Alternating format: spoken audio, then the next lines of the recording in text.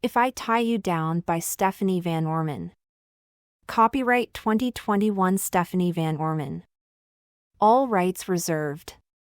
No part of this book may be reproduced or used in any manner without written permission from the copyright owner except for the use of written quotations in a book review. Any reference to historical events, real people or places are used fictitiously. Names, characters, and places are products of the author's imagination. ISBN 978-1-990217-48-7. Front cover image by Caitlin Van Orman. Narration provided by Narakeet Holly. Chapter 1 $700 Handcuffs from Shannon's perspective. Hey! Are you okay? His voice filtered up through my senses. Pain thundered through my skull and rang in my ears so that he sounded like he was calling to me across a distance. He wasn't, though. He was right beside me. Actually, we were handcuffed together. I stuffed my free hand into my hair. There was blood. Head injuries always looked so much worse than they were. I was probably lying in a pool of blood. Squinting, I looked around. The light was gray and my vision blurred. Is there a lot of blood? I whispered. Not really. Is there a bad bump? Probably. I glared at him. But. As my vision cleared, I saw his expression was amused, but he had looked pleased by everything that had happened that night. He had a smile on his lips and a chuckle in his throat. It had been infuriating. He even smiled at me over his shoulder when I held a gun to his back. He grinned like that as he rattled our handcuffs. Feeling sorry you didn't put up more of a fight? How did you know? I said, my voice garbled as I coughed. I'm Fletch. He was so loathsome. The whole time he had been insisting that he was Fletch Littman when both Natalie and I knew he was Carver Creech. The biggest loser/liar/weasel I had ever even heard about. What did you do to land yourself here, stuck together with me? I sighed. It's not important. I needed to talk as little as possible. Can you think of a way out of here? No. The last thing I tried, he said, picking up a brick, didn't go so well for me. Ironically, it was a brick just like the one that had made the crater in the side of my head. The last thing Natalie said was that she was on her way to the police station to tell them all about the kidnapping. After hitting me over the head, she had obviously handcuffed me to the loser/liar to make sure I didn't bolt. If I actually believed her story about going to the cops, I would have been terrified. If I was a betting woman, and sometimes I was, I bet that Natalie drove to town and got a hamburger at a 24-hour drive-thru. After raising her blood sugar, I believed she'd change her mind about going to the police. Hopefully, she would come back to the campground we had brought the liar/loser to and try to make a deal with the aforementioned weasel/rascal that didn't involve the police. The way I saw things, even with my banged-in head, the solution was quite simple. I couldn't wait for Natalie to come back. I needed to get the rascal/weasel and me out of the camp kitchen. Breaking the handcuffs shouldn't be too hard, considering where I bought them. Once we were separated, I could conveniently lose him somewhere on the road back to Edmonton. I looked at the brick he was bouncing in his palm. In the camp kitchen, there was a stove with a chimney, intended for cooking. It was 1,000,000 years old, and the weasel/liar had his hand in a hole in the bricks. The other end of the handcuffs was hooked around an even older grill. Natalie and I had done what we could to make sure he couldn't dislodge it. Unlucky for me, I had quarreled with Natalie and now my hand was on the other side of the grill so that I was practically sitting in the fireplace, handcuffed to the most loathsome man. What could I say? I didn't gamble on her being spunky enough to hit me in the head with a brick. So, you reefed on your handcuff and brought some of the loose chimney blocks down on you? Yup, he said pleasantly. I must have missed that when I was outside arguing with Natalie.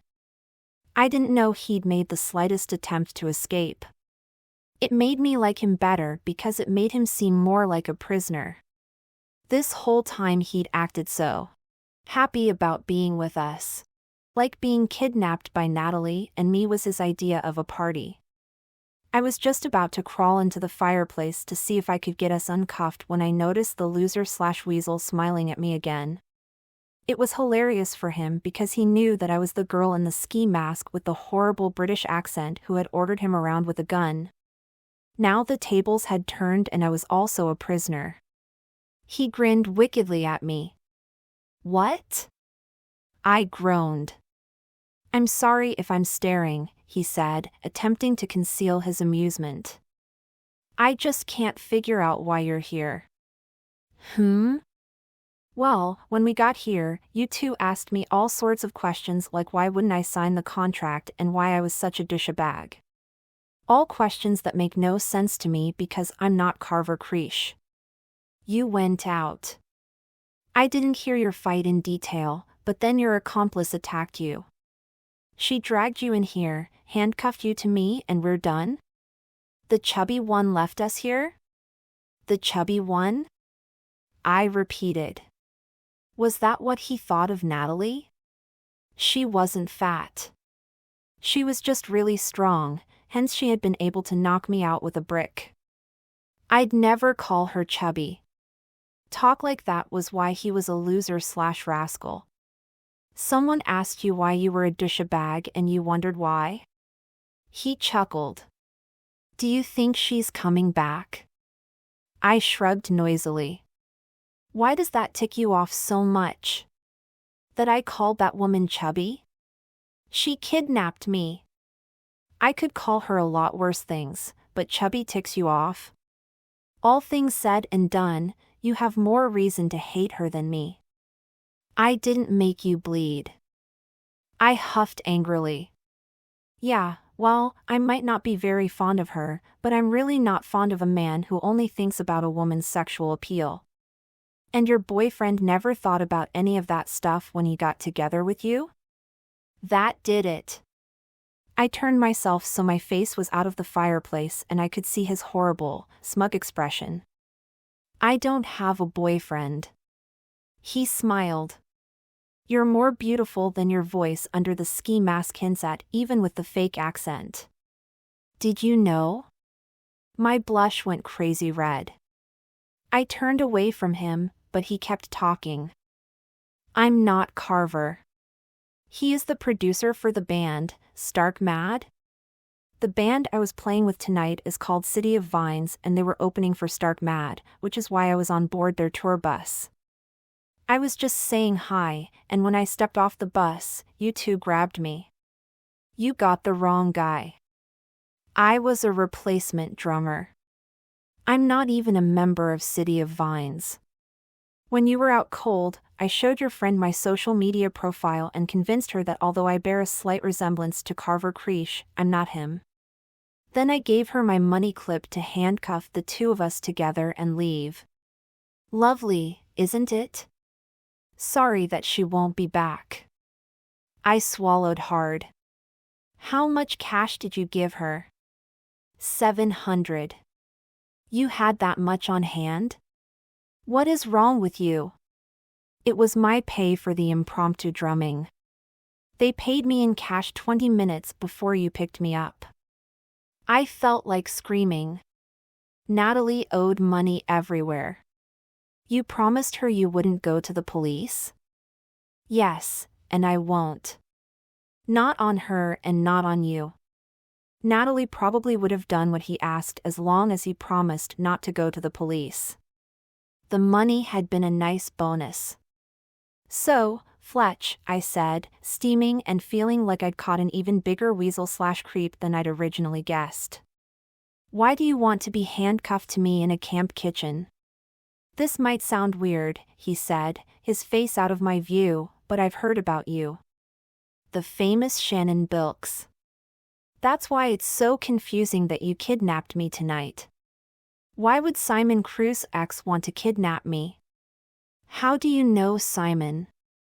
I snapped. I'm his cousin. I refrained from making the tiniest sound. I knew Simon. He was what I would have called a lifer, meaning that he had pursued me off and on for 2.5 years. I called all the guys who chased me for over a year, without concrete encouragement from me, lifers. No one ever lasted longer than 3 years. Simon reached his limit and said goodbye a few months ago, which was fine by me. I didn't keep him around to flatter my ego, even though he did. Regardless of my non-interest, he had been a decent guy. The thought gave me the sudden, unhappy idea that Fletch was telling the truth about not being Carver and that he might be a good guy if he was close to Simon. So, what do you want? I asked coldly. I want to see what Simon found so lovable. I stuck my head around the corner of the stove and poked my tongue out at him. Are you finding it? A slow, satisfied smile spread across his face. He had me exactly where he wanted me. I continued lashing out. Or are you going to tell me how awful I am and how no man could ever love me? Don't hold back. I've heard it all before. I'm not even pretty. You should start your tirade by insulting my butt. That's where they always start. I didn't spend $700 to badmouth you to your face. I'm here to correct you. I nearly died. Correct me? Yeah. Do you think it's okay to treat people like that? Simon loved you. Why treat his heart like your personal dish rag? Look, I said, preparing to defend myself. I was not as bad to him as he's let on. Let me tell you the system. The system? He asked with disbelief. Yes. The system. You're going to hate me when you hear it, but you might as well get the whole story from my perspective.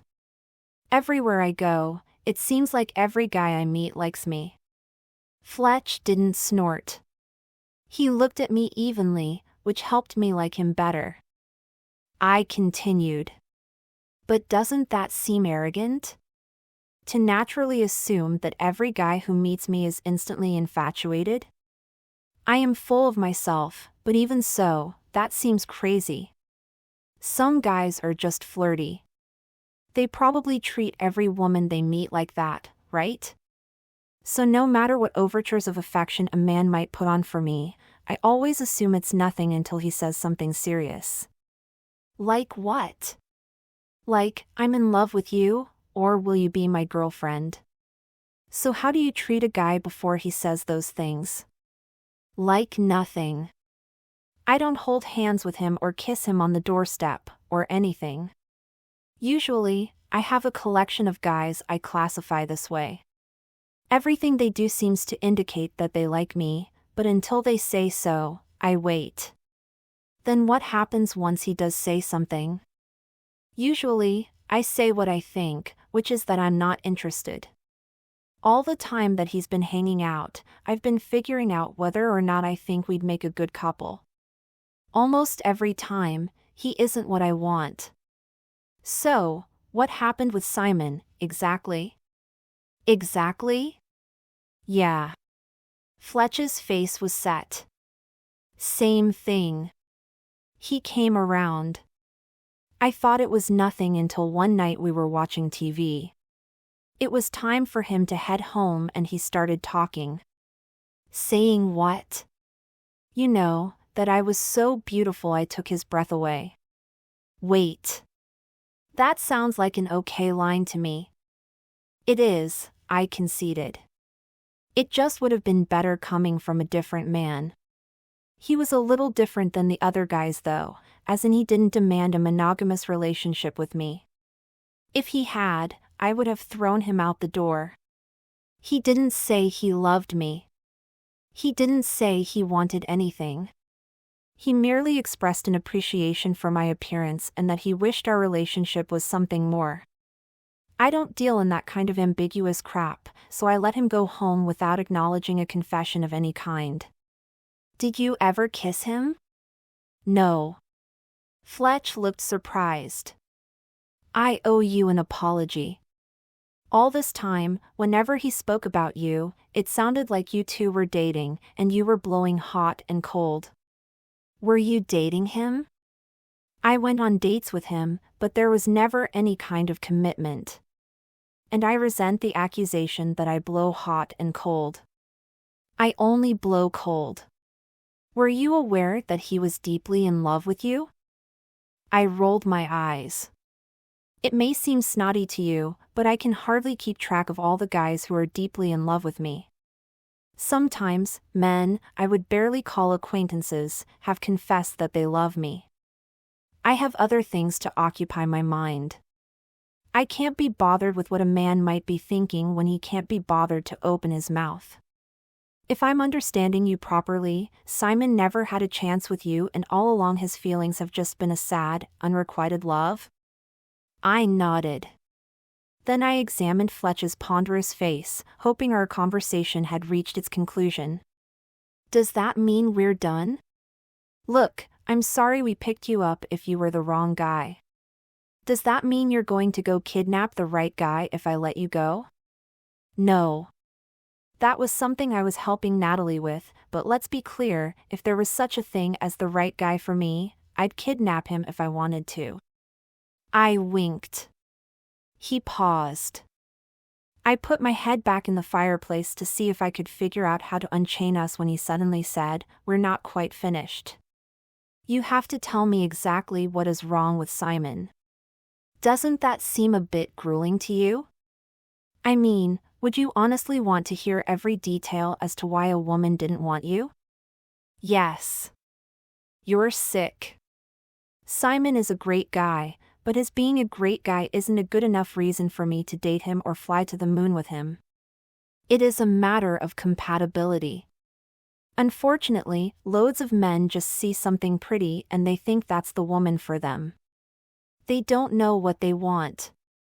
I grabbed the grate and started yanking on it. I hate watching sports on TV. The sound of it rankles my nerves and Simon likes to watch football. I hate football the most. I used to kick him out when he would turn it on. I could never live with someone who liked watching sports on TV, and why should he turn me into Lady Macbeth by making him watch his favorite thing on the tiny screen of his phone with his earbuds in? We're incompatible. He should be with someone who enjoys the same things he does. Well, what do you enjoy? I made a face at him. I never tell. He laughed. You never tell people what you like? No. I never do. If I do, I know men who would turn themselves inside out to be whatever I want. Though I do think that telling Simon to turn off the TV before my ears started bleeding should have been enough of a hint. Wait. Are you telling me that you and he hung out for years and he never knew what you like? Of course. Did you know that the word romance, the word seduction, and the word mystery all mean the same thing? Once someone knows all about you, the romance will be over. Not the love, the romance. You're scared to let go of the romance because if someone really knew you, they couldn't possibly love you? It was in that second that I realized I had laid myself bare in front of someone I shouldn't have. My theories about dating weren't exactly top secret, but I didn't realize they could be used to dissect me. I had always thought my taste in books, my hobbies, my passions, and my ambitions were the things to keep quiet about.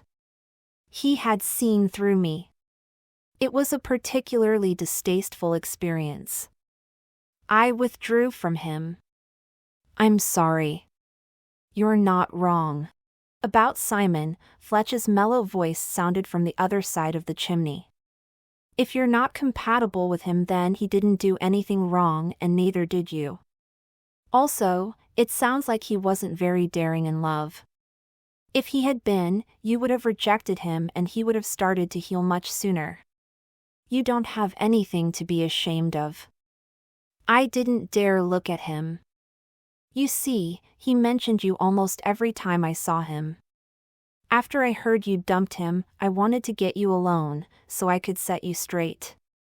This conversation has been a revelation. I thought you were the kind of girl who dumped guys for kicks. You're just looking for the right man and he hasn't shown up. Am I right? I guess, I mumbled. I got on my knees in the fireplace and started looking at the grate more carefully. It looked like I might be able to get my handcuffs unhooked if I bent one of the bars. It was pretty tough iron and the nosy man wasn't at an angle where he could help. I messed with it for a few minutes without success when I heard him say something. It was a muffle. What was that? I asked, coming out for a break. My hands were sweating. Want to try something with me? Are you going to try pulling on the handcuffs instead of letting me do all the work? He chuckled. Why would I do that?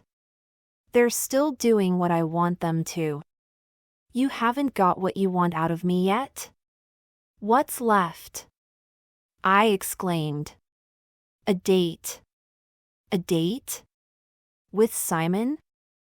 I've been on tons of dates with Simon. He's had his chance. Leave me alone. You've got the wrong idea, Fletch corrected.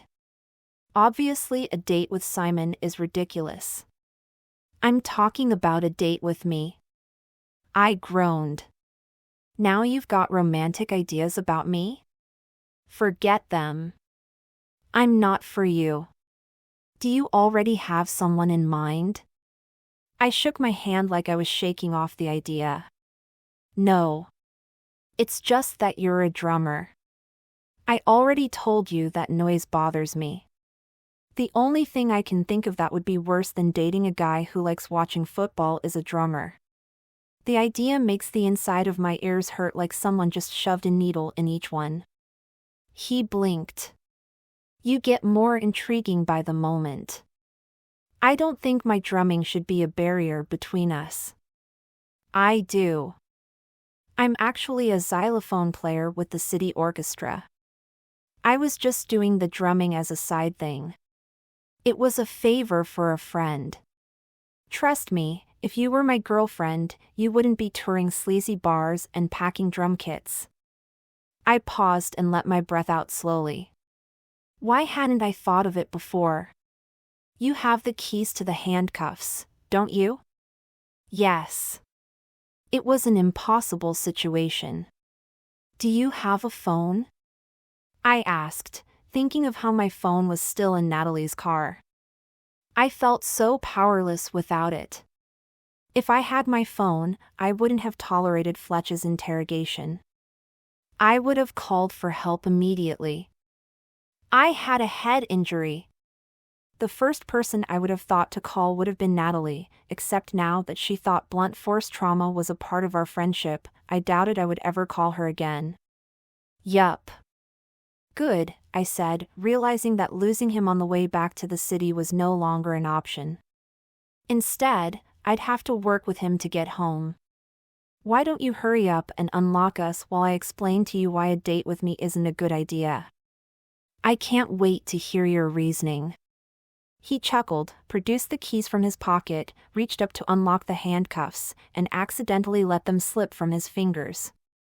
I couldn't see where they landed. I only heard the sound of them clattering on the cement floor. Natalie and I were right the first time. He was the worst. I didn't say anything while he fumbled around trying to retrieve the keys. You know what I think? I said, after pondering. What? I think the only reason you want to date me is to show Simon, and anyone else, that you can. I'm a trophy and you want to win me, just so you can show that you're better than them. You don't know me. I didn't enchant you.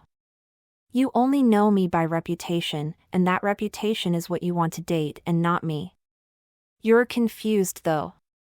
He didn't reply. He was embarrassed about dropping the keys and was still wriggling the toe of his boot to try to pull the keys within reach. "You're confused," I continued when he didn't respond, "because you don't recognize that getting together with me would not be winning anything. I'm not actually fun. I'm like a cat that looks adorable in the shelter. You take it home expecting it to give you love and cuddles, and it only scratches the hell out of your furniture. You said it, if anyone really knew me, they couldn't love me." "Your argument is interesting, but it won't make me change my mind," he said triumphantly as he swept the keys up in his palm. "I didn't ask you to marry me. I just want to see you in all your glory. I want to see what you're like when you pour on the charm." "Is that too much to ask?" "Oh!" I exclaimed. "That sounds amazing." "It does?" he asked curiously as he successfully unlocked the handcuffs. "Yes, it does." I turned to face him. He looked a bit battered. We had just spent the night in a deserted camp kitchen, and he looked less sleek than he did when we kidnapped him, but he had some appeal, a touch of attractiveness at his lips, in his smile. "Why?" "Because I'm always worried about taking things too far, being too charming, looking too good, being all that a man wants so completely that if I leave him, he'll never get over me. I'm always holding back, but if you just want to see what I'm like out on a date, I can be all those things I never get to be. And you'll know. You'll know I'm putting on a show, and that will be it."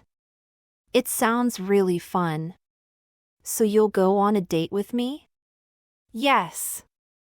"It's only one date." I got up and looked around. "Although, you do have to get me home first. I'll be honest, I don't even know where we are. We'll work it out. Is Friday night good for you?" "It's good for me." Chapter 2, Little Black Dress from Fletch's Perspective. I did not expect much as I waited in the atrium of the theater. Shannon said she wanted a date on Friday night. Well, that Friday night was a ballet I would be accompanying as part of the orchestra. I didn't know if Shannon liked ballet. I asked her, but she replied that she didn't tell her dates what she liked. "You want the whole experience, don't you?" she said when I asked her. I waited in my orchestra togs by the front door. I shouldn't have been there, but I wanted to make sure she made it to her seat before I deserted her for the pit. Nothing could have prepared me for when she came in the door. I had seen a lot of finely dressed people in theater atriums. They didn't turn my head, but Shannon turned everyone's head collectively. She wore a black dress that made all other black dresses look like hopeless imitations because the woman in the dress had to be Shannon if it was going to look good. It was almost sleeveless but covered the curve of her shoulder. The neckline hit a sweet spot on her chest. The spot showed she was a fine woman under the dress without making her look cheap. As my eyes traveled downward, I suddenly knew why she said men attacked her, but when they insulted her. It was her hips they were going to miss when she was gone. Reaching up to take her hand, I noticed she wore 3 thin bangles on her wrist, the only jewelry she wore.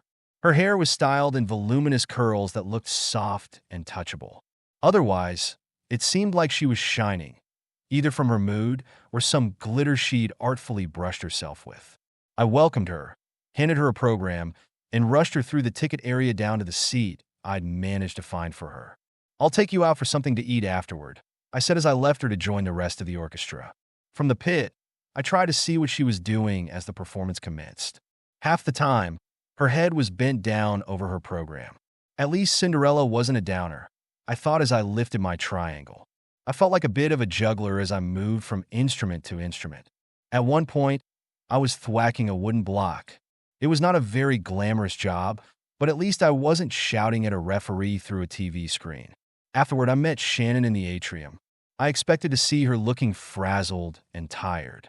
The ballet had been 3 hours long, but she looked just as radiant as she had when she stepped through the doors. "I guess you don't hate ballet?" I remarked. "I don't," she asked innocently. "Of course you don't. If you were willing to throw Simon out for turning on a football game, you'd certainly discard me for making you watch a ballet if you didn't want to." "I've never been to the ballet before," she said. "Did you like it?"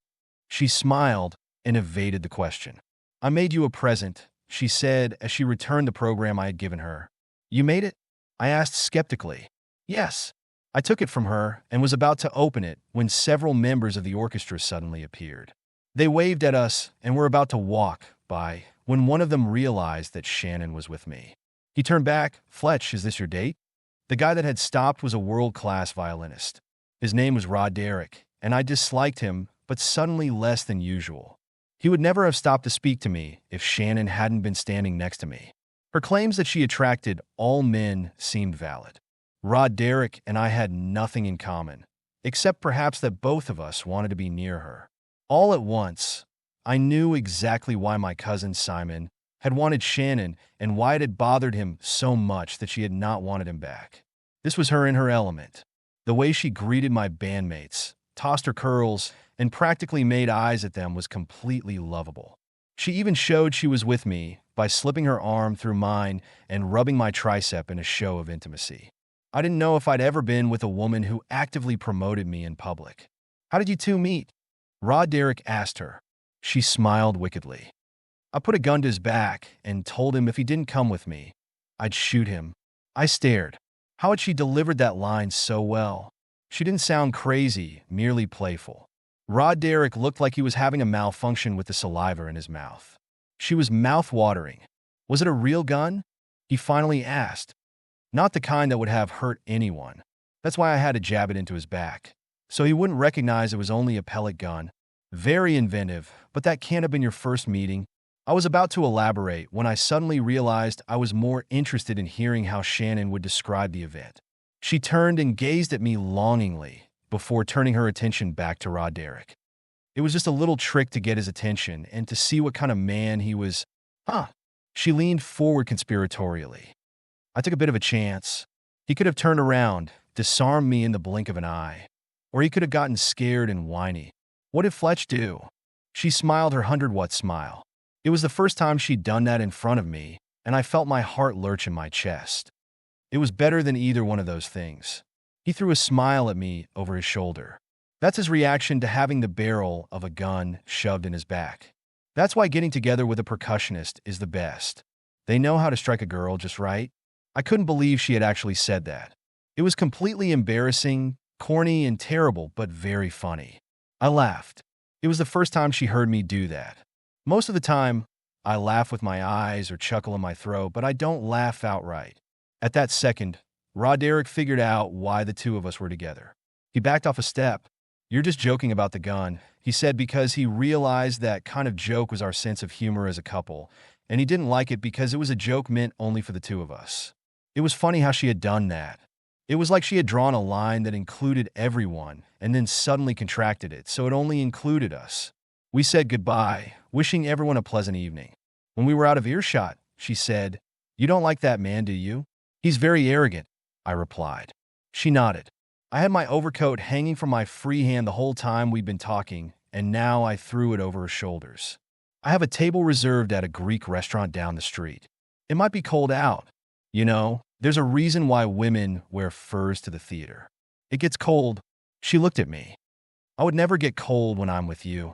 I looked back at her. My mouth had filled with saliva the same way Roderick's had. I swallowed and commented patiently. That's the sort of comment I would consider to be blowing hot.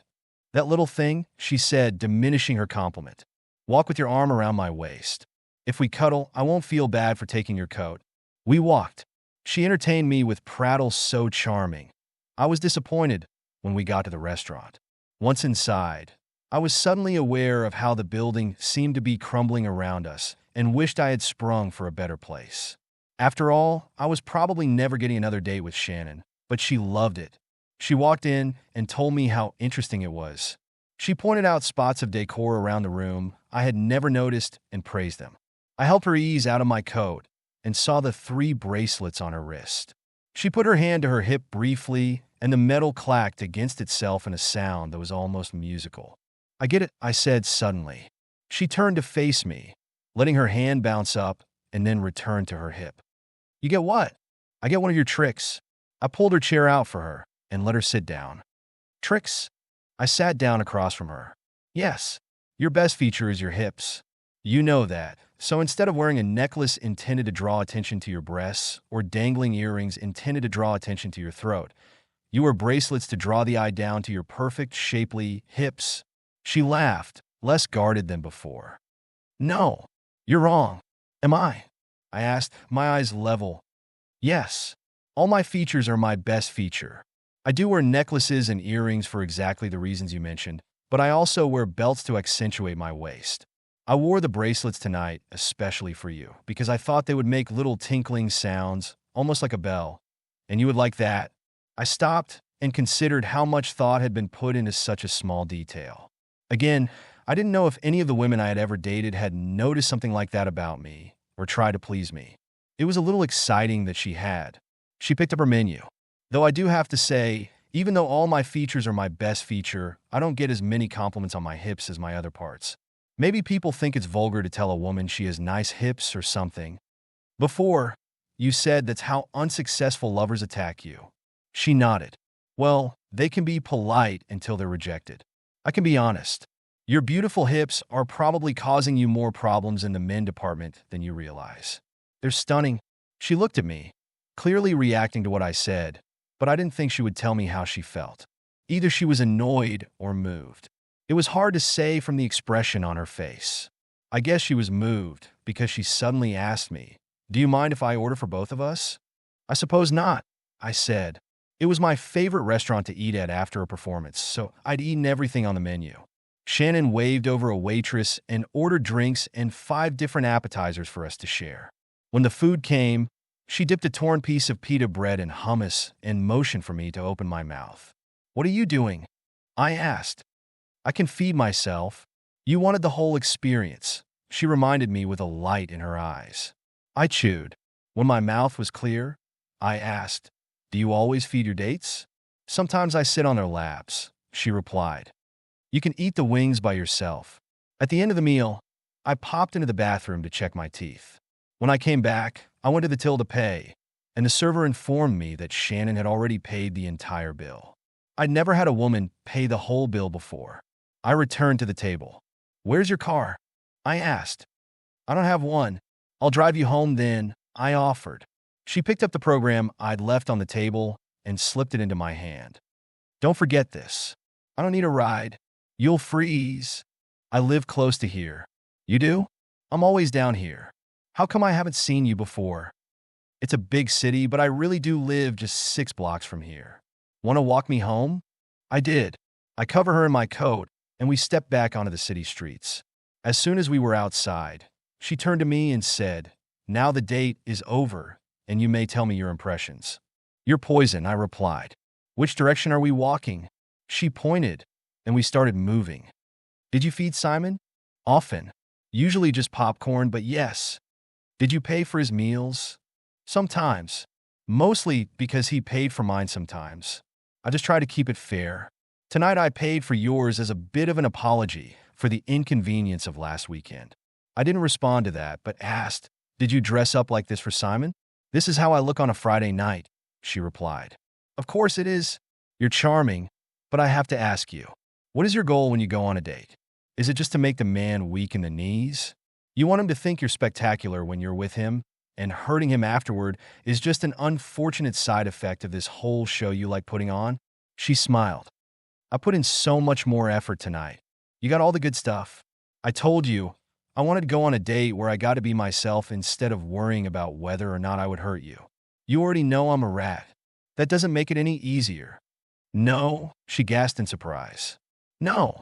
I want you so much my insides have turned to liquid, and knowing you won't have me is a bit much. I'd leave you here if I didn't want my coat back." "Fletch," she said with a click of her tongue. My name on her lips felt like she'd broken a bone. "I'm taking you home." "And what does that mean exactly?" I asked suspiciously. "I'm showing you where I live, so I can become like Simon? Become a man who stops by your place whenever I'm lonely and bored? You feed me popcorn, but place boundaries between us so I can never hope for anything more." "What are you saying?" she asked cautiously. I had been about to say, "That won't do for me. I have to have you all to myself. Be my girlfriend." I had been about to say that when I suddenly realized that was exactly the wrong thing for me to say. She had told me she rejected men when they requested a monogamous relationship. I had been just about to demand one. If she hadn't told me that little hack to deal with her, I would have done what every other man did when they went on a date with her. I decided I needed to cool the frick down. I live around here too, I feigned, closer to the theater, but a loft apartment over an essential oil shop. Fragrances by Evelyn? I know where that is, she replied excitedly. I bet you do, I said drolly. This is me, she suddenly said. It was a tall brown building with a few shops on the main floor. We were not quite at the doorstep. Knowing the traditional nature of what happens on a doorstep at the end of a date, I stopped her a few feet from it and turned her to face me. I'm not going to have a relationship with you like the ones you've had with other men. Of course not, she said, matching my level of seriousness. I'm not asking you for anything, I reiterated. She nodded. Then I kissed her. I put my hands under the coat she was wearing, and for a moment, my hands were all over her back, her waist, her neck, and at that beautiful curve that led to her hips. She kissed me back. Obviously, being the Ice Queen had not left her very satisfied, but it wasn't my job to satisfy her that night. In one glorious motion, I stripped the coat from her, and the kiss ended. She shivered, her arms hugging herself instantly.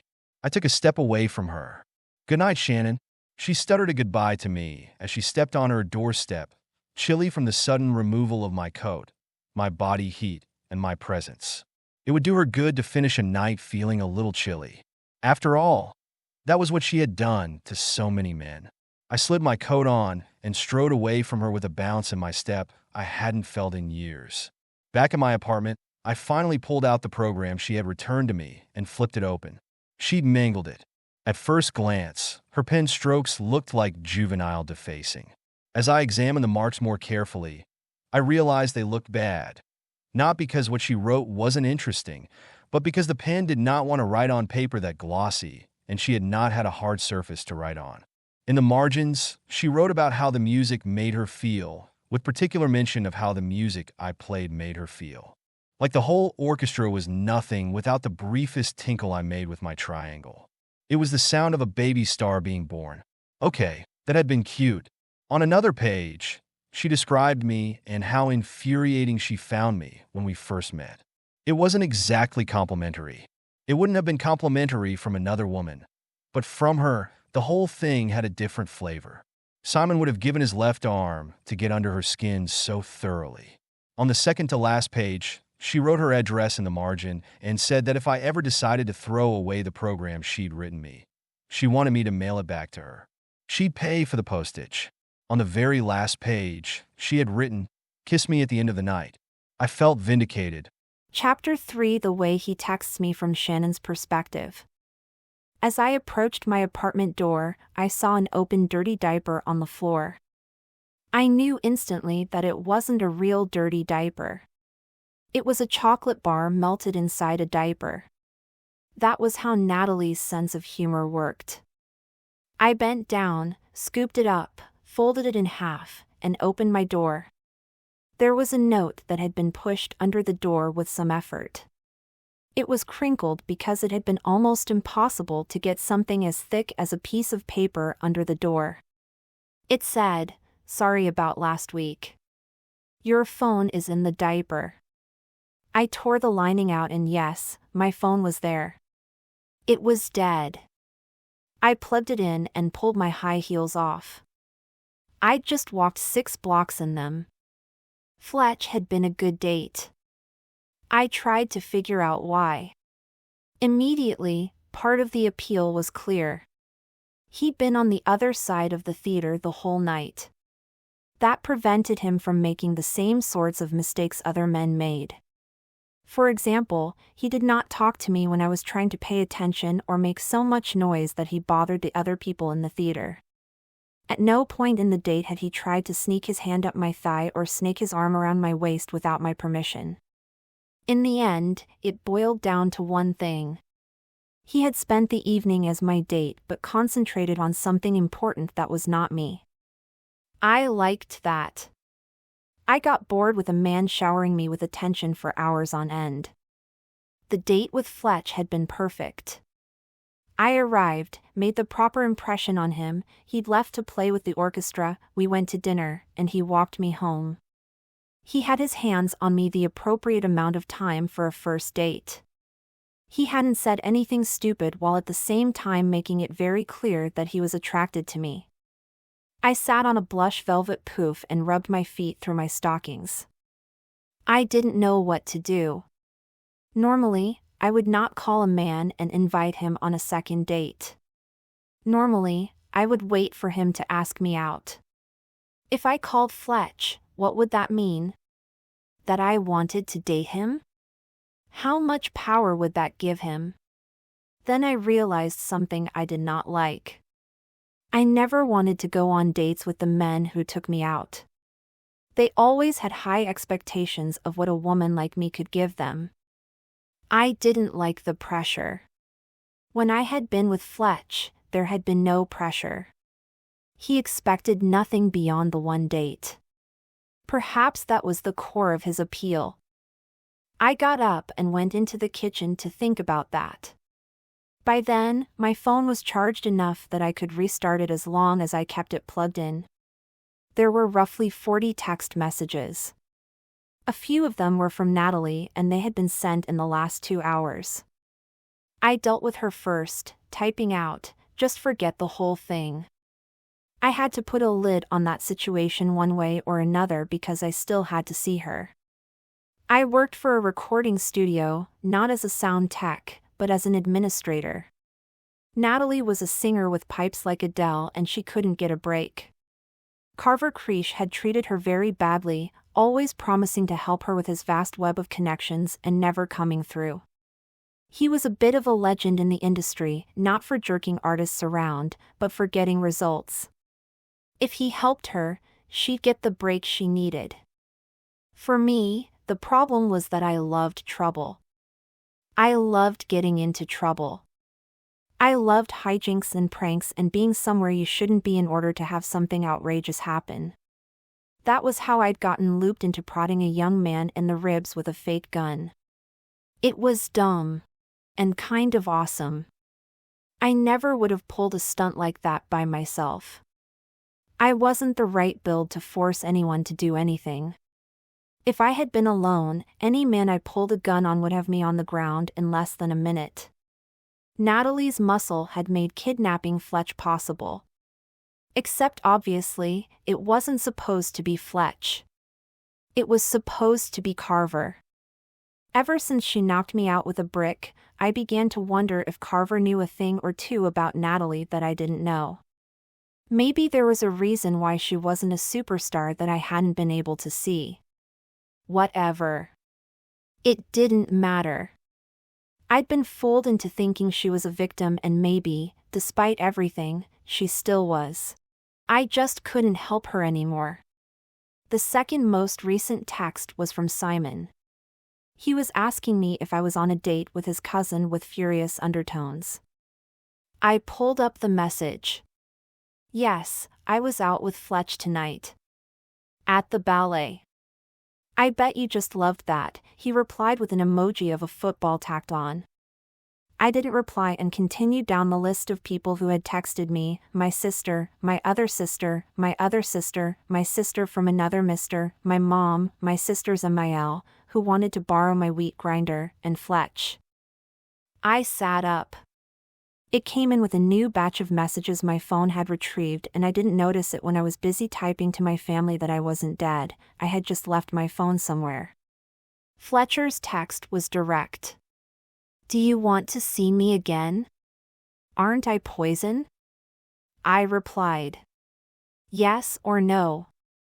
Was the next message that popped up on my screen. He was good. I could have sent him misleading, yet flirty, text messages for a month without answering. I looked at the screen and smiled. I liked directness. Yes, I typed. When? He wrote back.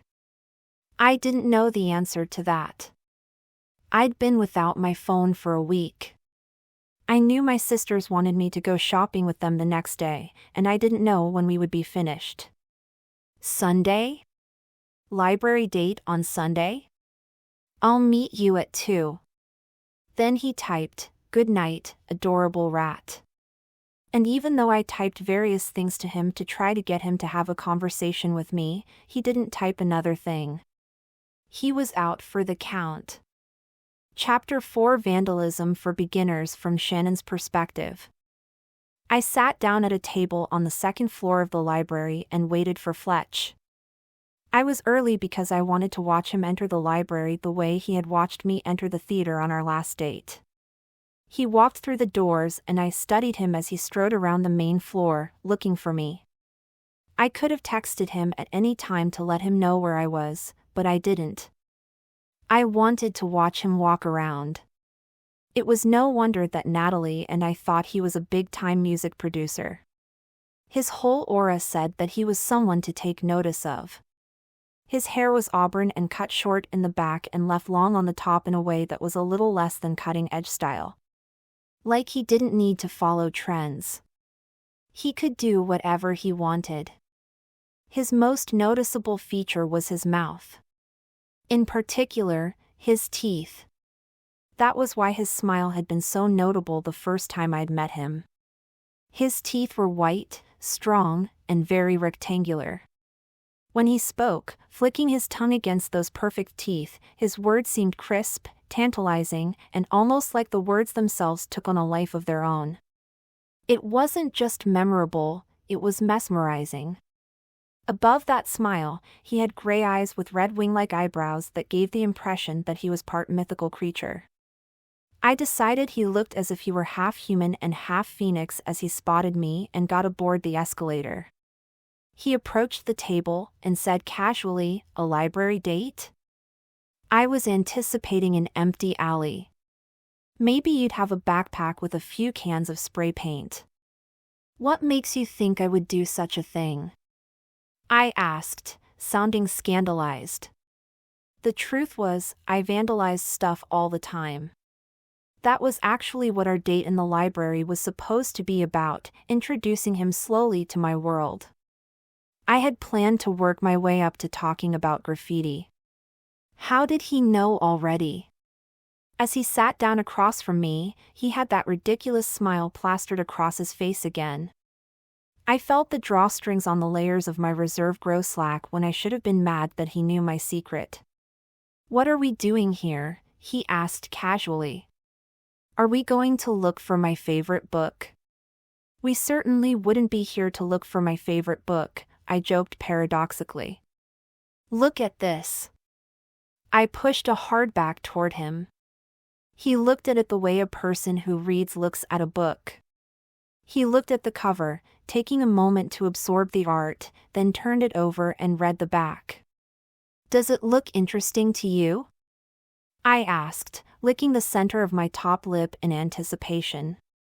"It's a book about a girl who fell down a well," he said levelly. I shook my head playfully. "You are not looking at it correctly. What the book is about is a side note in this story." I opened the back of the book to those precious blank pages at the end. Inside the book was a letter. I showed him the handwritten words.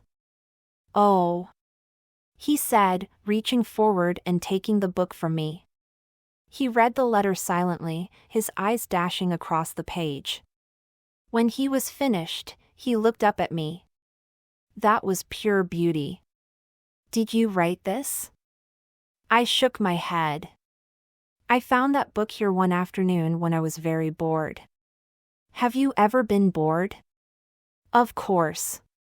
"No, I mean, have you ever been bored for years? Like lethargy is the essence of your soul? Like movement is a lie because it will never get you anywhere?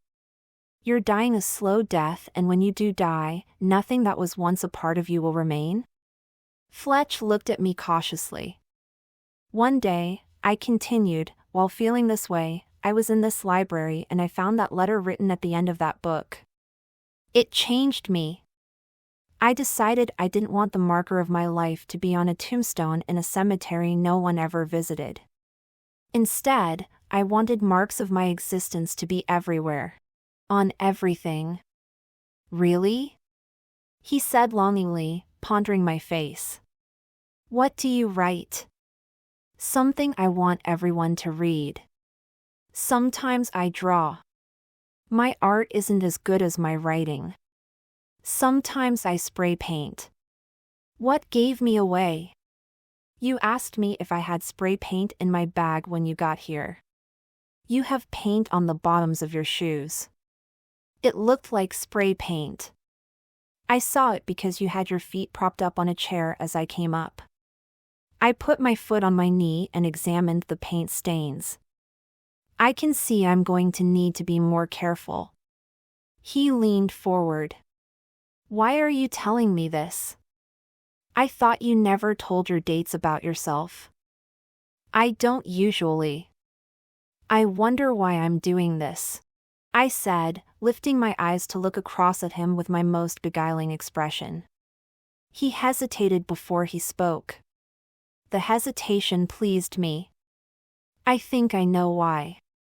You do? Yeah. Most people probably wouldn't understand you defacing the inside of a bus or an electrical box. Have you had bad experiences confessing to it? Suddenly a man isn't so charmed by your beauty because he can only think about how defacing public property is probably a symptom of mental illness. I was appalled, but I refrained from reacting. Slowly, I said, have I answered all your questions about me then? Do you understand now why men like me and why they can't have me? You have not answered a tenth of my questions, he replied, peering at me from under his red eyebrows. Even though he had said that line about mental illness, it was clear he did not share that feeling. Were you planning on writing in these books? He asked, indicating the pile of books next to me. I was only going to place post-it notes. Cool. Show me.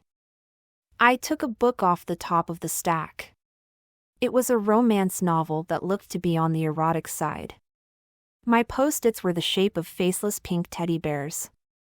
I got out a Sharpie and wrote on the top note, "Do you like being licked?" I tore it off and put it in the middle of the book, without any edges sticking out, and showed it to him. He laughed so suddenly, he snorted. Really? I nodded. Don't be so surprised. This is tame. So if you came here by yourself, how many of those post-its would you use? Maybe half a pad. And is this the only library where you do this? No. I'll go to libraries all over the city. Sometimes, I'll go to libraries in colleges or universities. And it makes you feel alive? He asked. I picked up the next book. It was a fantasy novel. On the teddy bear, I wrote, "Do you fantasize about walking?" Pretty snarky, Fletch commented when he looked at it. I offered him the pen. Do you want to give it a try? He accepted the pad of teddy bears and selected the next book from the stack. It was a murder mystery. I suppose it would be obvious to write, it was The Butler. Are you going to write the obvious thing? He scribbled something and showed me the note before he put it inside the book. It read, "It was the investigator. No one suspects the investigator." Brilliant. Chapter 5. Triangle. From Fletch's perspective. A cop was approaching us. Shannon had told me beforehand all about what she did when cops questioned her. She put her finger in the air and said, "The first rule for the effective vandal is to do it at dusk." Why dusk? My lies sound way better with a bit of light on me. I always carry a camera with me, and I do my art next to a fairly prominent piece. If a cop approaches me, I ditch my supplies and pretend to be taking pictures of a more famous piece of vandalism than what I've made. Sounds suspicious, I yawned. What if you get paint on your hands or your clothes? I always carry latex gloves, and yes, it would be terrible if I got fresh paint on my outfit. It's never happened, she said sternly. Don't the cops find your stash of paint cans, gloves, and whatever? She smiled wickedly. They never have. Why not? Because they're always so distracted by me that they don't look. I'll talk to them about the piece I'm taking pictures of, show them the pictures I've taken already, show them my blog, which is nothing but various pieces of vandalism throughout the city. Lots of the patrolling officers know me by name. They'll talk to me for a few minutes, and then they'll get called away before they can even check to see if the paint on the wall is dry. I snorted. You can't be that charming. She shrugged her shoulders. Come with me, and I'll show you how charming I can be. That was how I ended up in an abandoned alleyway in the downtown core, squatting in a corner while she wrote various N-words in a line: narcissism, necrophilia, nihilism, nepotism, narcolepsy, nephalibida. I found it interesting in a weird way. She dumped her supplies before I had even realized a cop had entered the alley and was approaching us. She was on her face on the cement, taking a picture of a broken heart with arrows sticking out in all directions that had been spray-painted half on the building and half on the ground. When Shannon stood up and showed me the pictures, I was impressed. The angle she got would make the photograph a stunning addition to her blog, and the quality of the shot added to her credibility with the cop. What's going on here? The cop asked firmly as he approached us. She turned to him. Hi, Todd. How's it going? He put away the flashlight he had been shining at us. Fine, fine. And how's it going with you? She smiled at Officer Todd and showed him the picture she had just shown me, and it played out exactly the way she said it would. I was gobsmacked as she entertained him until he got a call that he had to leave. She walked with him out of the alley and beckoned for me to follow them. There was more graffiti on the street outside, and she attempted to get more pictures as Officer Todd went on his way.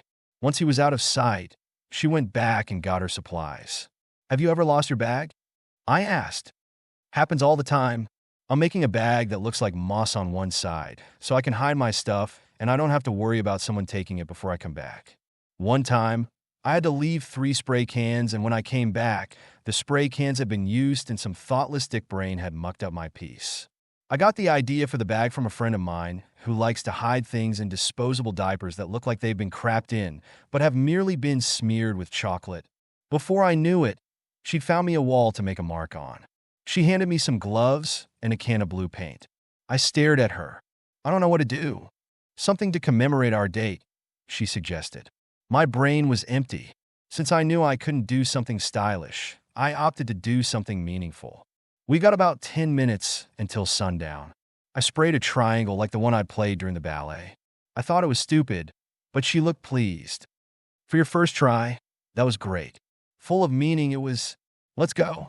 She put everything in a backpack she strapped to my shoulders. Chapter 6. The Goddess of Social Media. From Fletch's perspective. On Monday, I looked at my social media. The most likes I had ever received for a photo was for a post where I was swinging bells forward, a carol of bells at Christmas. I got 42 for that post. Most people did not want to support my orchestra. They were my age, and anything else was preferable to them. I got 20 likes from my closest friends whenever I posted anything, but I had hundreds of friends on Facebook, and they mostly refrained from commenting on whatever I was doing. Until Shannon tagged me in a picture. What followed was an unholy outpouring of interest.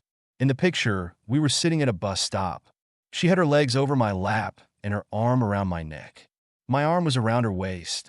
We had a pair of earbuds strung from my phone, with one in her ear and one in mine. We wore sunglasses and blew huge bubbles of blue bubblegum. The two of us were such an outburst of color and life. I wasn't sure if anyone noticed that she had vandalized the wall behind us with a heavy-duty pen. It read, "The purpose of our lives is to love one another." It had 120 likes. As I scanned through the names, Simon's was there.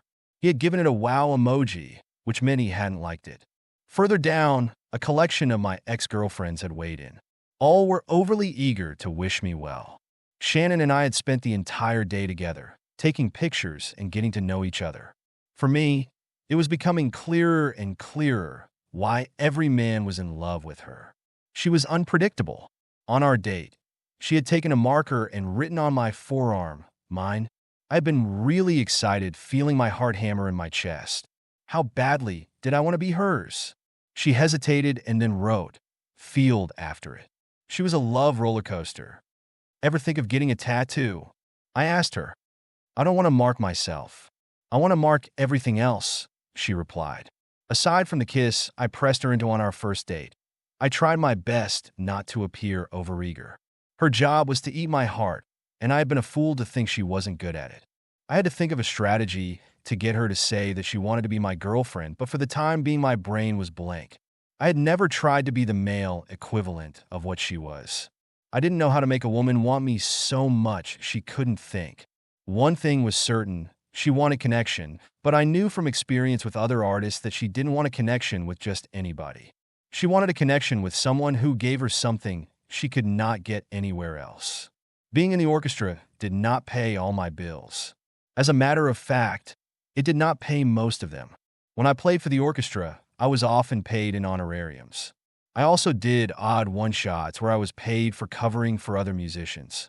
On a normal workday, I put in hours at a music store, selling sheet music and giving musical demonstrations to parents who were renting instruments for their children. For my fourth side hustle, I constructed specialty xylophones and sold them online. Giving $700 to Natalie for the opportunity of being handcuffed to Shannon had been insanely excessive. Normally, I was frugal to a fault. I hadn't known that dating Shannon would be the crown of my romantic history. Thinking back, Natalie had thought she killed Shannon after she hit her over the head. Natalie was screaming and swearing. I called to her and asked her to bring Shannon into the camp kitchen so I could confirm whether or not she was dead, since Natalie was too deranged to know if something was dead or alive. After checking her pulse, I comforted Natalie, saying Shannon would be fine. At that moment, something about the unconscious girl's face had struck me as familiar. I asked Natalie who she was. "She's Shannon Bilks," Natalie had told me. The rest was history. I told her about my cousin, Simon, and convinced her to calm down, give me the keys, take the money, and leave without looking back. Reminiscing, I had seen a different photo of Shannon almost every week for over 2 years. Even when I thought everything was great between her and Simon, I had been curious about her. Secretly, I had wanted to meet her, wondered why Simon had been able to win her, felt sorry for him when things with her hadn't gone his way, and hoped there was a woman like that on my horizon. Her appeal was everywhere. She made everything shine. What did a girl who saw beauty in dirty alleyways want? Chapter 7: The Jewelry Box from Shannon's Perspective. The first time I toured my apartment, I gasped at its small size and said, if I move here, I might as well be living in my jewelry box. I had looked at the place, rolling the situation of my new life around in my head. First, I could not go home. Second, I could not go back to the dorms at the college. Third, I did not want a roommate. I had to accept that I was responsible for myself, and if I was going to manage that, then I needed to choose a home I could afford. I signed the lease and slowly started making the place over to look like a jewelry box. That was accomplished by combining elements from my enormous jewelry box from back when I was still the queen of everything. I started by hanging pink velvet curtains. I hung mirrors and brought in the plushest furniture I could afford. I decorated the drapes in gold trim and hung crystals everywhere I could. When my dates visited my apartment, they had a collection of thoughts that were easy to read. This is a girl's apartment. I've never been in such a girly apartment. I could never live in a place like this. No man could live in a place like this. Wait. This couch is comfortable. All these cushions make me feel right at home. Maybe all this pink isn't so bad. I wonder if her bed is comfortable. Sometimes, I would catch them sneaking a peek into the closet off the living room that was so large I had tucked my bed inside. Some of the other tenants in the building had their beds out in the open, or they slept on a couch that transformed into a bed and used the closet to store their mountain bike. I did not own a mountain bike, and nor would I allow guests to lounge where I intended to sleep later. The kitchen had been the hardest part to decorate. The cupboards were garbage, so I covered them in gold-patterned contact paper. All my dishes were clear, even if they weren't crystal, except for my utensils, which were gold. I had pink placemats.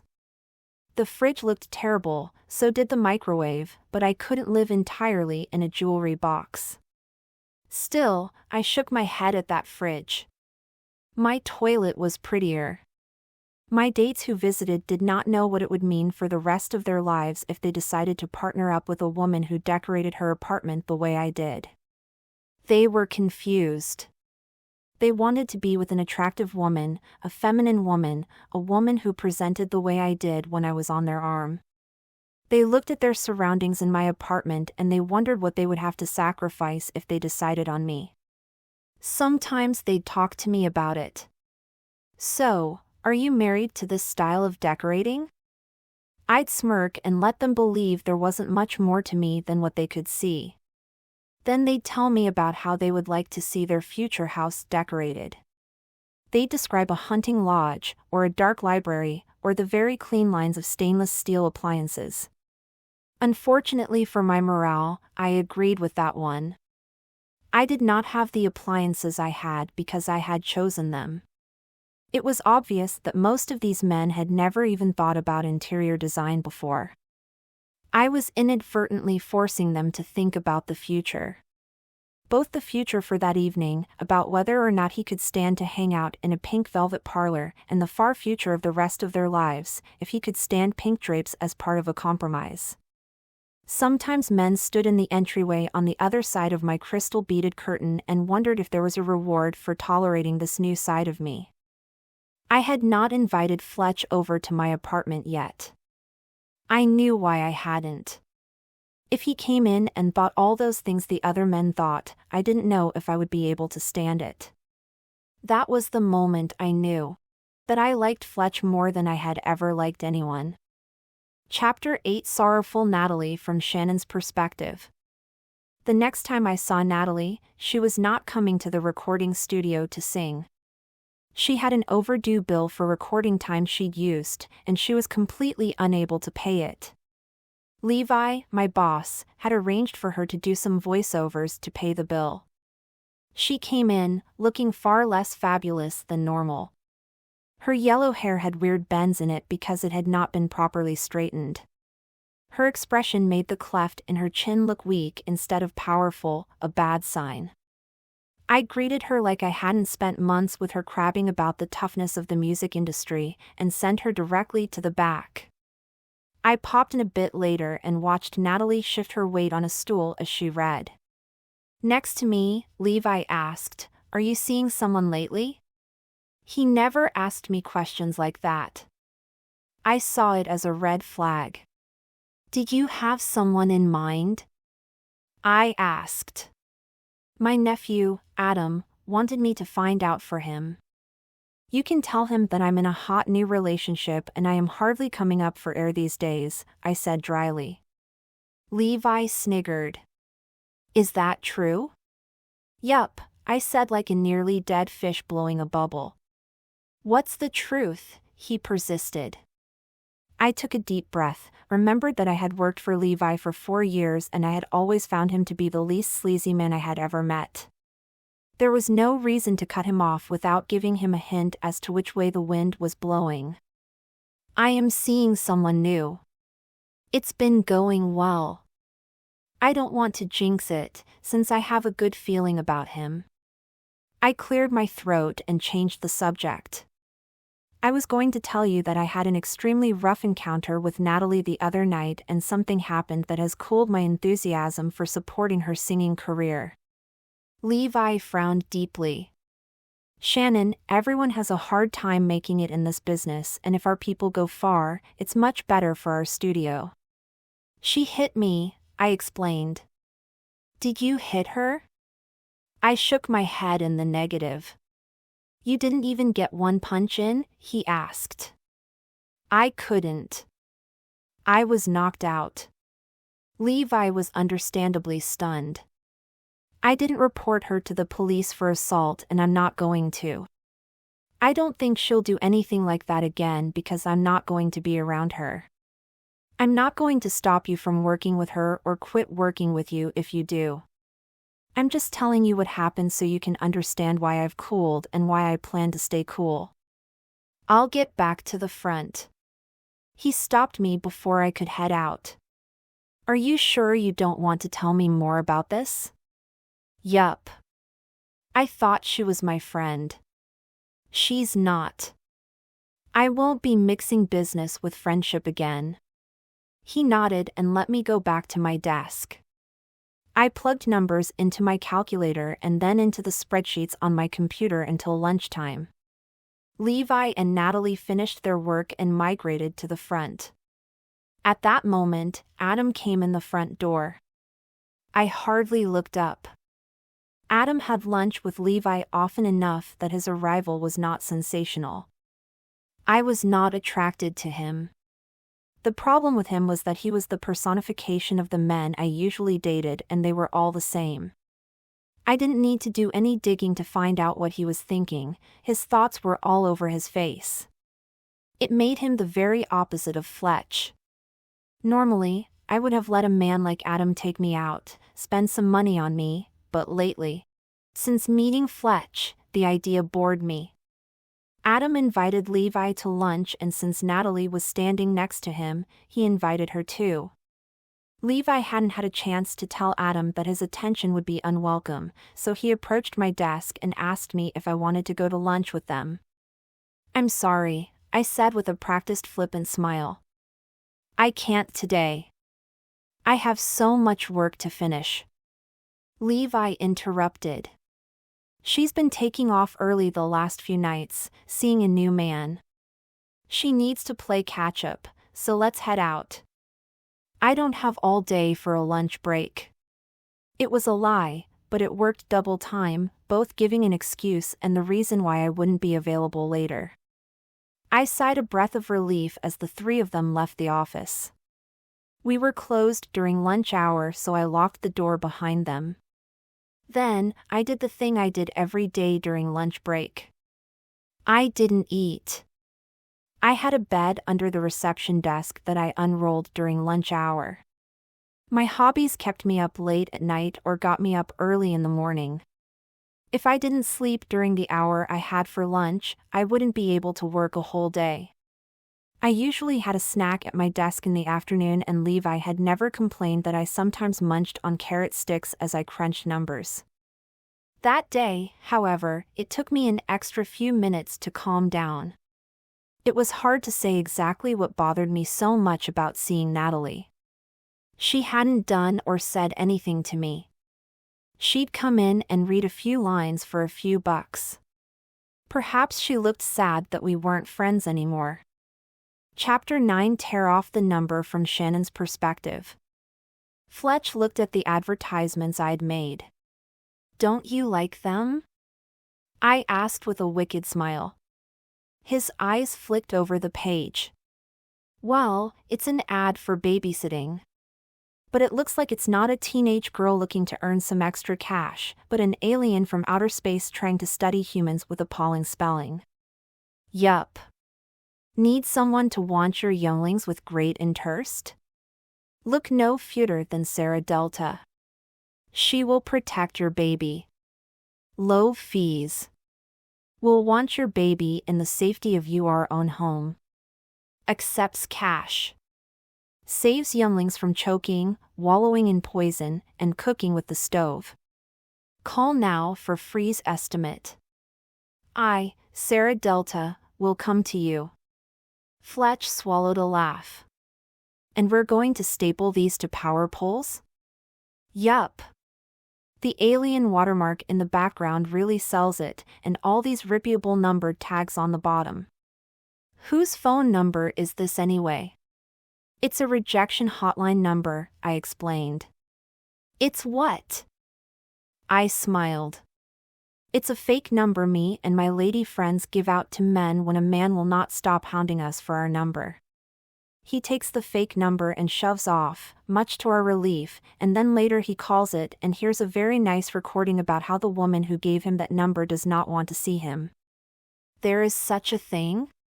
"Of course there is, honey," I said condescendingly as I pinched his cheek. "You're just such a nice guy that you've never been given that number. Or one like it." I let go of him. I could have given the poster a different number. There's one where the recording tells you that you have bad breath and another one that says you have something stuck in your teeth over and over. But you picked the rejection line? Fletch asked, trailing after me on the sidewalk. Yup.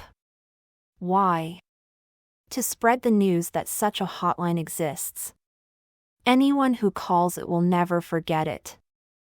I'm not one to say that only chicks need numbers like this. If a man needs one and he's curious enough to call our phone number, he'll learn all about it. I shook my hair merrily. It's my way of making the world a bit brighter with a double whammy. First, whoever reads the ad will certainly be entertained, and then if they call the number, they'll get smarter too. They can even rip off the number and keep it with them in their bag, giving it away immediately to any creep who won't stop hounding them for their digits. Fletch followed me with the staple gun, and I let him staple the ads to the poles while I looked at what else was posted.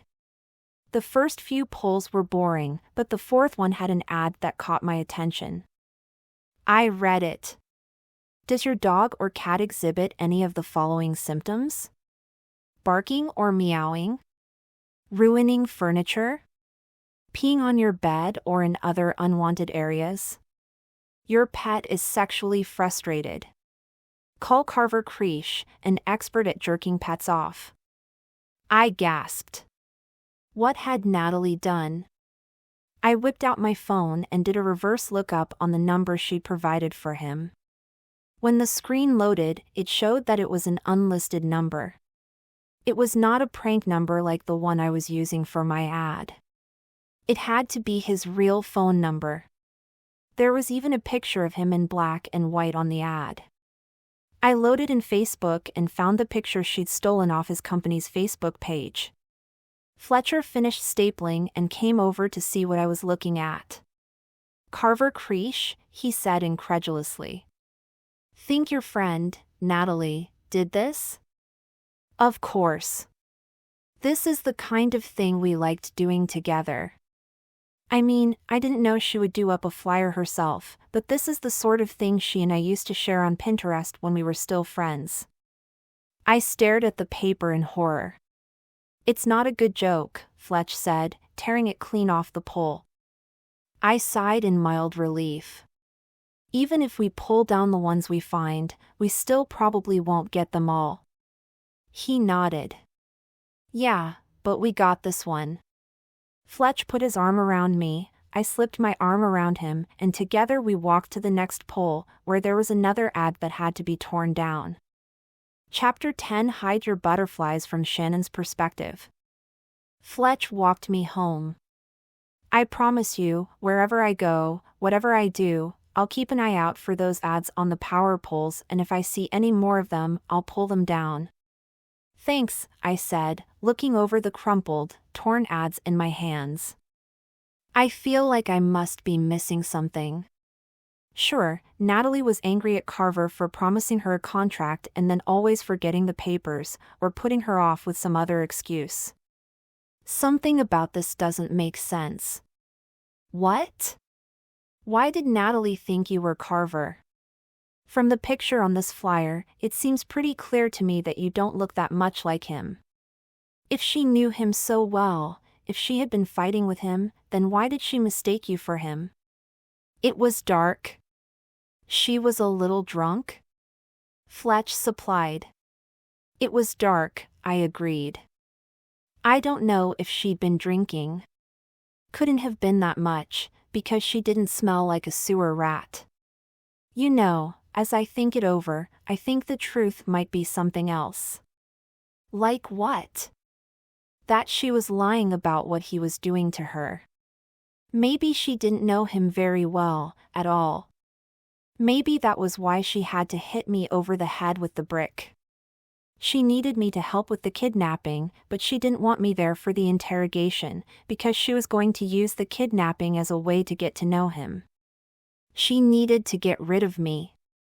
Fletch kissed the spot on my head where my goose egg had been. You think your fight with her was a part of her plan? That she staged it? I nodded. Yeah, and this ad means she's still trying to get his attention, but I don't see how this kind of thing could bring positive attention. This could only bring righteous indignation down on her head, maybe even a lawsuit. I don't know why she'd want to risk it, but I don't know how many things she's tried before. We were at my door. Do you want me to come up with you? Fletch offered, his hand cupped around my ear as if he whispered a secret to me.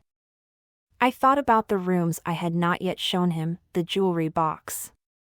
Maybe not tonight, I said, touching his hands and arms because I liked it so much when he touched me.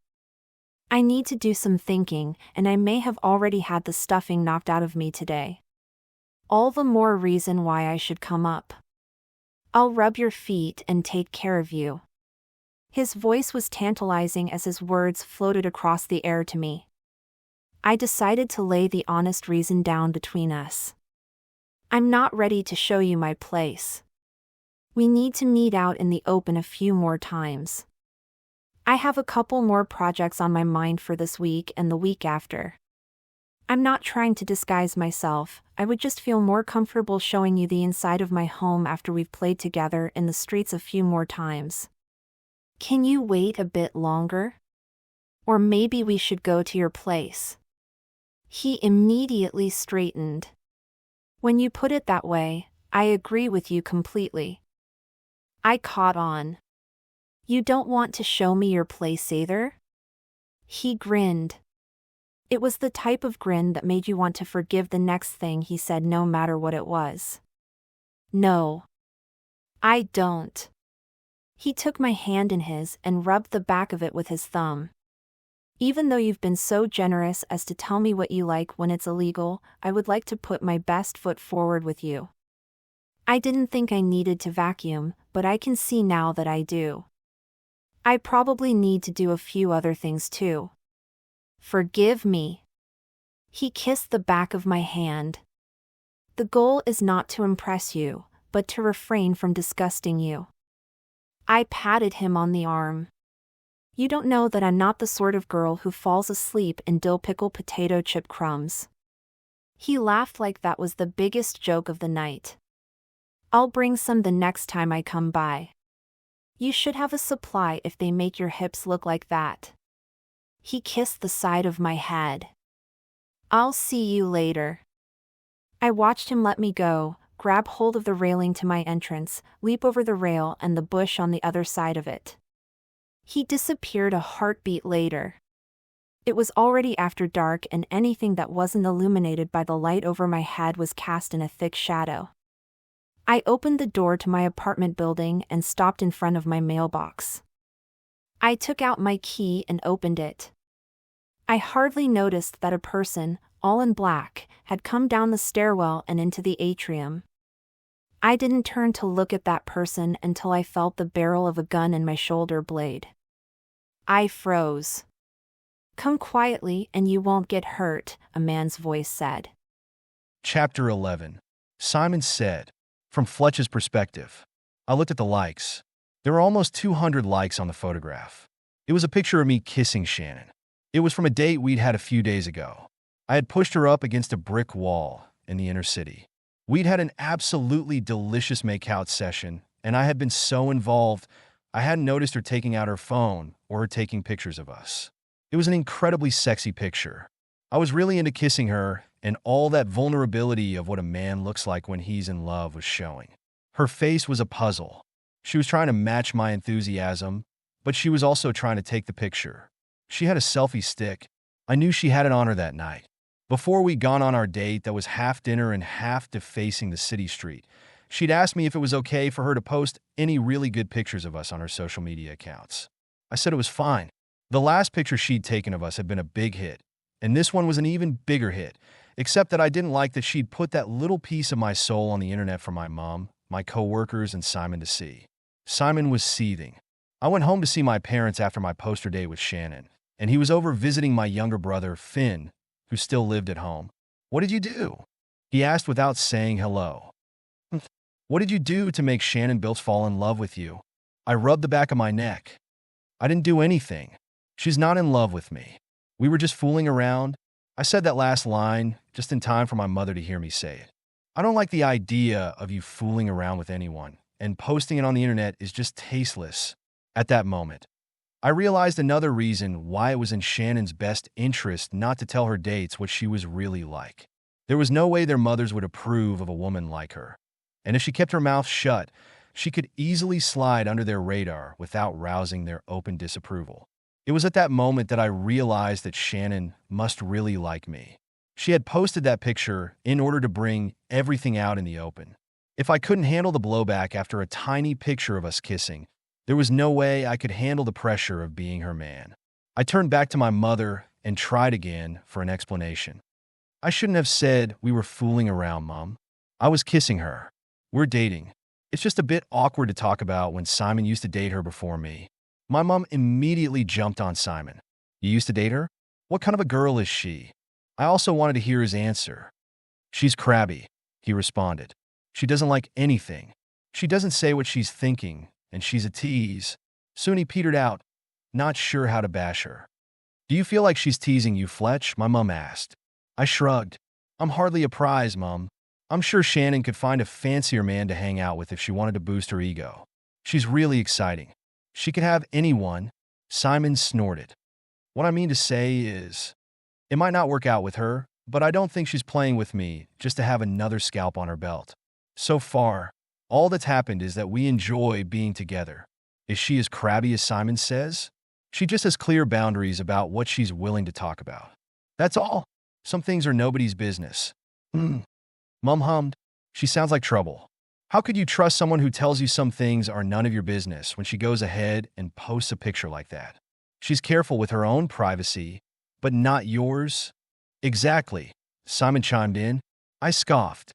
It's not important today, when I've only gone on a handful of dates with her. She's not my girlfriend even. She could even be seeing other guys for all I know, and for now, that's fine. I don't own her. Then you don't mind if I set you up on a date with someone? My mom asked tentatively. It might be better to wait if you want it to work out. Why? If she's not your girlfriend? I glanced at Simon, who was staring coldly at me. If Simon had not been standing there, I would have told my mother that it didn't matter what woman she set me up with. I wouldn't like her. Next to Shannon, she would look like a sad replacement, and I didn't think it was right to put someone at that kind of disadvantage. I brushed off any discomfort I was feeling, the same way I had seen Shannon do it. I'll take out whoever you want, Mom. Simon was staring at me. We had known each other all our lives, but he had never looked at me that way before. You're doing it. I'm doing what? You're acting like her? Classic Shannon. That's exactly the way Shannon acts when she'd rather not talk about it. Later tonight, Annie, you'll get a text from him saying he's changed his mind, but he won't be here for you to interrogate. My mother chuckled. That may be classic Shannon, but it is also classic Fletcher. If you must know, I do it too. She patted me on the cheek. Let me know if you want me to set you up, right? Thanks. She wandered away from relieved me and stunned Simon. Later, when I was on my way out, he stopped me. Fletch, seriously, what did you do to get her to notice you? What do you mean? You had to have done something. We're not that different. How could she fall for you and not me? I brushed off my clothes and took a deep breath. I told you, she's not in love with me. She's trying me out. That picture is her trying you out? He gaped in amazement. She had never tried him out. Does it bother you that I'm dating her? One look at Simon, and I saw that I shouldn't have asked. Of course, it bothered him. It might turn out to be nothing, I amended. He scowled. Look, I met her because of what you told me about her. I'm sorry, but I was curious and I wanted to get to know more about her. You know how different she is from other women. I like what I saw, kissed her when I felt like it, listened to her when she talked, and she liked being listened to. So she talked more. I kissed her more, and she posted that picture on the internet. You kissed her when you felt like it? And she let you, he growled. Yes, that's simply, yes, I repeated, my patience wearing thin. But she's not my girlfriend or anything. For all I know, she's out with someone else right now. She's going to rip out your heart, he warned. I did see where he was going with that, and honestly, I didn't think he was wrong. I thought about patting him on the head and spewing some crappy speech about how dating was a journey and each person you dated was another stepping stone to prepare you for the person you were meant to be with. I also considered turning to him and mouthing off some other crap about how she was likely to dump me before the weekend. But I didn't think that was true either. Instead, I turned to him and said, she told me why it didn't work out with you, His eyes narrowed. She did? Yeah. She told me that you were a great guy, but that she had nothing in common with you and didn't want to bring you into her world when there was so little the two of you shared. And you're so different from me? He gasped. We're basically the same. Stop, I said, putting my hands on both his shoulders. She liked you. That means a lot about what a good person you are, but she's not for you. You just didn't want to hear it, but I think you knew it too. You're going to have to take the Valentine and go home. Simon knocked my hands off him. He started heading back up the stairs to the kitchen when he abruptly turned around. I want you to call me when it doesn't work out. Whatever time of day or night. I want you to call me the moment she tells you that she can't be with you. Can you do that for me? I nodded. I guess. I'll have some advice for you when that happens. He walked away, but I called after him. Can't wait to hear it. Chapter 12 Inside the Jewelry Box from Shannon's Perspective. I would have liked to have fought him harder, but there was something strange about him and the way he ordered me around. I wasn't as brave as Fletch, in that I did not look over my shoulder and smile at my abductor, but I did manage a glance over my shoulder. The man's face was mostly covered in a scarf, he wore a fedora on his head, and he smelled like sugar cookies. If I hadn't seen Fletch jump over the hedge and head home, I would have thought he was pulling a prank on me. The man ordered me through the doors and up the stairs. You smell good, I said, breaking the ice as cleverly as a child. Move, he said, trying to sound gruff and failing. Do I know you? I continued, thinking that I knew dozens of men who would love to date me, and maybe one of them got up the courage to plan something like this. I couldn't see him well enough to recognize him, and his voice did not sound familiar. I don't know, do you? He said, pushing the barrel of his gun into my back. Why do you smell yummy? A kidnapper shouldn't smell yummy. It totally gives off the wrong vibe. Aren't you supposed to smell like BO and latex? Been kidnapped a lot, have you? I've been pranked a lot, I admitted, turning the corner in the stairs to arrive on my floor. This isn't a prank, he hissed, letting me feel the gun again. Open the door. I stood in front of the door, fumbled with my keys, and wondered what I ought to do next. To go into the apartment and allow him inside with me seemed crazy. I pretended to juggle the objects in my arms to buy time while I asked him, "What do you want?" "I want to talk to you." "Can't we do that out here?" He snatched the keys out of my hand, unlocked the door, and pushed me inside. My apartment was puny, and right beside the door was my couch. With one push, the flyers in my hands fell to the floor, and he handcuffed me to a tall lamp I had placed next to the couch. Then he stepped away from me and removed his scarf, allowing it to fall fashionably around his neck. It was Carver Creech. I wouldn't have known him if I didn't have half a dozen flyers with his face printed on them strewn all over my floor. His eyebrows were dark brown and his eyes were a watered-down blue. His bone structure made him look older and more respectable than he deserved. He was probably close to the same age as Fletch, but Fletch's light bones and cartilage made him look younger. Carver bent and picked up one of the flyers. Stroking it between his fingers, he waved it under my nose. "Why are you defaming me by hanging these up around town?" "I'm not." "I was taking them down," I replied, whacking my handcuff against the lamp. It didn't make the proper sound. It thudded instead of clanked. It was supposed to be so loud, it woke the neighbors. "Stop that," he commanded through clenched teeth, pointing the gun at me. "This will go so much better if you simply answer me. When I'm finished, I'll take off the handcuffs and leave." The lamp next to me shone light onto the handcuff that lay limply around the stem of the lamp. I leaned over and examined it. "There are teeth marks in this." He turned off the lamp. "You're a lot less fun than you look," he commented sourly. "If you were taking down the flyers, then could you explain to me why you do that?" I exhaled. I didn't want to explain anything. I didn't want to talk about Natalie and why she was doing what she was doing. They just looked hateful, I hedged. He didn't say anything for a moment, looking at me like half of him didn't want to talk to me and the other half wanted to talk to me desperately. I started sniffing the air. Why do you smell like cookie dough? Okay. You wrenched it out of me, he exclaimed like he was the one in handcuffs and not me. I saw you kidnap that guy. He was trying to distract me.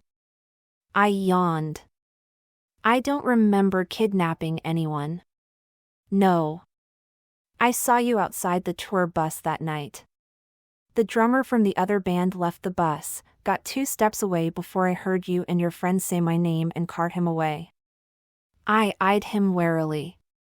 What happened after that? I followed you. I gawked in disbelief. What did you see? I saw the campground. I saw you and your friend fighting. I saw her clock you with a brick, drag you into the camp kitchen and drive away.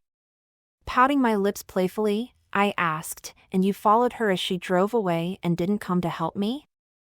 He nodded. There was no point in going in after you. You weren't going anywhere. She'd handcuffed you to that guy. Where did she go? I asked, the chuckle bubbling up from my chest. What did she do? He stuttered, too excited to keep his voice smooth. It wasn't very remarkable. She drove to a few houses. It looked like she was dropping off money. Then she went to a drive-thru and ended up at a man's house who let her in like he didn't like the sight of her, but she was better than his pillow. And then? I egged him on. Then, I drove back to the camp kitchen, but you and the drummer were gone. Do you know my friend? Is that why you followed her? No. I'd never seen her before in my life. Okay, that makes sense, I said as I moved my arm around in the uncomfortable handcuff. I looked at it again, only to see that the silver sheen of the metal was coming off on the sleeve of my coat. I knew it! I barked before I bent over and bit the handcuff in half. I spit the cookie into a decorative dish on my coffee table and stood up. He sighed. You've seen them before? Handcuffs made out of cookies. They're very convincing, I said, eyeing his gun, which was also a cookie. Where did you get them? A friend gave them to me. They've been sitting in my car for weeks. Very smart of you not to eat it. I broke the other one off the lamp without biting it and I had to hand it to the baker. It was harder to break than made sense for a cookie. I held the broken pieces in my hands. The icing work was exquisite. How much did these cost? He shrugged. I have no idea. They were a gift. I only decided to use them tonight as a way to meet you because I saw you tearing down those posters. Are you going to tell me about why you and your friend were going to kidnap me and why these posters have appeared around town? I waffled, thinking about what I ought to tell him. I don't want to be involved in this anymore. Then why did you tear the posters down? He demanded. Because I don't think you should be involved in this anymore either. If you go digging into this, you're not going to find anything you want to know about. Ask the bump on my head. He wetted his teeth. I'm dying of curiosity. You should ignore this stuff, I advised, pinching up leftover crumbs. When I raised my head, I was immediately arrested by the languid way in which he regarded me from across the room. I only had one thought, and that was that this guy wasn't interested in discovering who Natalie was or why she was interested in him. He followed Natalie that night because he believed she was running a quick errand and would soon be back at the camp kitchen. It had ruined his night's entertainment that she didn't come back and that Fletch and I were gone by the time he returned. He wanted to understand what was going on, but more than that, he wanted to get to know me. That was why he was standing in my apartment instead of Fletch's or Natalie's. I'll call the police for you, I said, pulling my phone out of my coat pocket. Wait! No, he exclaimed, stepping toward me. Why? I asked, hesitating. I know the cops well and they can easily pick the posters off the poles while they're patrolling. What's the big deal? Oh, he said, lowering his shoulders. I thought you were going to report that I'd kidnapped you. With a cookie? I droned. It wouldn't have held me. I have been tolerating you only because you introduced yourself to me immediately and I agree you have reason to speak to me. Otherwise, I would have busted your face. This place is full of heavy glass. He leaned against my faux mantelpiece that displayed two large glass sculptures. Wouldn't you be more worried about what a man in your apartment could do to you? I raised my eyebrows like he bored me and looked at my phone. I have a gun and I can throw it pretty hard. I finished dialing the police and the phone rang at the police station where it was answered by Officer Todd. I explained the situation, sent Todd a picture of the flyers I'd pulled down, said that Carver was in my apartment and he was most unhappy about the defamation. Todd laughed on the other end of the phone. Have you ever thought about being a police officer, Shannon? I'm not sure anyone knows the streets better than you. From that point on, I engaged in some extremely heavy flirting with Officer Todd and ignored Carver completely. I hoped he would get the hint that he and I were done talking and he should leave on his own. I also hoped that Todd would clue into how uncomfortable I was with Carver in my apartment without me having to spell it out for him. Unfortunately, Carver seemed to enjoy listening to me flirt. He made himself comfortable in a chair and listened to my end of the conversation. He smiled, laughed, and made eyes at me like everything I said was for him. Finally, Todd had to answer a call. That was what always happened whenever I ran into a cop. Eventually, they always had to go.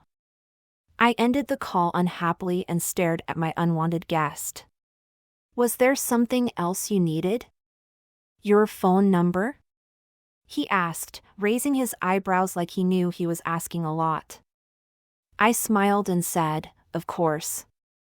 I ripped a number off one of the posters I had made and offered it to him. He reached for it, but I pulled it back. I'll give this to you, but you have to promise to leave right after. I'm tired. It's been a long day, and I require some privacy. He took the number and left, as obedient as a dog. When he called the number, he would get the message that told him that the woman who gave him her number did not like him and wanted to let him down in the kindest way possible. Chapter 13. Dinner of Gems. From Fletch's perspective. No matter where I looked, there were no more posters advertising Carver, the pervert petter. I was tired of looking for them when I went to work a week later. I hadn't seen Shannon since that night, though she texted often. I tried to call her a time or two, but I always got a text back that said it wasn't a good time. She was preparing for something, and I'd just have to wait. My boss at the music store, Turner, called to me as I came in. "You got a letter," he said, handing me an envelope. I took it. It looked like a wedding invitation as it was printed on pink hand-pressed paper. I couldn't think of who I knew who was still sending out physical wedding invitations when I looked at the return address. It was Shannon's. "Who's getting married?" Turner asked me from the other side of the counter. "If this is a wedding invitation, I'll eat it," I said sourly as I broke the red wax seal on the back. Flipping it open, I read the contents. "What is it?" "It's an invitation." "To what? An opera troupe party?" Turner asked. "No, it's an invitation for a dinner date from a woman I have been seeing," I explained. "Anyone I know?" he asked, bending to look inside. "No." "Is she that hottie you were making out with against the wall?" He sniggered. I didn't groan or whine. The guy who did, that was a skin I had shed recently. Instead of rebuffing the jab, I just looked at him. No contempt. Not even a desire to defend myself. Not even the urge to tell him how amazing it had felt to kiss her. I didn't even stoop to say, "You wouldn't understand." I folded the invitation up and slid it into my pocket. "I'll get to work putting out the new sheet music, shall I?" Turner didn't apologize or ask me to tell him more about Shannon. He just let it go. I had never known him to do that. Working in a music store didn't have many pleasures. Teasing me was probably the most fun he had at work. Though I did hear him sit down at one of the pianos and play before his lunch break. His longing was palpable through the music. The moment I realized he was jealous was a strange one. The thing was, the make-out session against a filthy brick wall was on the other side of the spectrum from a dainty pink dinner invitation. No one got it all from one woman. Shannon was attempting it anyway, as if the purpose of life was to experience the highest high love could give. That was how Shannon organized herself. But who was a gift like that for? An odd sensation rippled through me as I sang the alphabet song to help with the filing, and I saw Shannon through Turner's eyes. As soon as I walked through the door to Shannon's apartment, I knew what was going on. "You're using me," I said, making my expression deadpan as I looked her over. The dress she was wearing probably wasn't the most expensive one she owned. It was the one that made her look the most beautiful. It was part of the whole experience she was creating. The dress was mauve and black. Mauve satin and black ribbon. Her clothes hugging and pinching her in all the right places. Her makeup was so artfully done, she almost didn't look human. "What am I trying to do?" she asked giddily, a touch of deep crimson on each of her cheeks. "You got your perfect date outside. This is your perfect date at home. You've been setting the stage for days? Maybe the whole week we haven't seen each other." She leaned toward me with stars in her eyes. "Maybe my whole life." I thought she was going to kiss me, but instead, she licked the tip of my nose and led me deeper into the apartment. The place was tiny. It was like she'd rented 2 parking spaces and built an apartment around them. The walls were covered with mirrors and other reflective art to try to conceal how little space there was. And pink. Pink everywhere. She popped around the corner into the kitchen, while I was left to look over her decorations. One area caught my eye specifically. It was a collection of books on a floating shelf. They were beautifully bound, and I paused to read the titles. "Lose Weight Like the Loser You Are." I did a double take. Someone had bothered to print that in hard copy, and with such a unique binding? Parts to steal and sell out of your friend's car without him noticing. That book was bound in black, but no less beautiful. 99 Ways to Please Your Lover with Orange Peels was placed beside things you can melt in the dryer. "Shannon, where did you get your books?" I asked, picking up her copy of The Quitter's Guide to Staying Out of Jail. "What? You mean you never read A Pyromaniac's Path to Perfection?" "Pity. It's an excellent read. I have never seen any of these books. No one has ever seen any of these books. Did you manufacture them yourself?" She scoffed. "I most certainly did not. I enjoy independent writers, and they enjoy me. But I don't loan out my books. I'll never be able to replace them. If you want to read any of them, you have to come here and read them on my sofa." She served me a goblet with a pink bubbling soda inside. "Can you drink this without gagging?"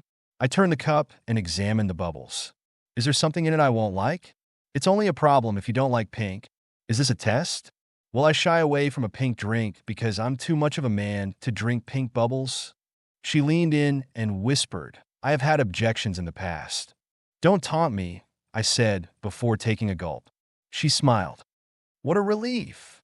Are you forgetting that I performed for a ballet on our first date?" Her laugh was musical. "You'll have to forgive me for jumping you through the usual hoops. They're pre-prepared. Well, it's tough for the men when I bring them home and make them feed themselves. They don't exactly know how to do it."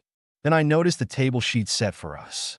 I didn't think it was peculiar when the drinks were served in goblets with stems, but it was peculiar when the salad bowls had stems on them too.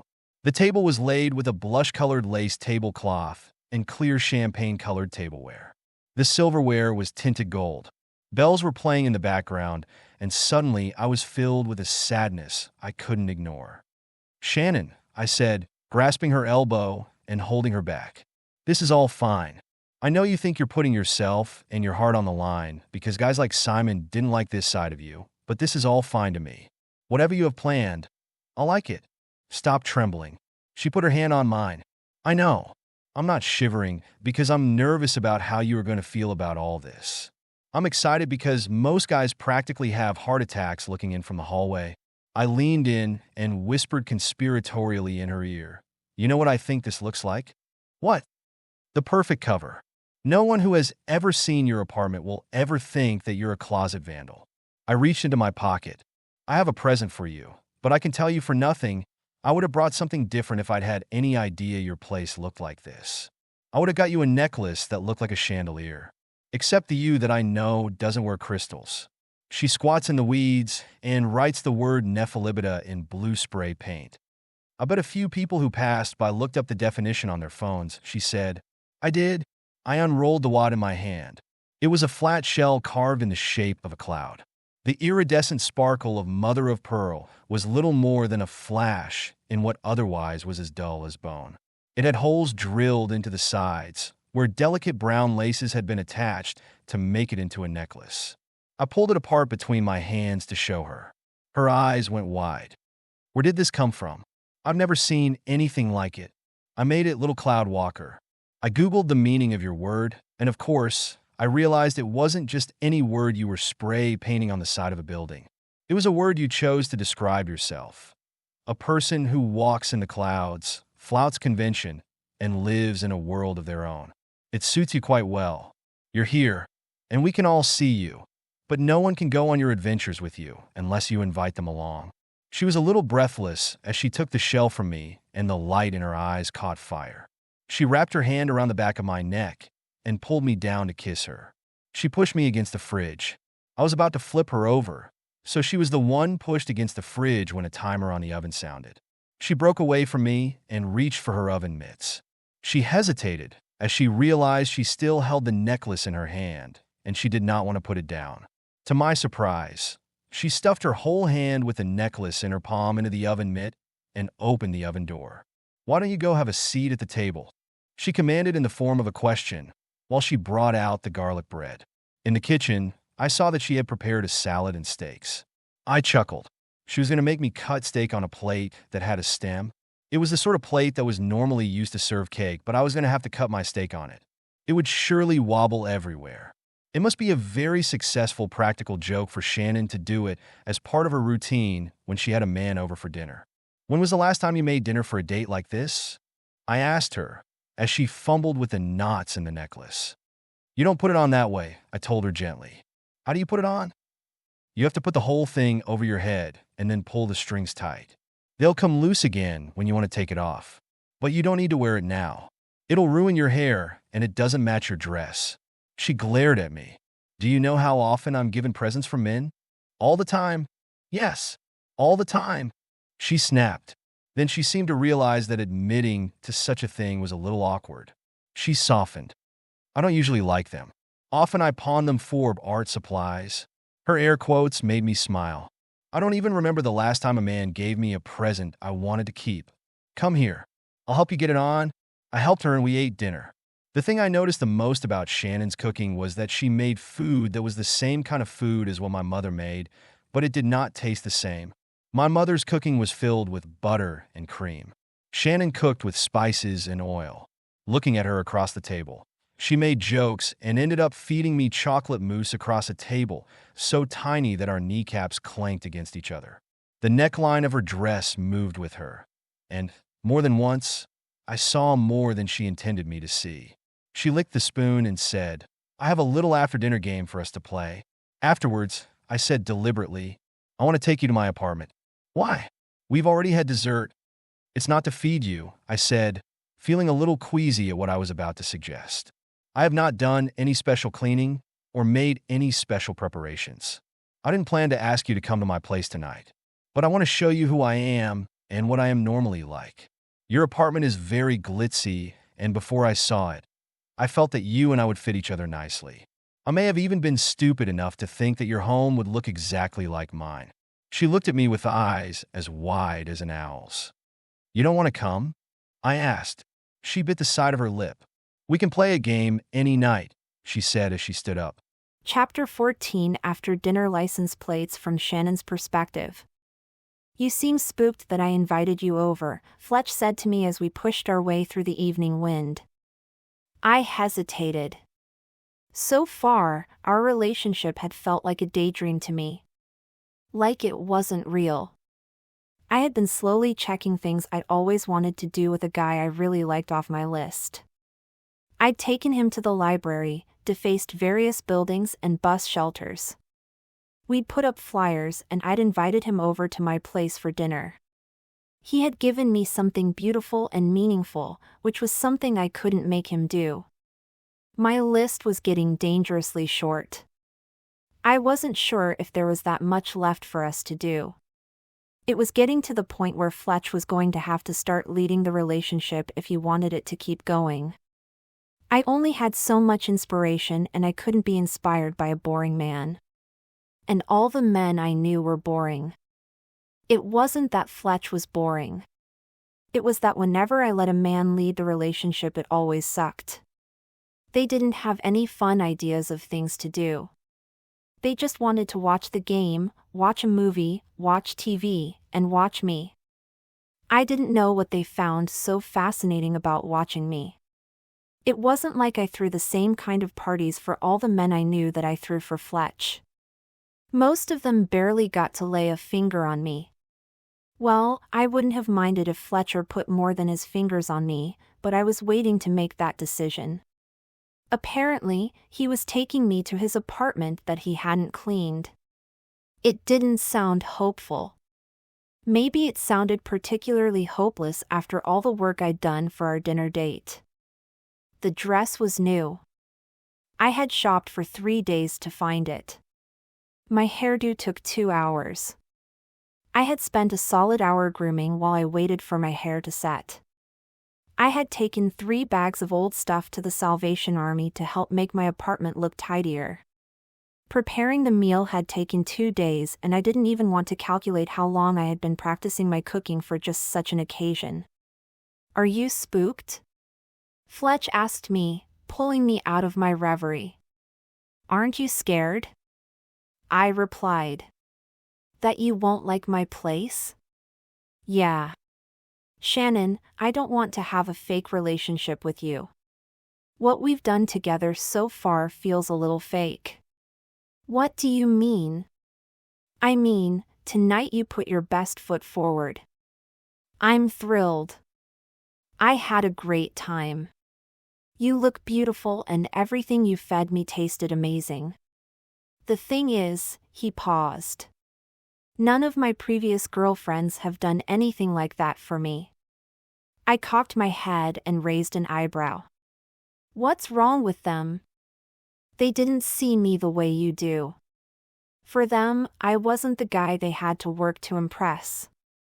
I was a throwaway guy who they could see as a friend, fool around with when they were lonely, come to for advice when the guy they really wanted wasn't cooperating, and I would soothe them.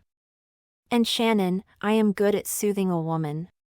You're not getting the best part of me with your act." The wind whipped a curl across my face. I looked away and corrected my hair. He sounded like a disappointment. I bit my lips together and felt the downpour of my daydreams fall so deep inside me I could feel them in my ankles. Fletch was going to be the biggest disappointment of my life. You always want to be cast that way, do you? You want to be a girl's second best guy? The nice guy who doesn't get the girl? I stopped walking. I did not need to be out in all that wind and walk all the way to his place only to walk back again if things couldn't go well. "Fletch, are you trying to turn the tables on me?" "What do you mean?" "I mean, are you trying to treat me the way you think I treated Simon? Turn me into a girl who can't really be with you, but who knows where you live and somewhere comfortable to go, but who can never be with you? Now that I'm thinking about it, you've never said anything to make me think we're a couple. You told me you always throw out the guys who ask for monogamous relationships," he reminded me patiently. "Would you have asked for one if I didn't say that?" His hands were in his pockets, but his gray eyes looked across at me more brilliantly than if his eyes had been made of mirrors. "Well, I'm not seeing anyone else. You don't want a man to control you, so I haven't asked you to reserve yourself only for me. Are you seeing someone else?" "I'm not." "Then I guess we're monogamous," he said as his hand sprang from his pocket and took mine. In the next second, he put his arm around me and hurried me down the street. It's too windy to stay out here. You're going to get an earache. I was a bit breathless, but he was right. I was going to get an earache if I didn't get out of the wind soon. I'll drive you when I take you home. The door to his apartment was situated on the side of the fragrance shop I liked. He pulled out his key and opened the door. Inside, there was a single staircase going up. My heels clanked on the stairs as he took me up to the top. He opened a second door and led me inside. My first impression was that his apartment was big. Then I realized it was big because there were no walls. There wasn't even a wall for the bathroom. There was a tub, sink, and a toilet against a wall, but there were no dividers, not even a single thing to indicate the apartment had been zoned. His bed was in the middle of the room. It was half-made, but only because his mattress was the size of my apartment and he was only one man, so he didn't use the whole thing. There was a clothing rack with his clothes on it and he used a cubicle shelf with fabric baskets in it for a dresser. He walked over to a space heater that had a pair of sweatpants draped over it and picked them up. "Take your shoes off," he said as he made his way back to me. I kicked off my heels, but I couldn't see why I needed to. The floor was exposed cement and he only had 2 rugs. One by the tub and another on his side of the bed. He dropped to his knees and rubbed the warm fabric of the sweatpants against my leg. I was freezing. "Put these on," he offered. The heat as I slipped my feet in was unreal on my cold legs as he pulled them up around my waist under my dress. "You just keep those on the space heater?" I asked, feeling odd. "I do. It's all part of the nice guy thing.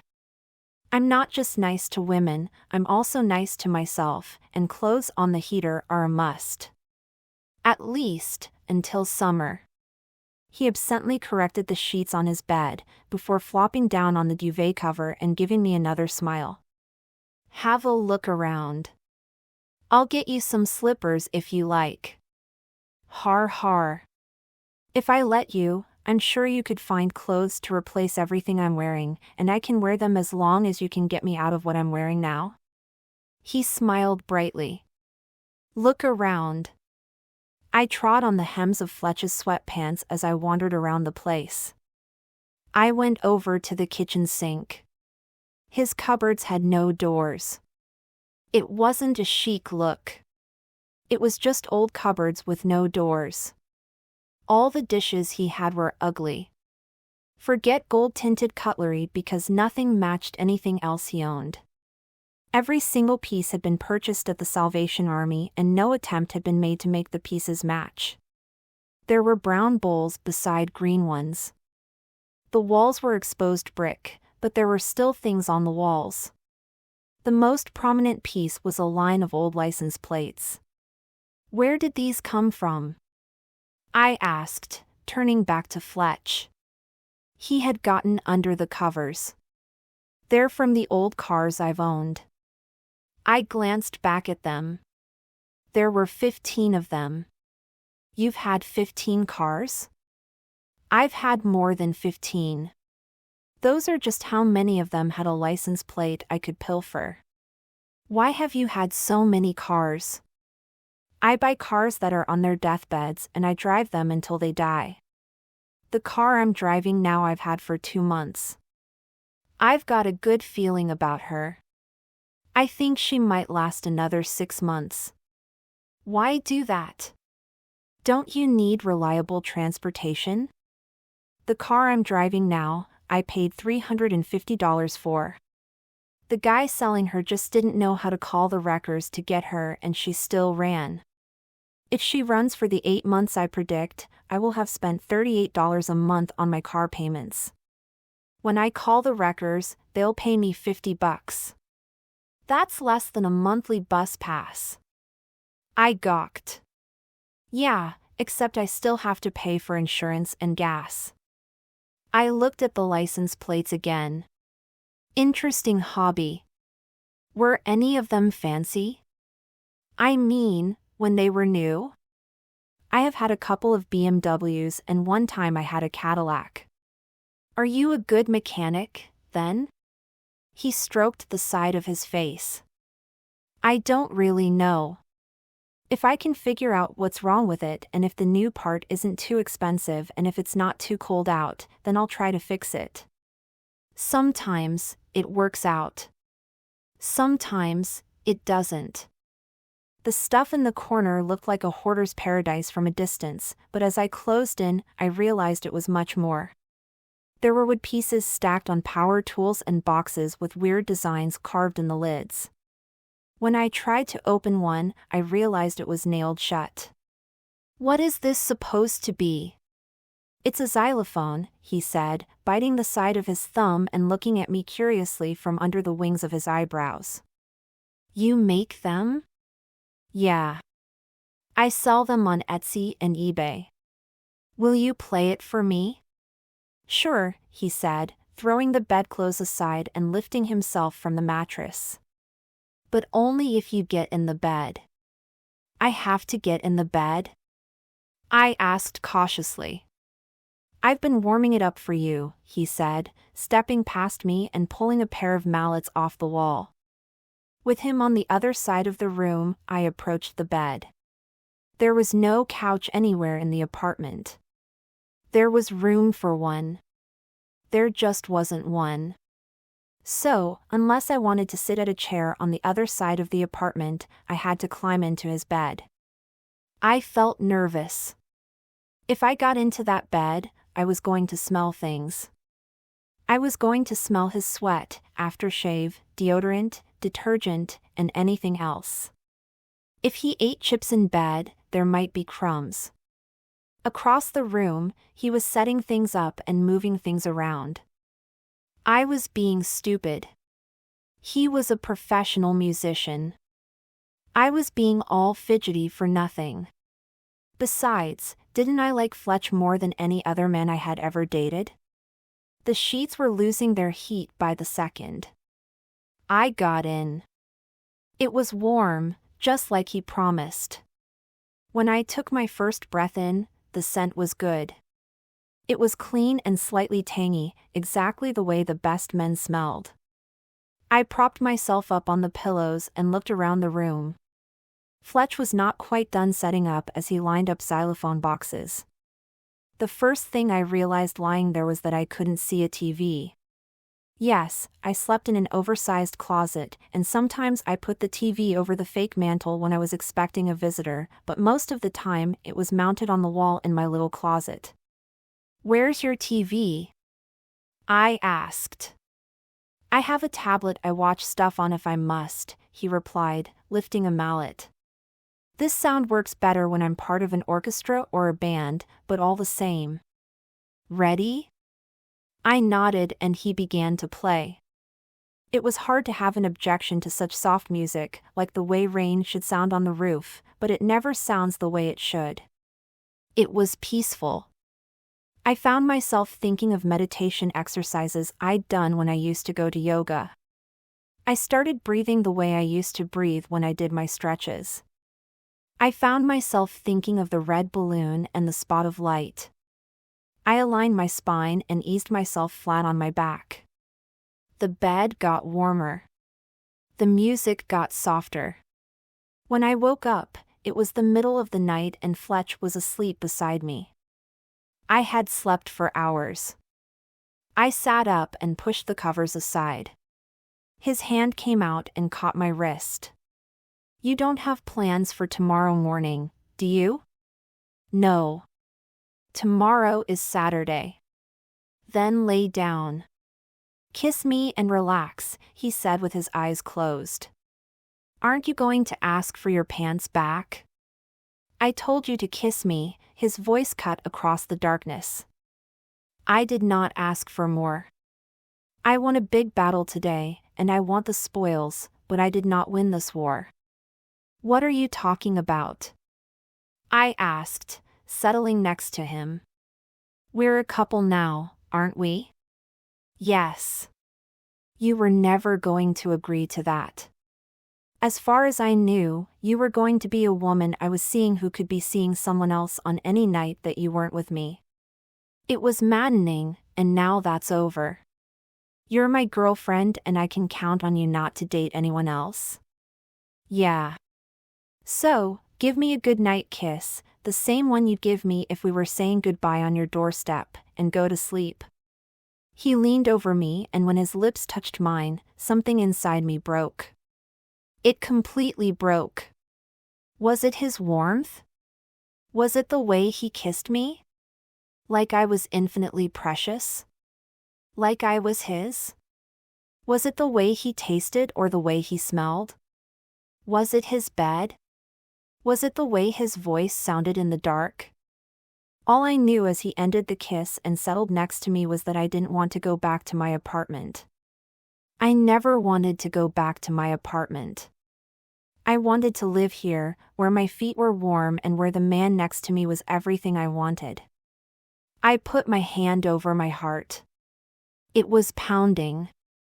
I had to chill out. He hadn't done the thing I needed him to do. I needed him to show me his idea of a good time and, consequently, of a good life. I had to calm down and let him show me more of who he was. I was just filling in the blanks he felt open with the hot excitement I felt. I had just worked myself into a feeling of indifferent stupor when he said, his voice clipped and clear in the night air, "I won't look if you want to take off your bra." He turned on his side away from me. For a second, I was stunned he had spoken to me like that. Then I realized how much it had been digging into my ribs. Had a lot of girls up here before? I asked, unclipping the back. A few. I told you, I have friends who are women. They come for the back rubs and leave me for the wall slams of another man. I don't get it. You've slammed me against lots of walls, I said with a chuckle as I pulled my bra out from my sleeve. I know. I thought I was the nice guy and she was leaving me for the domineering jerk who slammed her against walls. I was wrong. I was the nice guy who didn't want her, or any of them. If I wanted them as much as I want you, I would have slammed them up against some walls. I wouldn't have been able to let them go to another man. As it was, I could let them leave. I felt a bit sorry, but getting over the letdown was easier than anyone watching could have supposed. Well, I said, putting my nose in the air. I didn't get a back rub. That's because if I place one hand on you, things will get out of control. It's our first sleepover. I want you to be comfortable. I want you to stay forever. And his voice, like liquid darkness, undid me.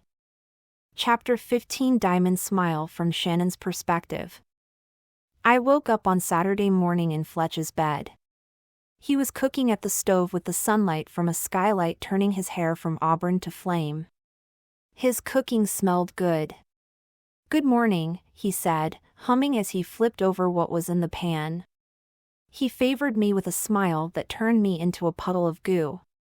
"You look happy," I commented as I searched for my bra on the floor by the bed.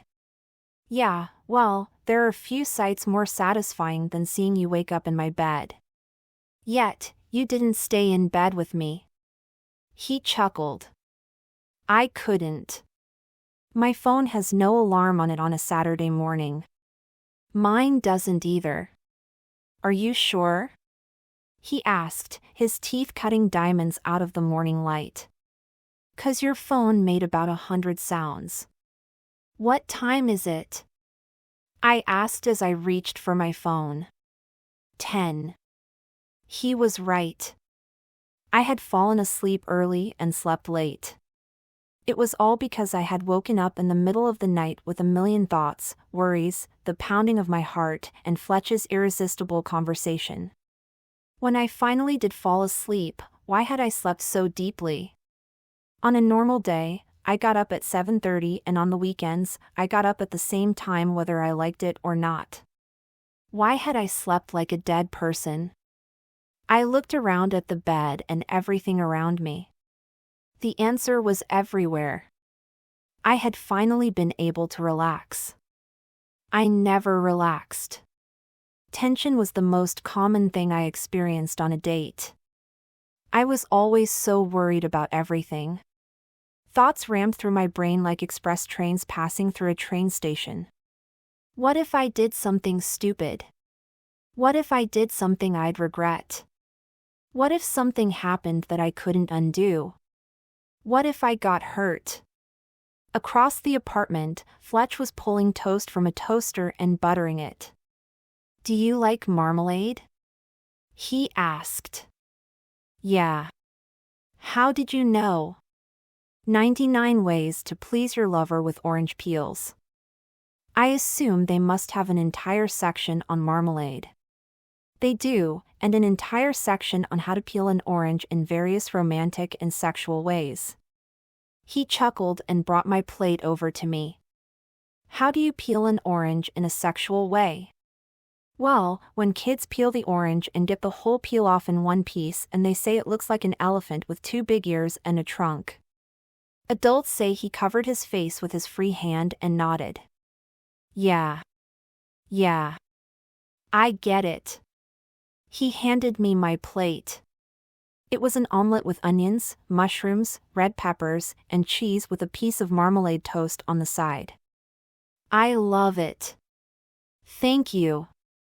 He looked at me. "You should check your phone." There were a lot of text bings. I glanced at it. They're messages from my sisters. I'm supposed to be going shopping with them in 2 hours and I haven't confirmed, so they're getting antsy and asking me how our date went last night. "What are you going to tell them?" "That you didn't think my dress was very pretty and replaced it with sweats." He reached for my phone. "Don't tell them that." I pulled it away from him. "One of them is single," I explained. "What's that supposed to mean?" "Listen to me. I am the type of woman who put a fake gun to a stranger's back and told him he had to come with me." He interrupted.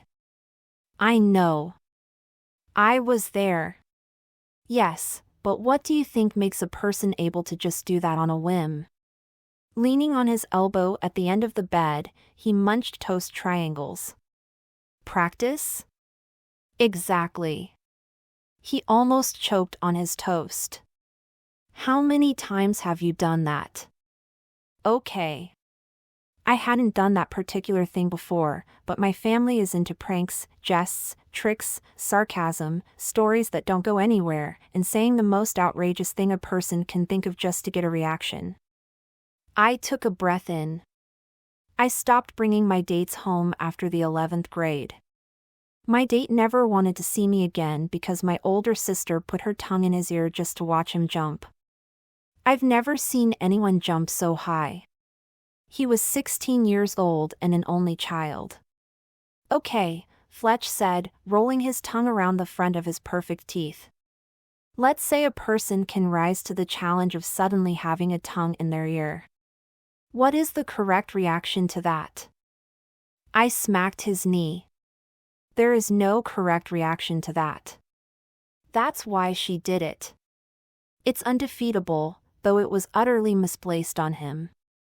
If she had looked straight into his eyes and said, 'You're cute,' she would have undone him. Seriously, if you let her continue to lick your ear without giving her the reaction she craves, it'll become like a staring contest. She'll just keep on licking your ear until you crush her ear into your shoulder. She'd never quit. It's not a fair situation. And if a person licks her ear?" I shook my head and stuck out my tongue. "She knows you want a reaction and she'll give you one, but she'd make you sorry by saying the worst thing that pops into her head. She'd yell that you'd licked her brain and you might not be able to keep it together. And there's not one of them who wouldn't get involved once they started. My married sister-in-law would join in as well as my mother and my grandmother. So, if this is a game your whole family plays, why are you telling me the back door? And why did you tell them you had a date?" "I didn't tell them I had a date. My sisters like to go shopping together." We go almost every weekend, and one of them realized I was shopping for a dress. Then she made up a story that I was buying a dress to wear on a date, which I denied emphatically, but it wasn't good enough. Because they saw our pictures on social media? I frowned deeply. Yes. I have put up lots of pictures with guys before, but I don't usually get a lot of notice from my family because they know the guys I see are tissue paper. I'm not going to keep using them. Except, when they got the idea that I had a date I was buying a dress for, they looked at my feed and found the picture of us making out against the side of the wall. Fletch smiled broadly. Funny. I didn't think you liked that picture. He continued smiling. The content of the picture is not what I'm enjoying at the moment. I'm just interested in the backlash you experienced. When I had to explain that photo to my mother, I thought I was alone. I had no idea your family would come after you for it. What did they think? They thought it was a prank, I admitted. Wait. Wait. Wait, Fletch said, sitting up all the way. You're telling me this because you're thinking of introducing me to your family? It's not so much that I'm thinking of introducing you to them as acknowledging that I might not be able to protect you from them everlastingly. I filled my mouth with omelette and waited for Fletch to answer. He nodded. Sounds fun. It won't be, I assured him. Chapter 16. A wrong phone number is a rejection from Shannon's perspective. On Monday morning, I was back at the office and there was a commotion coming from the back offices. Peeking around the corner, I saw Natalie's yellow hair bob up and down from inside Levi's office. I took off my coat, put my lunch in the fridge and went to my desk, where I turned on my computer. I tried not to be concerned or interested in whatever was going on with Natalie. People who hit me over the head with bricks were none of my business. I listened to the office voicemail and returned a couple of calls.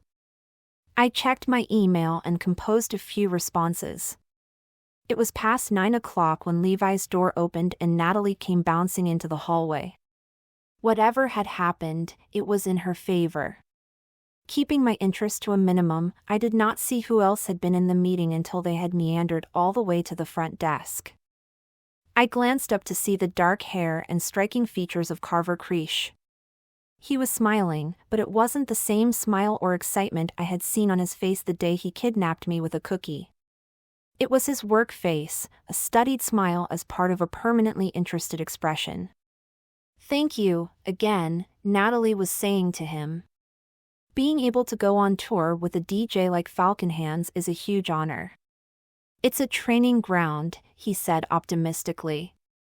If you do it well, who knows where it will take you? Natalie squared her shoulders and gave him a confident grin. I put my pen in my mouth like I was smoking a cigarette and inhaled. It was the only way to watch the events unfolding in front of me and keep my composure. He'd given her a contract? DJ Falcon Hands was a rising star who used a different soloist for almost every track on an album. When he toured, he took all the soloists with him. Someone must have dropped out and Natalie was going to cover their position. It was the chance of a lifetime, but the position was also precarious and easy to blow. I wondered if a woman who hit people over the head with bricks could hold that kind of place without blowing it. It would certainly be interesting to watch. Then I looked at Carver. I had to look at him. He was staring at me. The last time I saw him I had given him that fake phone number. From his expression, he was finished with Natalie and Levi. He wanted them out of the room so he could have a moment with me. What could be contained in that moment? I couldn't guess. The only thing I hoped was that he had arranged for Natalie to have that job because her singing was good enough for her to have earned it. The worst thing I could think of, while she prattled her thanks to him, was that he had given it to her because he knew that would be a seamless way for him to see me again without arousing suspicion and to pump her for information. It wasn't a completely far-fetched thought. Men had done crazy things for me before when they thought they were losing their chance with me. He probably didn't know she was the one who made those posters of him and only remembered her from the night we were supposed to kidnap him. As Natalie talked, he gave her cursory glances, tearing his eyes away from mine whenever the conversation demanded it. I stared back at him, daring him to make his next move. How was he going to get rid of Natalie and Levi? I had to admit, I was surprised by the resolution. Natalie, don't you have a million things to do to prepare? Levi suddenly cut in. You said you were going to get your blonde touched up, and if you're going to fly to Toronto tonight, then hadn't you better get going? Ah, yes, she said, but her eyes fixed on Carver with the same intensity his eyes fixed on me. She was completely starstruck by him and didn't want to leave his side. After all, he was not going on tour with her. His part in her becoming a star was complete. For the time being. I'm just so thankful for this opportunity, she continued as she inched toward the door.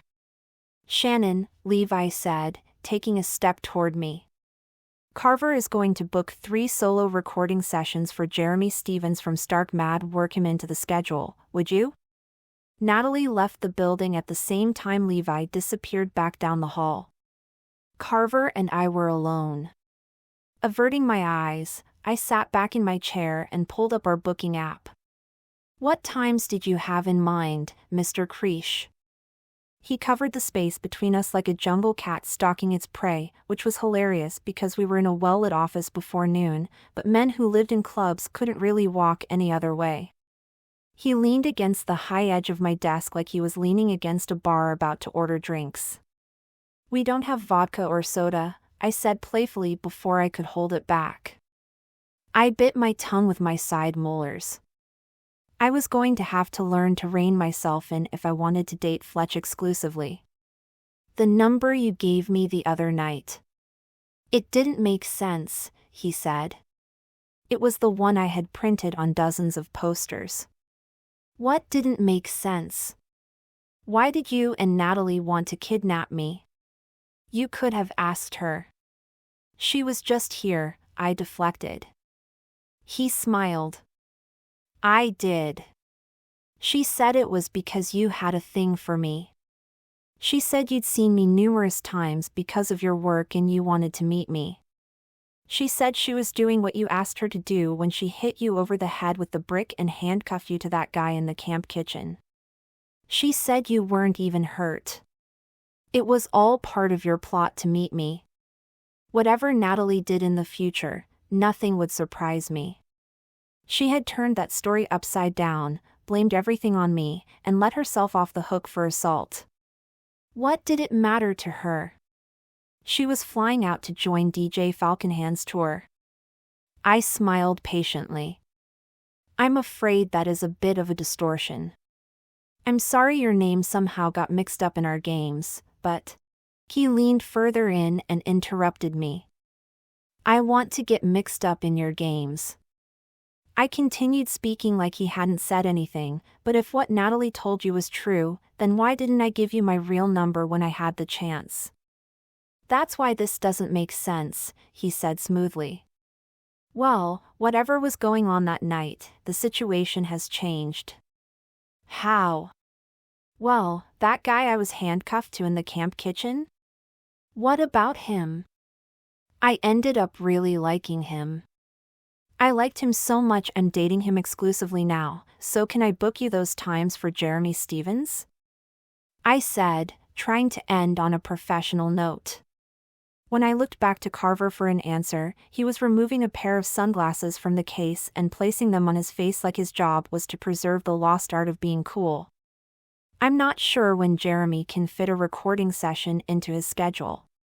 I'll have to get my assistant to call you with his availability. With that, he swept from the building. I was glad he was gone, but Levi wouldn't like that Carver had put off booking. I bet his assistant never called. I bet the whole thing was a lame ploy so he could talk to me, and if I was in a relationship then none of it was worth it to him. I went back to doing my regular work. Chapter 17. Rock Candy Girl. From Fletch's perspective. Hey Chester, I said as I walked between the deserted tables of the Eloquent Spider. I'd never been to the club when it was still light out, or seen the place so empty. Even a 28-year-old songstress singing seraphic covers brought in more people than just one person at a table. It was a club that hosted up-and-coming bands, so I'd played there many times. I played, but I didn't hang out. There was something in the air I didn't like. Some people thought the atmosphere was exciting, but I thought it was frenzied. Everyone at the Eloquent Spider wanted something too much. The old friend of mine wasn't much different. I'm only tolerating you calling me Chester because we've known each other since we were 9, but if you call me anything but Chase in front of another human. I know. I don't need my vocal cords to play the drums, I said with a smile as I took a seat across from my old buddy. Chase and I had been grubby little boys together, been in many different bands together as teens, and eventually he chose the club scene and I chose the orchestra. Neither of them paid well. For me, it wasn't about the pay. It was about beauty, so even though I played the drummer for him whenever I could, our worlds had mostly split. He was the one who set me up to play for City of Vines the night Shannon kidnapped me. Now he sat across from me. His hair was cut well, albeit poorly styled. He wore olive sunglasses over his eyes and a black leather jacket, showing the tattoos on his fingers and the metal bracelets on his wrists. He didn't play or sing anymore, but floated through the industry, hooking this person up with that person. He'd been the manager of the Eloquent Spider for 2 years. I liked how the job grounded him, but I still didn't have the heart to hang out in his club on a Saturday night if I wasn't going to play. You were so secretive over the phone, I said. Why didn't you want to tell me who you were planning to introduce me to? I'm not likely to turn into a fanboy and scream it from the rooftops, even if you were introducing me to someone good. Fletch, that's the most annoying thing about you. You never get excited. It's like the music doesn't get under your skin the way it does for other people. Do you ever get songs stuck in your head? I shrugged. He had a case. We were friends, but we were very different. Chase had a wall of pictures in his office of selfies with him and musical celebrities. I could usually recognize them, but he also just liked to get his picture taken with the most beautiful women who came into the club. Sometimes they were famous, sometimes not. They sure prettied up his wall, and it made him look like he'd accomplished something I couldn't, even though I had a master's degree. I don't know. Music sounds like math to me, I agreed. Well, I'm introducing you to the lead singer of Blades and Blasters. Her name is Ringlet, and she may very well be the most desirable woman on earth. Beautiful, talented, smart, she checks everyone's boxes. For Chase to say that, she must be something special, but she couldn't be prettier than Shannon. I scoffed. You make it sound like you're setting us up on a date instead of a gig. Aren't I just supposed to drum for her? He regarded me levelly. She asked for you specifically. Oh, yeah. Her drummer sprained his wrist, and she wants to give him a week off, so she asked me if I could get you to play for their Friday and Saturday night shows while they're in town. Asked for you. Using your full name, no hesitation. I wondered if you already knew her. How would I know her? Did she previously moonlight as a violinist? I don't know where she heard your name, but she clicked her ravishing tongue and had this sick little grin on her face like meeting you would be the highlight of her tour stop. What the hell? Unless Ringlet is not her real name. Then I have no idea who she is or what's going through her head, Chester. He pointed a tattooed finger at me. Don't call me that. Seriously. Fine. Where is she? She should be down any minute. I told her you'd be here at 1. I rolled my tongue around my mouth and looked at the clock on the wall. It was a few minutes after 1. Chase drummed his fingers on the table.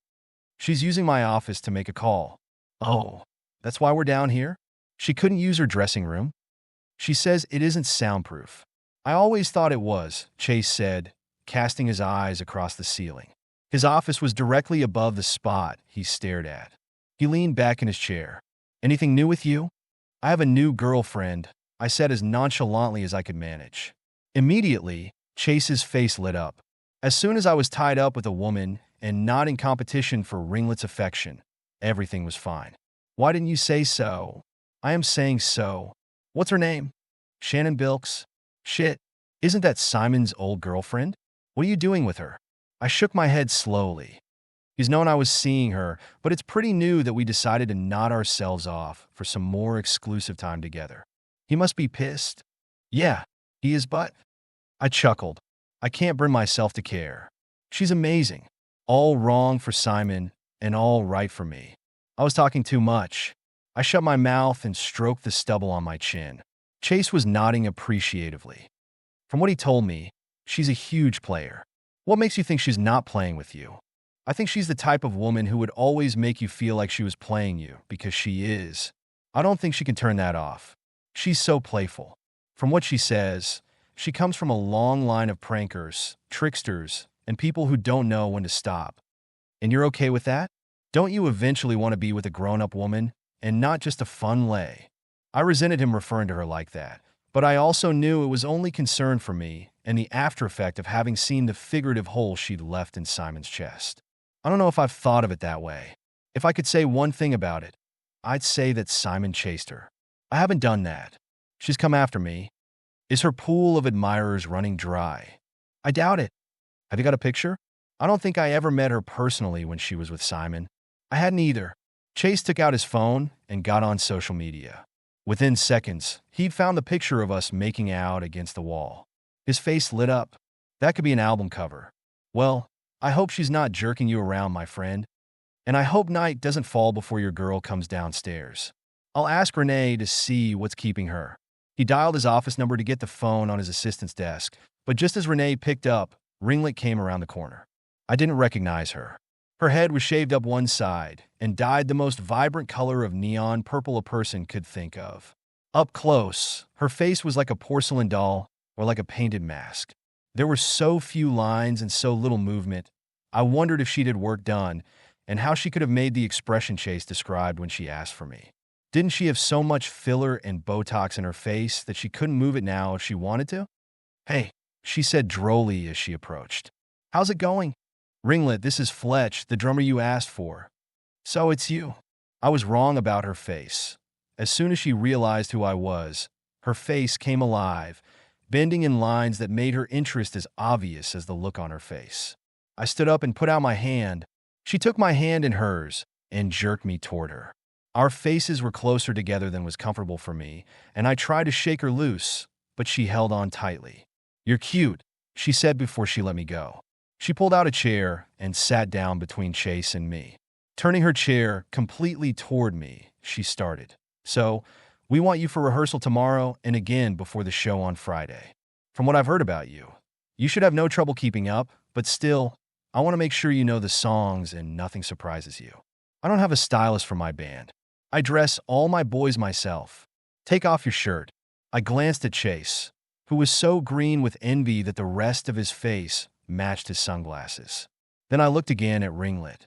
Her eyes were blue and almost as luminescent as a droid's. I tried to figure out what was so special about her, but I came up at a loss. She had a fine body and had dressed it well, but I realized immediately that I was not getting the same kind of treatment Chase had received. The way she treated him was probably the way she treated everyone to get the results she wanted. It was a skilled kind of manipulation intended to make her object feel special, but also to keep them at arm's length. I saw it all the time among musicians. For some reason, I was excluded from that performance. What I thought probably didn't matter because she was coming on so strong, it almost gave me whiplash. All the same, what she wanted was not ridiculous if she was going to dress me. I had been fitted for many pieces in my many years as a performer, and I had been compelled to change my clothes in many strange places. It was fine. I could do what she asked without squealing. I stood up and removed my coat. I was wearing a button-up-the-front shirt with a white undershirt underneath. I started with the buttons at the bottom of my shirt to make myself feel less like a stripper, but I didn't miss the hungry way Ringlet observed me. I folded it before setting it in a square bundle on the table. Then, with one hand, I grabbed the back of the collar of the white undershirt and pulled it over my head in one motion. I stood, staring at her, and held my shirt in one hand. Nice six-pack, she commented as her eyes searched my skin. That's a lot of freckles, dude. I have red hair, I replied without interest. The freckles go all the way down, Chase commented before he could stop himself. The man had known me since I was 9. You know that, do you? She said, clicking her tongue.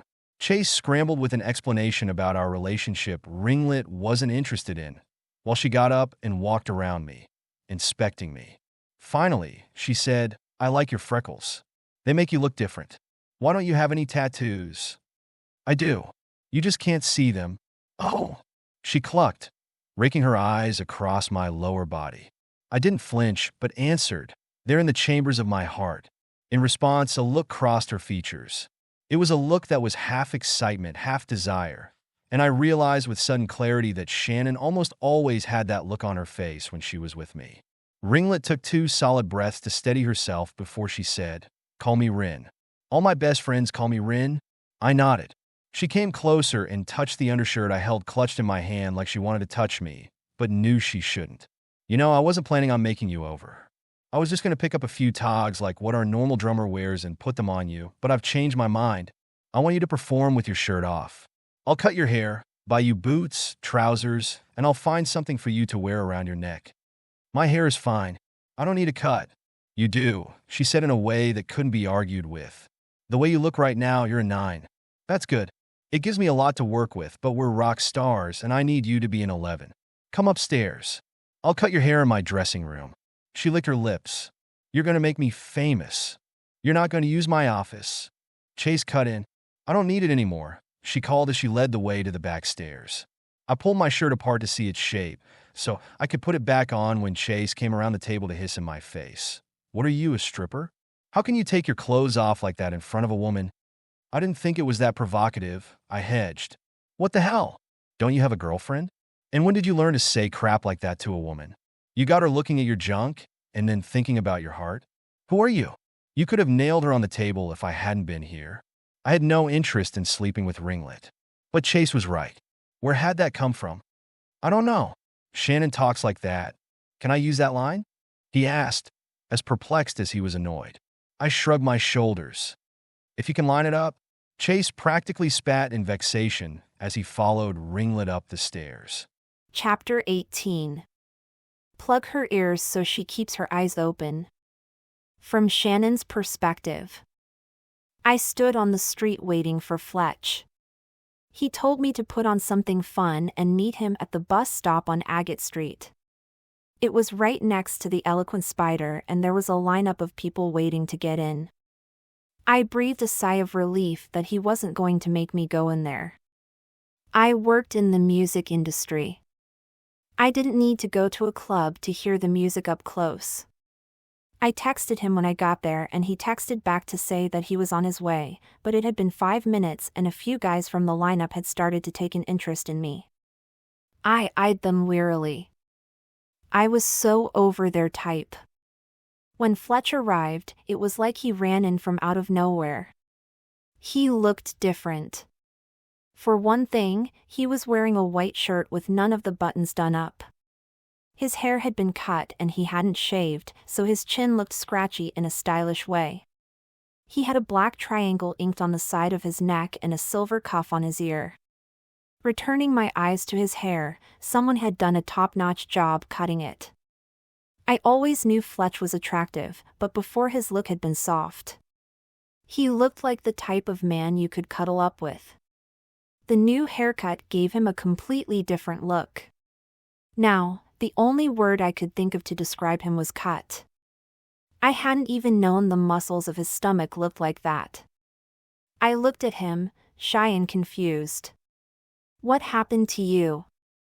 "Rin," he said, reaching into the front pocket of his black leather pants. At first, I thought he'd taken out a condom and I was about to smack him when he put the package to his white teeth and tore at the side. The plastic was clear and he was opening a pair of earplugs. "I'm playing with blades and blasters tonight. I thought you might like to come if you didn't have to cart a drum kit. We played last night and everyone loved us, so I decided to invite you tonight. But I'm not risking your sensitive ears, so I got you these. If you don't have a good time, feel free to leave. It won't break my heart, but as this is the last night I'm playing with them, I thought I'd invite you anyway. It's kind of a once-in-a-lifetime chance. Can you put them in yourself?" I shook my head, though it was a lie. I had worn earplugs more times than I could count, but I loved the idea of him taking care of me, so I watched him roll them between his fingers and slide each one into position. They were warm. They'd been in his pants. "You look beautiful," he said. "I can hear you, if that's what you're wondering," I said, trying to keep my excitement in check. "Great. I'll get you through the ticket gate." He took my hand and got it stamped. Inside, the opening band was playing, and Fletch turned me in his arms. He twirled me and pulled me against his bare chest. I wanted to ask him if he had always been the man who appeared in front of me, but a quiet question was impossible. Instead, I watched him as he danced and pulled me along with him. I moved my feet and wondered if I had just somehow missed seeing him because I was so caught up in my own act. Was I so focused on making sure that I came off right that I had missed that I was with a man who was sexy, confident, and exciting? At that exact moment, someone tapped him on the shoulder and indicated the stage. It was time for him to go. He nodded, slipped his arm around me, and kissed the side of my head before he disappeared into the crowd. With him gone, I was a little breathless and a little unsure of what to do with myself. It wasn't like I knew anyone there. I looked around before deciding that I needed to get a view of the stage or I wouldn't see Fletch performing. That had been one thing about the ballet. Everyone was well organized in their seats, so it was easy to see him in his tux. However, once the opening band left the stage, everyone crowded toward the platform and I was swept aside. Suddenly, I felt someone grab my upper arm. I turned to see Carver staring back at me. "If you can't see, I can take you upstairs," he called loudly over the din of the crowd. I wouldn't have gone with him, but I saw Renee at his elbow. Renee and I were business contacts and I'd spoken to her many times. She was clearly with Carver, so I nodded and went up the back stairs to a viewing room that had wide plate glass to watch the show from above without the ruckus of the club below. Inside, Renee introduced me to Chase, the owner of the club. With one look at him, I could tell that the club scene was his whole life. "So, you're Fletch's girl?" he said with an unpleasant smack of his lips like he was dressing me down. I looked at him sideways. He straightened and corrected himself. "Fletch told me he was inviting you tonight, but I didn't know which one you were, so Carver and Renee pointed you out for me. Fletch and I are old friends." "Pleasure to meet you," I said indifferently. "Is it really okay for me to watch the show from up here?" "Absolutely," Chase said. I thanked him and moved over to Renee, who was right up against the glass watching. She whispered something to me, but I couldn't hear her, so I pulled out an earplug. "Come again?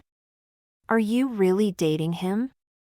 she asked, pointing to Fletch, who had just come out onto the stage completely shirtless.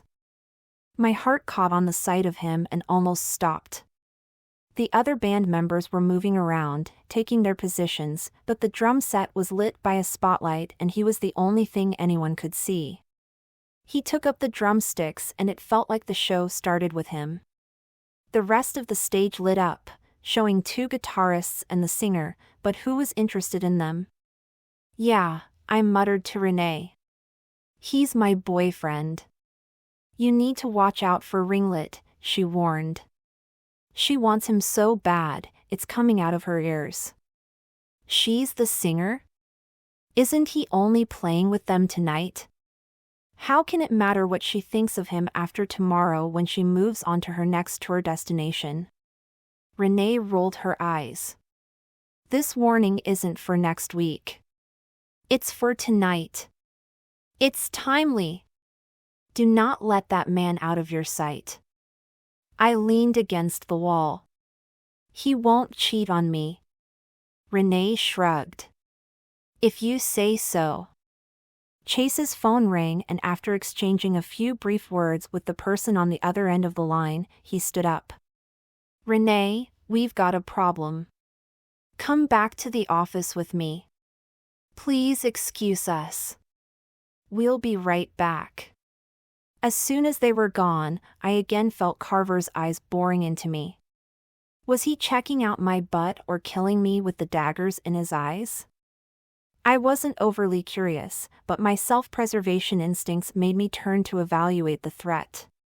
When I saw his expression, I was a bit taken aback. He was looking at me like the act of looking at me satisfied him.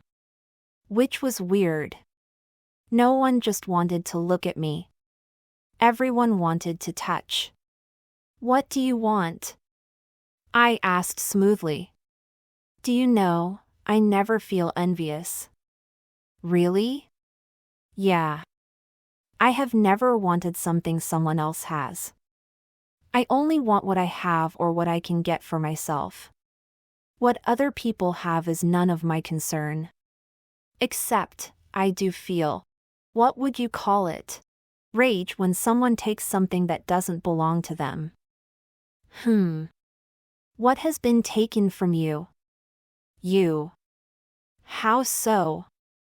"You were supposed to put that gun into my back," he said, fire in his voice. "It wasn't a real gun," I said, with water in my tone. He scoffed and took a step closer to me. "There was more going on that night than you are admitting. You or Natalie is lying to me." "But why?" I put up my hand to stop him from saying anything more. "Listen, none of that old stuff matters. I am no longer friends with Natalie, and you gave her the chance of a lifetime signing her up with DJ Falconhands even though you know she's violent. You saw her behave violently. I left that night with Fletch and he was so good to me, I never want to leave him, no matter how much or how little he has. But if you had kidnapped me as you planned, I would have been the one you left with?" "Aw. You feel cheated," I acknowledged. "You called him by my name, drove the barrel of a gun into his back, and made him go with you," he explained with exasperation. I regarded him curiously. "And you've always wanted a woman to do that to you?" "I haven't wanted just any woman to do that. I didn't even know who you were, but the moment I saw you, I knew I was being cheated. It should have been me." I cocked my head to the side. "But it wasn't. Listen, I did the cookie thing and asked for your number. You gave me that ridiculous slip of paper and I fell for it. I came to your office, I tried to make it clear that I want a date with you, and you shut me down saying you're seeing this guy," he whined, waving a hand at Fletch through the glass. "I just want one date with you. I'm sure I can put everything back to the way it is supposed to be if you'll give me a few hours." "Carver, I don't think you understand. Fletch did something to me," I said conspiratorially. Wide-eyed, he asked, "What?" "He made me fall in love with him, and I fell. Hard." "Oh. You like this little show? You must know that I am a producer for Blades and Blasters. Rin is one of my stars and I told her to ask Chase for Fletch to play at this show. Do you think he'd rather go on tour with her or stay here and date you?" I looked down at the stage. He was twirling the drumstick he wasn't using in his free hand. From his expression, his smile, and the way he thumped out the rhythm of the song, it looked like one of life's highs. He had not looked like that when he played the triangle for the orchestra. Carver came up behind me. One's fortune and fame, with a famous beauty at his side. And the other is what? What do you have to offer him, Shannon? What Carver wasn't saying was that if Fletch turned down the offer, and Shannon didn't come to Carver on her own, he would do everything he could to make sure that Fletch never got a decent job again. Whatever Fletch thought of the deal, I had to handle things in my own way, so I turned to Carver and answered, the barrel of a gun between the third and fourth ribs. "I've heard that's pretty desirable."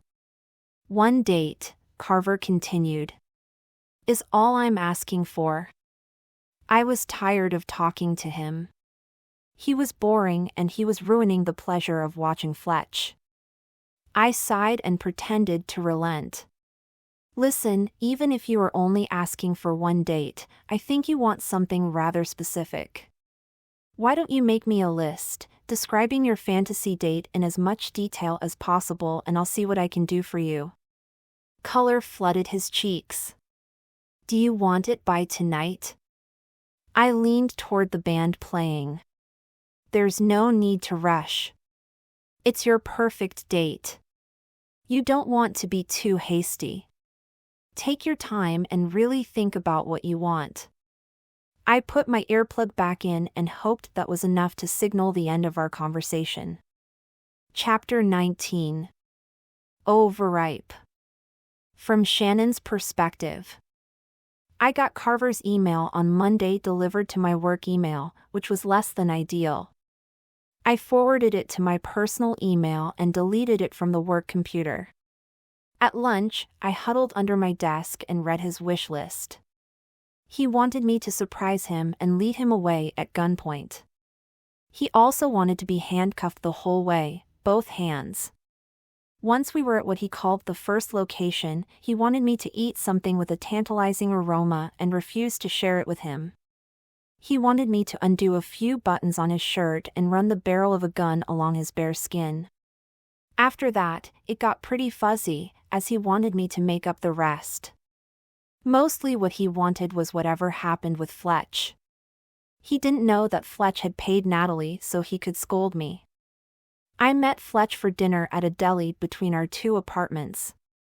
Fletch's new look caused a stir wherever he went, but at least 3 women were staring at him across the dining room as if they'd never seen a man before. I ordered a sandwich for you, he said after he greeted me with a kiss. Has it got mustard and olives on it? He smiled. Yes. Good. You have my permission to order for me anytime you feel so inclined. I stumbled over to a table and he followed me. You haven't got your usual bag with you. Are we not going out tonight? He was referring to my bag of spray paint, which I had not remembered to pick up. I stuck out my tongue. Tonight, we have to talk about Carver Creech. Do you remember him? Only from the dog molestation posters. I snorted. My brain has done a complete about-face on that issue. We should put those posters back up. Why? Because he's been harassing me. Fletch stared at me like he couldn't believe his eyes when the lady at the counter called him to pick up his order. He came back with sandwiches, chips, and fountain drinks. Sorry? He's been doing what? I told Fletch about the cookie handcuffs, the visit to my office, him sending Natalie away, Fletch's gig, and how Carver had been behind it, and finally, I showed him the list of things he wanted on his date with me. Fletch read the list with an ashen face. Does he think you're going to do all this? I implied I might, just to get him to back off. Should we do it? I almost choked on my pop. Should we do what? Should we take him on the date he wants? Together? I don't think we should do any such thing. What he wants is gross. It's clearly a turn-on for him. Do you think you should be doing anything to turn a man on? He chuckled. If you think that would be going too far, then it's probably going too far. Sorry, I mentioned it. If you don't want to go the prankster route, then you should just tell him that you're not going to do his date and you don't care what they do to me.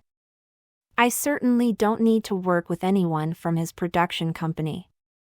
I have other gigs, other side jobs, and besides, if I was ever really desperate, I could teach music. Could you? I wouldn't want to, but I could. Fletch, I said slowly. I saw you at the concert, and you looked really happy when you were playing with blades and blasters. You did not look like that when you played for the ballet. Are you sure you're living your life the way you want to? He reached across the table and cupped my hand in his. I'm sure. I've known Chase a long time and I do not want to fall deeper into that world. Yet, you let Rin give you that makeover? Free haircut, he yawned. I looked down and reluctantly opened the wrapping of my sandwich. Besides, he said, taking advantage of my moment of silence. My mother has invited the two of us over for dinner next Sunday. She has? Fletch nodded.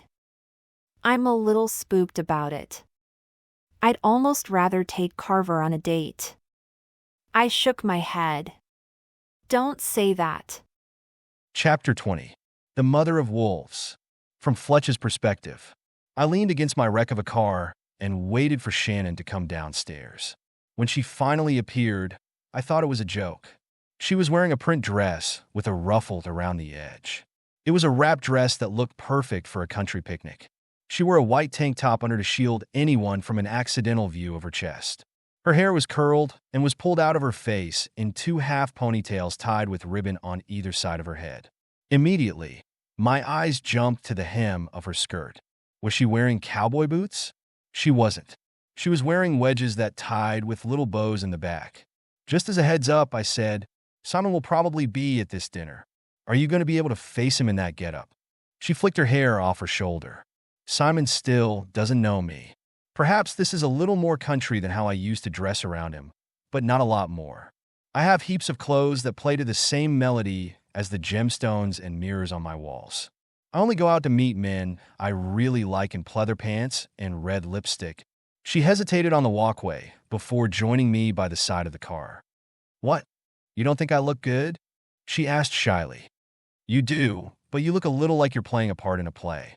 Do you really own a lot of clothes like that? If I don't impress your mother, then you don't impress my mother. It's been a long time since I've lived at home. Suddenly I stopped in my tracks. Simon told you something about my mother, didn't he? Shannon looked away. Your mother is his Aunt Beverly, isn't she? I nodded. Then, yeah, he told me a lot about her. I did not facepalm myself. I calmly opened the car door for Shannon and closed it after her. Like Shannon, I did not bring my dates home for my mother to meet. I knew that meeting my mother would only confuse the woman I wanted to date. If the woman I was seeing loved my mom, it would become a stroke in my favor, and if she didn't, it would become a stroke against me. I didn't want to add my mother to the equation of whether or not a woman wanted to be with me. I wanted whatever happened between us to be between us, not between me, her, and my mother. On the drive over, I almost took an exit to take Shannon to a drive-thru rather than take her home for dinner. Should we have brought rolls or something? Shannon asked blankly. There's a cake I picked up from a bakery in the back. We pulled up the long driveway and saw my brother Finn and Simon's brother Jep tossing around a football in the front yard. I got out of the car, and Jep yelled, "Think fast," and threw the football at my head. I caught it and hurled it back to him. Don't throw that at me until I get my woman in the house. Shannon's appeal was summed up in the effect she had on Jep and Finn. They stared at her open-mouthed as she came out of the car, like she was an exotic bird flying from its cage. Without saying hello, Jep muttered, "No wonder Simon is pissed. Is he here?" They nodded in unison as I made introductions. She got the cake I had forgotten all about, charmed them with a flip of her hair, and a minute later, I led her up the front steps. I knew my father was impressed when he saw her. The clothes she was wearing weren't as awkward as I originally feared. She was used to wearing them and wore them with ease. Even the ribbons in her hair seemed natural. My mother came around the corner and looked at the two of us, confused. "Where's Simon?" she questioned. "He should have told me if he was going to bring a date." "Mom, this is Shannon. She's my girlfriend now." "Ah, yes," my mom said as she adjusted the apron around her waist. "You're the girl Fletch was fooling around with in that picture on Facebook," she said. Shannon's face didn't even register that she had heard my mother speak. "We brought you a cake. Is there anything I can help you with in the kitchen?" My mother looked through the clear plastic at the cake like it was the ugliest, ickiest cake she'd ever seen. Shannon held it up and kept her face a mask of calm. "Well, I suppose we can find a place for it somewhere near the back. As for helping me with the dinner, everything's all taken care of, but you and Fletch can bring in some firewood if you're so bent on helping." She took the cake and disappeared back around the corner toward the kitchen. The beautiful expression Shannon had been holding on her face abruptly fell. She stared after my mother with tight conviction marked on her face. I took her hand and led her out the back of the house. "The firewood is back here," I said, dragging her after me. Outside, in the cool of the backyard, I muttered, "I'm sorry. I didn't think she'd react so poorly to you. She didn't even say hello." If you'd like, we can leave right now. I don't know what Simon told her about you, but I think I'll have a word with him later about it. She shook off my hand and sat on the woodpile. Fletch, please relax. I've been introduced to many mothers, and some of them like me, and some of them don't. Do you know what makes the difference? What I'm about to say is strange, but from my experience, it's true. What? Shannon cleared her throat. The mothers who are glamorous and loud, they like me, and the proper ones don't. I choked a laugh. You must be joking. I wish it was a joke. Your mom looks like the poster matriarch for country living. I try to dress like that, but it isn't enough. Not when I have Simon's scalp on my belt. Your mom probably never played with a man in her life. She probably doesn't understand the rules of those games, and has always looked down on the women who play them. It's amazing how many women don't like other women because they like men, are interested in them, know how to please them, and so forth. I've had a lot of that hate. The thing is, it drives me away from other women and makes me want to be with the men who accept me, which makes the women even angrier. It's a vicious cycle. You have a lot of experience with this? Yep. Lots of practice being disliked for my appearance and charm, she said, getting up and stretching her arms. I can do this. Have you ever won over a mother who felt that way about you? She rubbed her temples. No. Sometimes they convince their sons to dump me. I wouldn't have thought you got dumped often. It's happened a few times. If it's over something like this, I tend to be able to let it go. After all, if a guy who can't tell his own mother what he wants, he must not want it very much. I watched her in the sunlight, the fabric of her dress moving over the troublesome curves of her body. The skirt fluttered in the wind and opened to show a slit up to her thigh. Why had I brought her here today? It seemed like a terrible misuse of time when there were only so many hours in a weekend. She bent to pick up a log. My hand caught her wrist before she touched one. Leave it. Picking up chopped logs without gloves is a good way to get a sliver. Your arms are bare. I'll get it. Back inside, I stacked the logs next to the fireplace and heard my mother call us to the table. She sent Shannon to get Finn and Jeb from the front lawn like she was a maid who had served my family for 20 years. Shannon went and was more effective than any other person had ever been at getting the younger men into the house. They were like fishermen jumping into the ocean at the sound of a siren's call. The table was lined up with Shannon and me on one side, Jeb, Finn, and Simon on the other side, with my mother and father at the ends. I had expected trouble from Simon, but he merely averted his eyes like he wasn't thinking about Shannon. The boys and my father were curious. They asked her where she grew up, what she did for a living, where she lived, where she had gone to school, and where she went to church. Many of the questions were ones I'd never asked her. It wasn't that I wasn't interested in the tiniest details about her. It was that I didn't want to bore her. It was subtle, but she was showing signs of boredom and fatigue. They were exhausting her. Or maybe it was my mother with her critical stare. What are your hobbies? My mother suddenly asked. I like to go to the library. Shannon answered demurely. So, you like to read? Shannon has a very interesting collection of books, Simon interjected. My favorite one was The Scientist's Cure for Lovesickness. Really? What was his cure? My mother asked, raising her goblet. It wasn't written by a real scientist, Shannon explained. My mother's laugh was tinny and tinkling. Of course not. I mean, it's a novel. That's just the name of it. It's about a botanist who falls in love with an unknown person who designs the most beautiful tea rose. She's smitten. Through some careful investigation, she discovers who made the rose that was more perfect than any other. Who was it? My father asked kindly. It was an old man. Her father. The love she felt was not romantic. She didn't know him. She just loved his work and longed to learn more about him. She had never known her father, nor had she thought that there might be some kind of love between them. For those who long for love from unachievable heights, it's a story of hope. You might not get romantic love, but you will get unique love. She glanced at Simon like the story meant something to the both of them. Simon's shoulders slumped. The table had become a place of deathly stillness. Not even my mother moved or spoke. Slowly, he said, "You defeat me." I stared at the two of them. In her own way, she had offered him a love that had nothing to do with romance, and he was saying he was willing to take it. I wondered what he had told my mother that had made her treat Shannon like a hostile force. I wondered where the book they were talking about was. It was no longer on her bookshelf, and she didn't lend out her books. Chapter 21. The Mother of the Woodsman. From Fletch's perspective. After dinner, I shut myself in the library with my mother while the rest of the company sat in the great room. I didn't want to talk to Simon as well, but I was less annoyed with him. Whatever he said about Shannon, it clearly came from a place of pain. I didn't want to be hard on him.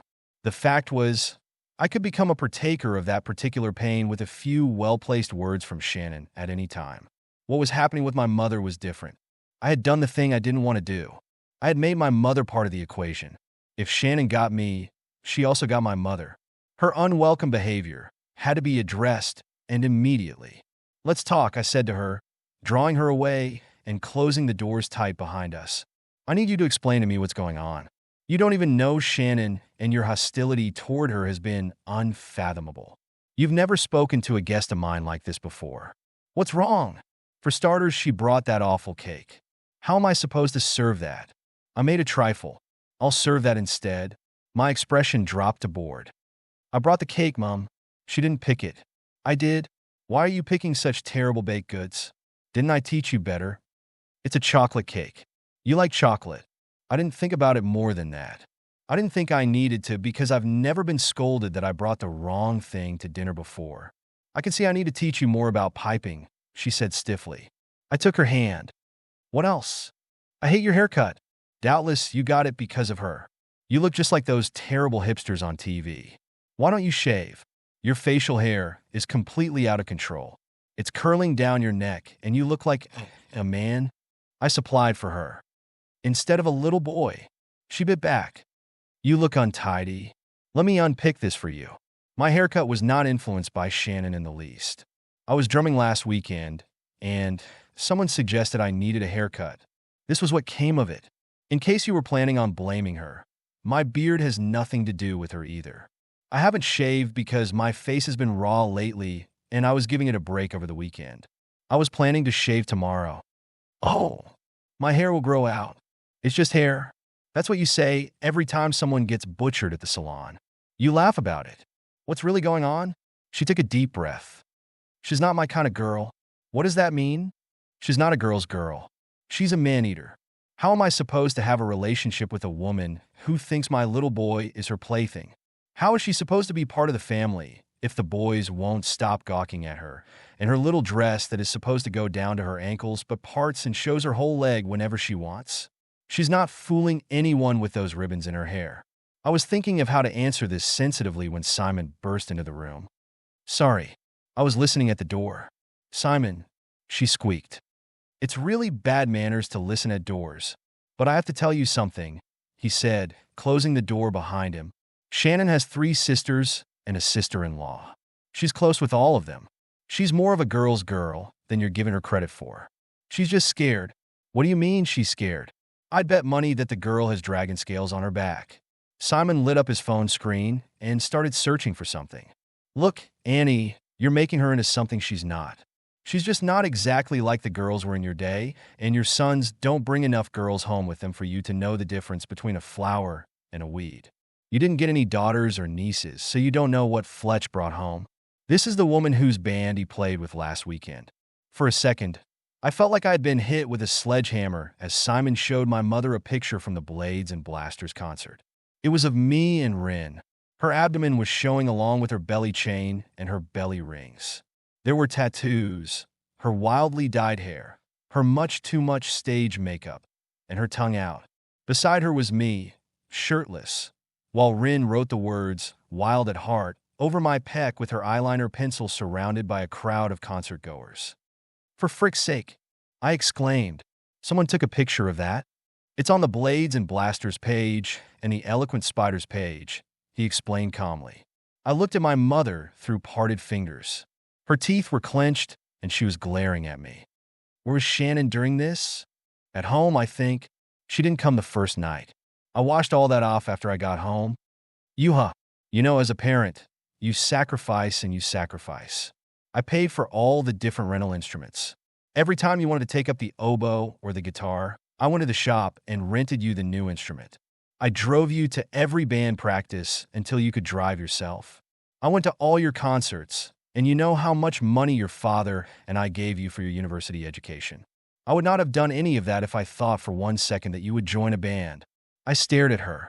Then I started to chuckle. You took me to band practice, thinking that I would never join a band? Well, not a band like that, she fumed. I couldn't hold back the laughter. Mom, that gig was a one-time thing, and whether you like it or not, I had a great time playing with them. They have a regular drummer. I was a replacement. That was not Shannon's scene, and I was lucky she came to see me on the second night. I said, turning to Simon. I hope that you're not harboring any further resentment toward me, because your revenge is swift and brutal. I can't believe you showed my mother that picture. Simon scoffed and put his phone away. I turned back to my mother. Mom, you're right. There's something off about Shannon. You're sensing it, but you're not able to label it. She's not acting like herself today. She wanted to impress you and thought that showing this side of herself was best, because she wasn't confident enough to show you her true self all at once. Frankly, she's right. She's not what you're expecting or what you think you want in a daughter-in-law. Please understand that her behavior today was an act, but it was a good-natured lie.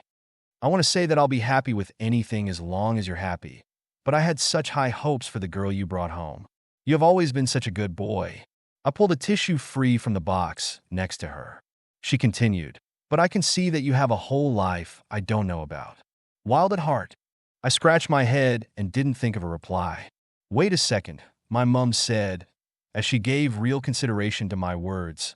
You said she wasn't what I was expecting in a daughter-in-law. Fletch, she clutched at my hand. Are you going to marry her? I love her. I already want to marry her. I'm here with her today to give you a heads up. I might come home tomorrow and tell you that I have married her. Simon laughed. Like you'd be able to get her to just marry you at the courthouse or something. Don't be ridiculous. She has to have a high-class wedding. It would probably take 2 years to plan. I shook my head. If she wanted to marry me, she'd marry me wearing a garbage bag. She's very determined when she wants something. I looked to Simon for his reaction. His expression was strange. He wanted to defend Shannon, which was why he burst into the library defending her. Yet he obviously did not believe she would choose me. He was still expecting me to be very disappointed. Chapter 22. A Date with Guns and Gags. From Shannon's perspective. After dinner at Fletch's parents' house, I didn't have anything left for anything or anybody. I had him drop me off at my apartment and leave me there. Normally, he and I extended our dates as long as we could. I had not slept over at his place since the first time. An idea had been forming in my head. It was a small idea, but it grew whenever we spent time together. After I kicked my shoes off, I wished I had gone over to his place. He had a tub. I only had a shower stall and it was very cramped. If I wanted to soak my feet in something, I had a basin I kept under the sink, but that night I was too tired to pamper myself. I went over to the closet door that led to my bed and everything happened so fast. Before I even registered that someone was in my bed, they had pulled me under them, covered my mouth, and handcuffed me to the iron rod headboard. Hearing the clack of metal on metal, I realized I had not been handcuffed with cookies. You were supposed to get back to me, Carver jeered. He pulled a gag from beside him on the bed and wrapped it around my face, pushing it hard into my mouth. He was so heavy on top of me, with one of my arms pinned to my side and the other in the handcuff, I couldn't even move. His hand moved across my body. He was looking for my phone. After a thorough pat, he realized I was still holding it in the hand that was under his knee. It was useless to scream through the gag. He tossed my phone out the closet door and leaned his face so close to mine, I could see the pores in his nose. Since you won't come to me, I've come to you. Getting off me, he positioned my armchair outside the closet to stare at me. He held a gun in his hand. Convinced he had given me an adequate reason not to scream, he offered gloatingly, "You can take your gag off and we'll have a conversation." I rolled my eyes and removed the gag with my free hand. Dude, what do you want out of all this? If you think that it's my normal routine to cart a man away at gunpoint and that's the kind of woman you want in your life, you have to understand, that isn't me. The gun I had that night was not a real gun. The handcuffs I used were toys. Fletch was in no real danger ever. I would never put a human being in danger. This handcuff you've got around my wrist looks FING authentic, as does your gun. Could you stop pointing that thing at me? I'm handcuffed, so I can't run and I'm willing to talk to you without screaming. Put the gun away. He dropped it with a deadpan expression on his face. It fell on the floor with a thud. It was not plastic. Is that thing loaded? I demanded. I guess that's all part of the surprise, he said, looking bored. Why didn't you do the date like I asked you to?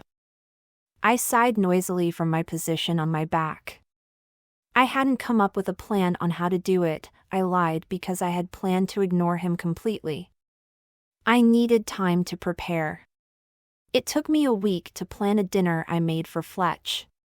You didn't give me anywhere near enough time. Yet, I saw Fletch drop you off tonight. By your outfit, you were on a date with him. Why were you on a date with him when you were supposed to be planning a date with me? I told you what I would do to him if you didn't do what I wanted.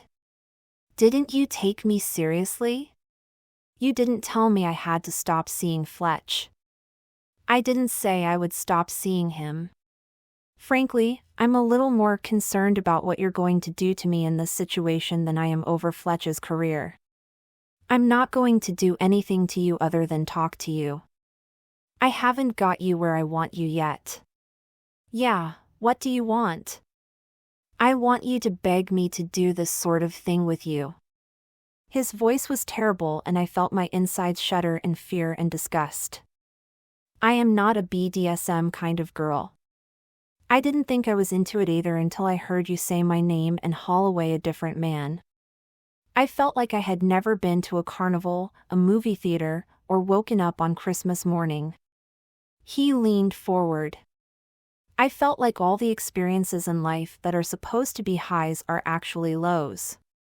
Work has always been more fun than play until I heard you give my invitation to him. I can't change that he was the one I picked up. I can't change that now, Carver. I love how you say my name. Mr. Creesh? I tried, hoping that would be less interesting to him. I may like that more, he smirked. I threw my one hand up in exasperation. Look, this kind of stunt is not going to get me. This kind of stunt is going to make me report you to the police and get an emergency protection order placed on you. Is that what you want? I've never had a mugshot.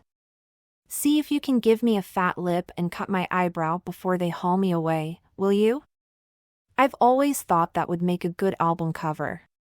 He was completely insane. I couldn't do anything. I couldn't reach my phone. If I started screaming, he'd just gag me again or point the gun at me until I stopped. After he'd had his fun, would he just leave? How was I going to keep living here if he could get in? How did you get in here? I asked. That will have to be another surprise. I groaned. Where do you live? Why? Are you gonna try to break in? A little payback? Instantly, I knew I could never do that. It was exactly what he wanted. What else are we going to do for our date? I air quoted with one hand. What would Fletch do? He suddenly asked. He'd play music for me. Carver grabbed his phone. Right. I should have been playing music this whole time. Want to hear the demo for the latest band I signed? I wanted to say, not really, but bit my tongue on it. He started playing a track on his phone, but to me, it didn't sound like anything. It was music that was so much like everything else I'd ever heard that it didn't make any impact. At the least, it was okay background music. Then what would he do? Examining Carver's face, I realized he did not know anything about the world he was trying to enter. He would probably do anything I asked him to. I did a little prioritizing in my head. My long-term goal was to get him out of my life. My short-term goal was to get him out of my apartment. While I was so powerless, I was going to need to satisfy him. He would give me a pedicure, I lied, thinking of how sore my feet still were. He hasn't given me one in 2 weeks. Carver looked stunned. I've never done that for anyone. I don't know if I know how. Stop being a loser, look up instructions on your phone and I'll tell you where I keep my supplies. All in all, it took him 1.5 hours to give me a pedicure according to the directions he'd found. I sent him to find my basin, my exfoliator, my bubble bath, my manicure set, and my lotion. He sat on the floor timing how long my feet had been soaking with his white shirt sleeves rolled up and his legs crossed. It would have been cute if my wrist was not still in the handcuff. I hoped he would be disgusted by the amount of skin that came off, but he didn't seem to notice the way I did when I did it myself. I also hoped he would be annoyed at how often I accidentally splashed him.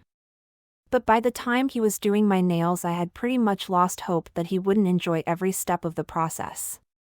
Carver had a great time, even though I thought the idea of giving another human being a pedicure was mildly repulsive. If Fletch had told me he wanted me to give him one for one of our dates, I would have suggested that instead of a pedicure he let me write something on the bottom of his foot with a ballpoint pen to see how much he squirmed and if he could figure out what I was writing. That would have been much more interesting to me.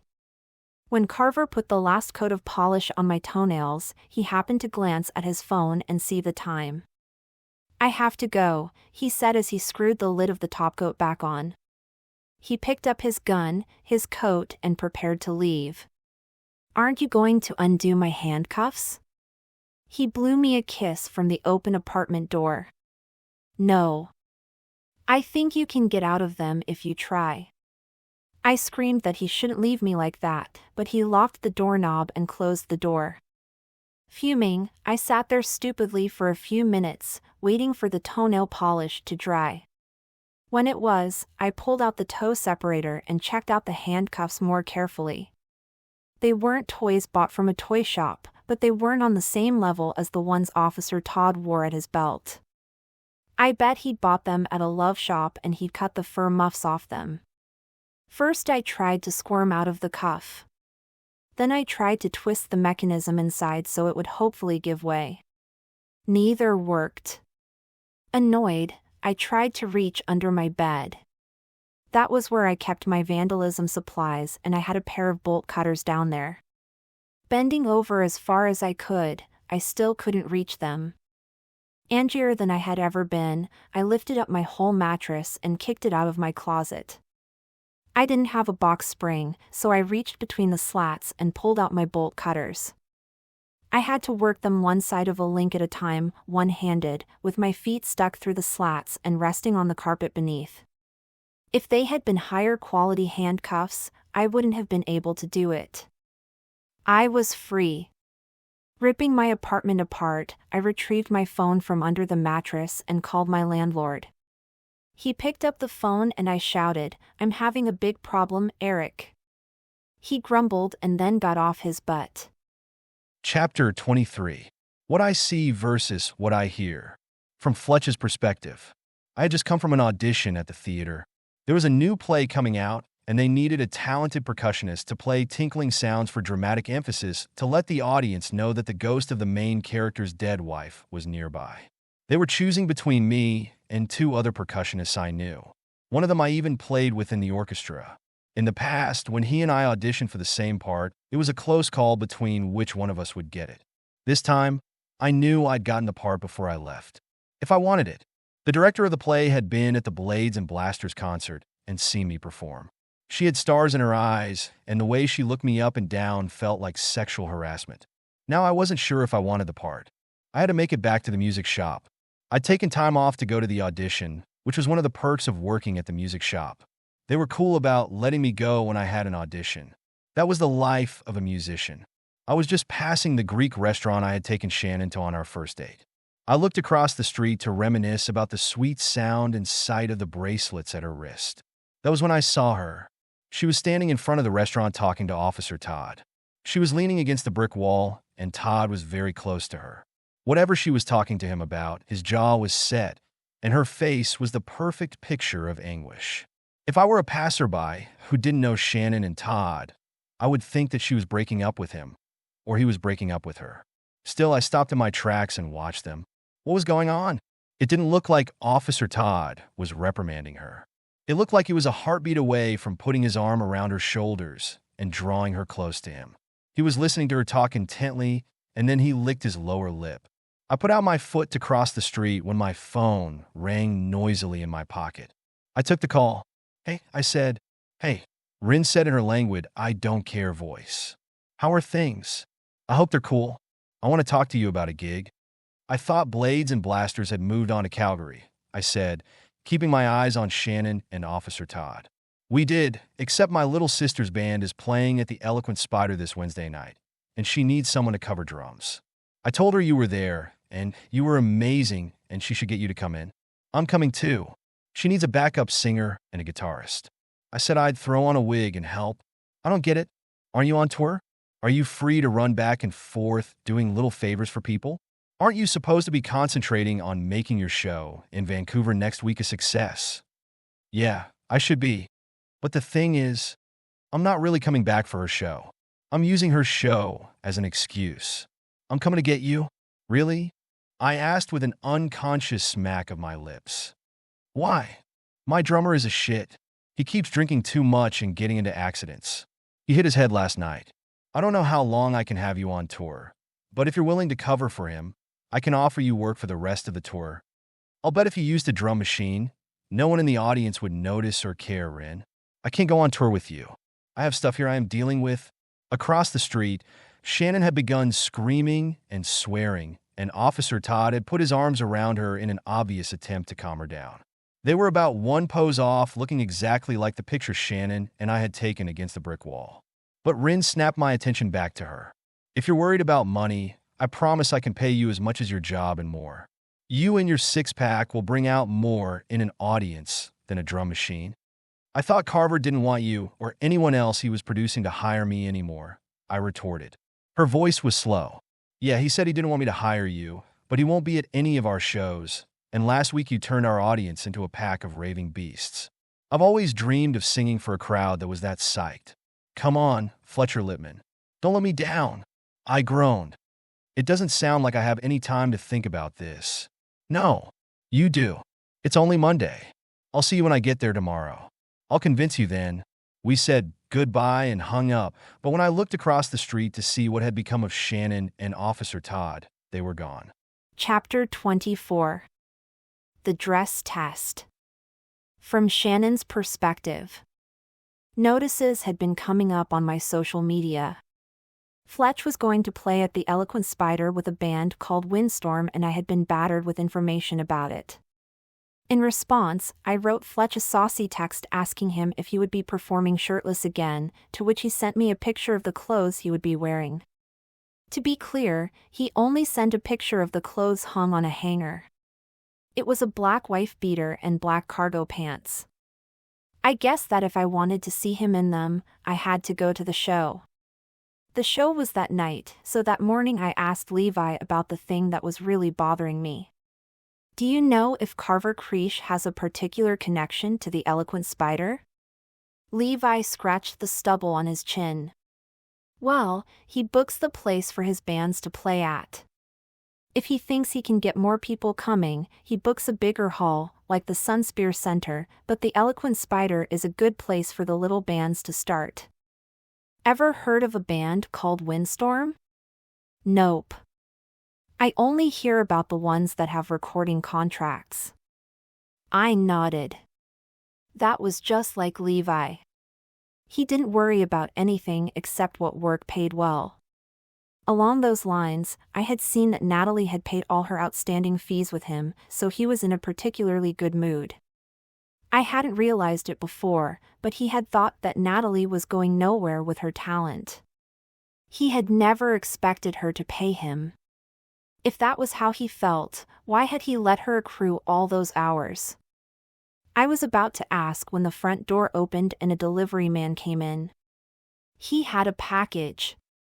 I signed for it before I saw it was for me.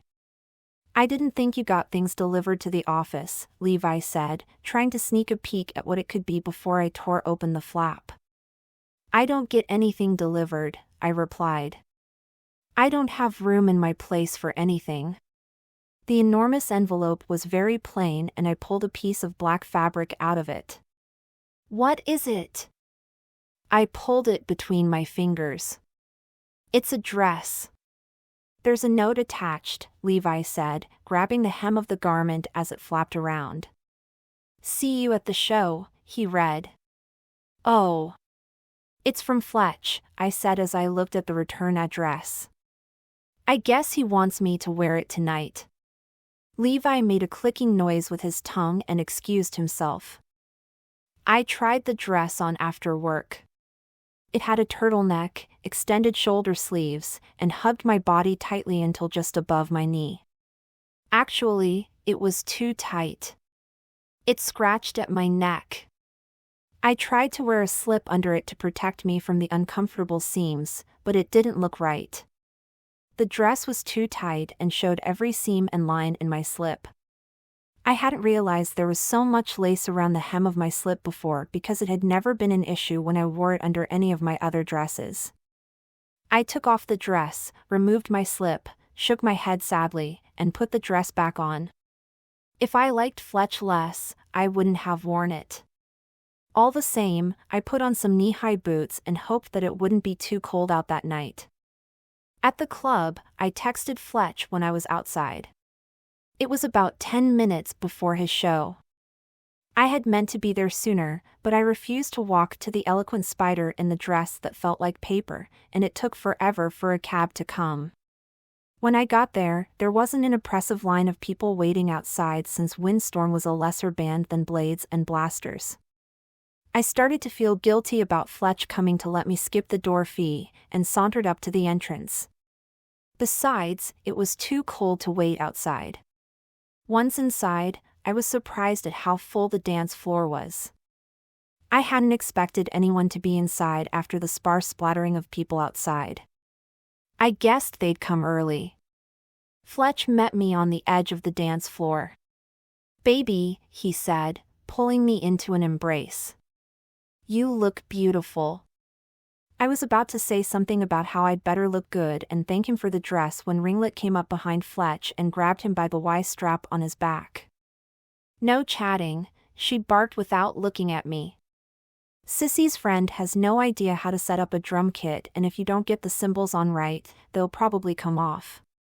He moved to kiss me, but the force of Ringlet's hoist moved him out of the space of even my fingers. If he'd had a pair of earplugs with him, he hadn't had a chance to give them to me. I shrugged and pulled a fresh pair out of my bag. As I finished twisting them into my ears, I noticed a few kids watching me from the bench of a booth. Not only was I alone, but I was also putting in earplugs like a snob. I needed a seat. I watched Windstorm play for 2 minutes before I got bored.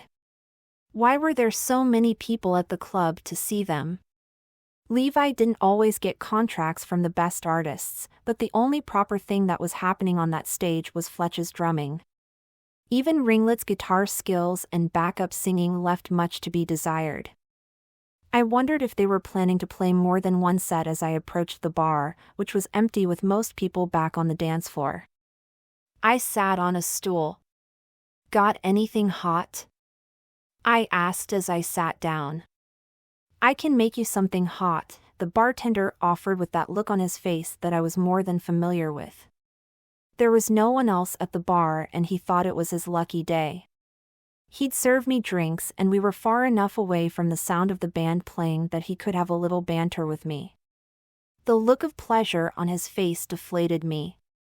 In the past, I would have taken full advantage of a man's willingness to go out of his way for me, but tonight, it just made me feel out of place in my own skin. Do you like chocolate or peaches? I know a really good recipe for mulled peach wine. That sounded like it would take forever. Actually, I haven't had anything to eat, and if I drink that, I'll feel worse. I'd like orange juice and soda. What's making you feel bad? He asked, taking my money and pulling on his soda handle. This dress. This music. The bartender laughed. Suddenly, two guys took the seats on either side of me. They were enormous and practically crushing me between them, even though the stools were screwed to the floor. Sitting between them was horribly uncomfortable, and I moved to leave once the bartender was finished making my drink. "Oh, don't go, darling," one of the hulking men said. "We don't mean to chase you off. We're just here to talk for a minute." I paused, wondering how badly I would offend them if I strode away with my nose in the air and what the consequences of that might be. "These guys are the bouncers," the bartender informed me. "They'll just be a minute." I put my weight back on my stool. Besides, as I looked behind me, the bar was starting to fill up. I pulled at my collar. I was uncomfortable. It wasn't just the dress. What was I doing? This was exactly the sort of thing I had rejected Simon over. I even told Fletch on that first night when we were handcuffed together that I wouldn't be the girl who was hauled to sleazy clubs, and now I had been hauled to this sleazy club twice. What was I doing? I knew damn well what I was doing. I was waiting for Fletch to finish his drumming so he would take me to a quiet Greek restaurant, and then I would make him feed me pita bread with hummus. Sometimes sets were only 20 minutes. They were probably halfway finished already, but I was going out of my mind. The reason I didn't jump up from my chair was that it had gone from 6 degrees Celsius to 42 degrees in a matter of minutes. I was boiling, and the bouncers weren't leaving. The juice was sour, and my dress was chafing my neck. Okay, I liked Fletch. I was in love with Fletch. That was the only reason I was putting up with this crap. And I wouldn't put up with it anymore. He wanted to know the real me? Well, he was going to get the real me that night. I was going to tell him what I thought of the Eloquent Spider and the people who worked there and the people who worked with the people who worked there. I was going to tell him not to send me pretty dresses because I had so many sensory issues that he was forbidden to shop for me. I stood up. I was leaving, and when he bothered to contact me, he'd find out why. I stormed out to the lobby with my fingers in my collar, angry and uncomfortable when I noticed something. When I pulled my fingers out of my collar, there were black smudges on them. It was exactly like I had had my fingerprints taken at the police station, except the ink was on the front and back of all my fingers except my pinky. Stunned, I pushed my way into the women's bathroom. Looking at myself in the mirror, I pulled my collar down. Black was smudged in a thick ring around my throat. That was not the handiwork of the cheapest fabric and the cheapest dye in the world. Something was going on. I checked the bathroom stalls, and when I saw that I was alone, I ripped the dress over my head. There was ink all over my body. Like an enormous inky typewriter had used me as its paper, I had the words, "I want Carver," written all over where the dress had touched me, except where my underwear had protected me. I put my hand under the soap pump and smeared some soap on my chest where the words were the clearest. I yanked at the paper towel roll and wetted it. The only thing that happened was that I got my bra wet. The words were not coming off. Fletch hadn't sent me the dress. Carver had. He had somehow used permanent ink, and I didn't know when it would ever come off. I called Todd. "What's up, Shannon?" he asked pleasantly. "Where are you?" "I'm at the Eloquent Spider, and I really need you to come get me." I was not going to cry, but my voice quivered over the phone. "Why? Is someone chasing you?" "No. I have a huge problem. I need help, and you are the only one who can help me right now. I'm just down the block, he said. I'll be there in a minute. Okay. I'm in the girls' room. He was faster than I imagined, and I was still wiping at the ink hopelessly when he came in. He looked at me, up and down. Then up and down again. I could tell he was struggling desperately to stay professional. If I had been a random person he didn't know, he wouldn't have struggled at all. Instead, his blue eyes flashed like he was seeing something he should never see on duty. Then he chuckled. What happened? Did someone do this to you when you were drunk? When have I ever been drunk, Todd? Someone pulled a prank on me. Who? I tugged at my bra straps to emphasize Carver's name across my cleavage. Was it the same guy who made you submit to a pedicure at gunpoint? I shook my head wearily, before shouting at him, if you laugh again, I swear I'll kill you. That wasn't funny, and neither is this. Okay, I'll go get a camera, so we can take some pictures of this, and an evidence bag, so I can take that dress. Maybe some clothes for you, he said, before ducking out of the ladies' room. I didn't like the way he said maybe. Chapter 25. A woman with words in all the right places. From Fletch's perspective. I walked around the front of the eloquent spider, but I couldn't see Shannon anywhere. There were a few minutes between sets that I could spend with her, but she was nowhere to be seen. I approached the bar, confused. I had texted her as soon as I finished, but she hadn't answered. I checked my phone again. What's up, Fletch? Bradford said as I approached the bar. I hear Ren is picking up your drinks for the night. So what are you having? Just give me a bottle of water. I'm too hot for anything. Drumming shirtless is better. Huh, the bartender quipped as he fetched my water from a glass cooler behind him. You look confused. What's wrong? I'm looking for a woman. Maybe you've seen her. She was wearing a black dress that came up to her chin. Bradford nodded, licking his lips playfully and enjoying what he was about to say. Yeah, I've seen her. She went into the ladies' room, and a man went in after her. They haven't come out yet. I squinted at him disbelievingly. Am I supposed to bust in the girls' bathroom now? He smiled broadly. I'll come with you if you want backup. Aren't you supposed to be minding the bar? It'll only take a second. It would take me longer to go to the back for a new bag of wine. Let's go. I was about to tell him to go soak his head when I remembered the true nature behind Shannon's pretenses. I didn't know where her limits were or what she would or wouldn't do. I didn't think she was fooling around behind my back at the bathroom during my show. That made no sense, but the idea that she could be up to no good made perfect sense. Had she found some trouble? Wait, I said, putting my hand up to stop Bradford, who had just come around the bar. I'll go check it out myself. It's okay. I've been thrown into girls' bathrooms before. Suit yourself, Bradford called after me as I strode toward the bathroom. I opened the door a crack, and I heard a male voice say, You look like a model, Shannon. If you look too hot, these pictures are going to turn out all wrong. He paused, and I opened the door enough to see inside. Officer Todd had a huge digital camera in his hands, and he was looking at the pictures he'd taken.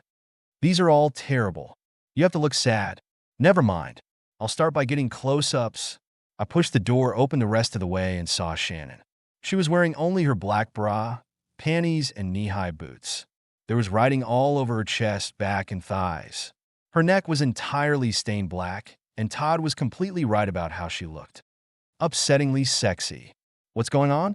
I asked, not feeling like I was walking in on anything I shouldn't. Fletch, Shannon squeaked, her face turning bright red and horrified. That's the look we're going for, Todd exclaimed before shooting off 20 shots of her red face as she wrung her hands and stared at me appealingly. I want Carver, I read off of her thigh. Todd's calm, authoritative voice chimed in. He put ink inside this dress. From what I can tell, he sent it to her intending to deceive her, so she thought the dress came from you. Shannon says she thought your apartment was the return address on the package, but anyone could have put that on. It seems that her sweat activated the ink. It doesn't come off with water. Hell of a prank, eh? He did this? I asked, looking at her alarmed face. She had black smudges on her fingers, and when she put a hand to her mouth, it came off on her cheeks. I had never seen her so alarmed. I read it again. I want Carver. Yeah, I want Carver all right. I turned around and the only thought in my head was booting it upstairs to see if he was in the VIP room with Chase. Shannon put her hand on my shoulder to stop me from going and then withdrew it lightning fast because she'd smeared my shoulder with ink. Sorry, but please stay, she cried. Or maybe don't go get in a fist fight. Todd wanted to get me some clothes when he wanted to get the camera, but he didn't have any. Do you have anything with you that I can wear so that I can leave? Shannon, you know I'd give you the shirt off my back, I said, pulling the wife beater off and handing it to her. She took it gratefully and slid it over her head. Wearing it, she looked like an album cover. I kicked off my shoes and undid the button on the cargo pants. You don't have to take those off too, she said, seeing the top of my blue and white striped boxer shorts. Because I'll look silly walking through the club? I'm debating whether or not I should still drum the second set in my underwear. I pretended to contemplate this. Nah, it would never work. You can play or not. But keep your pants on, she almost shrieked. Then she calmed down and said, look, this shirt hits me mid-thigh. Todd can give me a ride home, and I'll be okay. I just need this shirt. Todd had finished taking pictures. Shannon, do you want to come to the station to make your statement tonight? Or do you want to come in tomorrow? Tonight. Great. Let's go. I'll turn on the heat in the cruiser. Feeling helpless as Todd handed Shannon his jacket, I put my hands in my pockets. I felt my keys jingle. Wait, I called. Shannon, don't go home after you go to the police station. Go to my apartment. Why? Because I have a tub and you don't. I'll pick up some things to help you get the ink off and meet you there. Tearfully, she took the keys, tucked them in her purse, and left with Officer Todd. He gave me an approving nod, and they stepped into the entrance of the club. Rin met me in the lobby as I watched Shannon and Todd drive away. Just can't keep a shirt on you, huh? She said with a flirtatious smack of her lips. I turned to her. What do you know about that? About Shannon Bilks getting hauled off in a police car? Nothing. I didn't know they let criminals ride in the front. I didn't think that anyone in the world knew that Shannon was a criminal. I didn't let Rin's brazen accusation fluster me. So, Carver didn't want me to perform with you tonight? Yup. Good thing he's not here. I bet he is here, I said slowly. I bet he's the one who suggested that you hire me for your tour, and that he told you to hire me tonight too. Your sister's band is crap, and yet this place is packed, and it's not packed with nobodies. I spotted a few local big wigs in the audience. You and your sister had better hope that there's no such thing as bad publicity. Otherwise, this show might haunt your careers. They came as a special favor to Carver, she said, before flinching. Wish you could bite your tongue off. I questioned as I regarded the people loitering on the edges of the dance floor. I didn't mean to say that. I meant to say that they're here as a special favor to me. You know, because I'm so famous. Do you know what Carver did to Shan tonight? Why she's getting taken away in a police car? Rin paled and her eyes widened. Look, I continued. I don't know if your offer for me to join your band was authentic or not. It is, she interrupted. I put up my hand to stop her from saying more. I don't know if it was a real offer, but I have to refuse. Don't bother ever looking me up again. Playing with your band those 2 nights was fun, but it wasn't fun enough to have to deal with Carver or anyone connected to him. For the second set, either ask Chase to cover for me or get him to get one of his goons to hook up a drum machine. Wait, you'll never play with me again? Isn't that being a little too rash? I mean, we're all in this music industry together. We're not competing. We can work together and I don't want to see you go. I rubbed the spot between my eyebrows. What do you care? You're willing to play their little game, so go play. I strolled out the eloquent spider without my shirt on into the cold night air. I walked 2 steps toward my car before I realized that I couldn't even drive it home. I had given my keys to Shannon. Chapter 26. Bathtub of Dreams. From Shannon's perspective. I had bubbles up to my eyebrows when Fletch returned to his apartment. I didn't see him at first because of all the bubbles. He was racing around frantically. Fletch! I called to him over the mountain of bubbles. Is everything okay? Everything is fine. I just need to get my keys and run down to the drugstore. I'll be back before your bath cools. The door slammed. By the time he returned, I had almost dropped his copy of Creating a Xylophone Soundscape into the bathwater 3 times, and the bubbles had considerably come down. I'm back, he shouted, and I've brought 3 types of cures for ink on skin. I had a lot of success getting it off my legs, chest, and stomach, but there's nothing I can do about my back, I replied. He got a clean towel and draped it over the edge of the tub. Lean on that and I'll scrub your back, he offered. I unhooked my bra and leaned my chest against the towel while he rubbed baby oil into my back. Are you really upset? He asked. Yup, I replied through gritted teeth. It wasn't really that I felt as savage as that sounded. I just felt like I was on the verge of crying again and I didn't want to cry. Carver had pulled a practical joke on me. This wasn't even the first time I'd had an ink-style practical joke played on me. I should have been tougher. What was making me into such a baby that night? Is it coming off? I questioned stiffly. Yeah. All you're soaking in the tub is taking your skin off with it. Nothing to worry about. Just a bit of healthy exfoliation. You sound so cheerful, I moaned as I glanced over my shoulder. Unless I was mistaken, he had that expression on his face the night I kidnapped him. For the first time, I wondered if that look didn't mean he was pleased. Is this awkward for you? He shrugged. I was just thinking that if Carver Creech had any idea that his prank would lead to me scrubbing your naked back in my bathtub, he would not have done it. This almost feels like revenge. Pleasant revenge? Very pleasant. He grinned. I winked back at him before turning my head forward and giving it a break from the strain of looking over my shoulder. What happened after I left? I quit, told Ringlet to get a drum machine, told her I would not work with her in the future and left the club with no shirt. Then I realized I'd given you my car keys, so I had to walk home. You mean that you were out walking with no shirt on while I was at the police station giving my statement? Yes. I managed to snag a bus on the way to pick up my car and the baby oil. I also bought you some chocolates. They're only from the drugstore, but I thought you'd rather have cherry cordials and coconut white chocolate than nothing. Yes.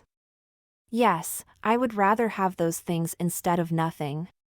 Can I have one now? Sure, he said, tossing the sponge at me before drying his oily hands on a paper towel and retrieving the chocolate from the plastic bag. He set them out in front of me on the bath mat while I added more hot water to the tub. He clicked on some soft xylophone instrumentals and took up his sponge again. After about 2 minutes of eating cherry cordials, listening to chill music that barely had a melody, having my back scrubbed and massaged, I realized that this was the best date I had ever been on. I was about to tell Fletch how I felt when the door buzzer rang. You can't be expecting anyone. I yelped. I'm not, but I am going to see who it is, he said, getting up and drying his hands a second time while the door buzzer made impatient, unpleasant noises.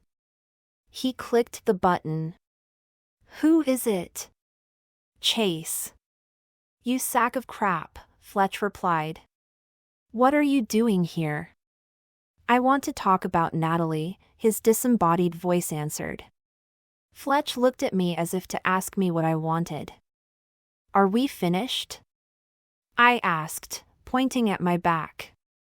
No, but I would have stretched that out for hours, Fletch admitted with a shrug and an especially pleased grin.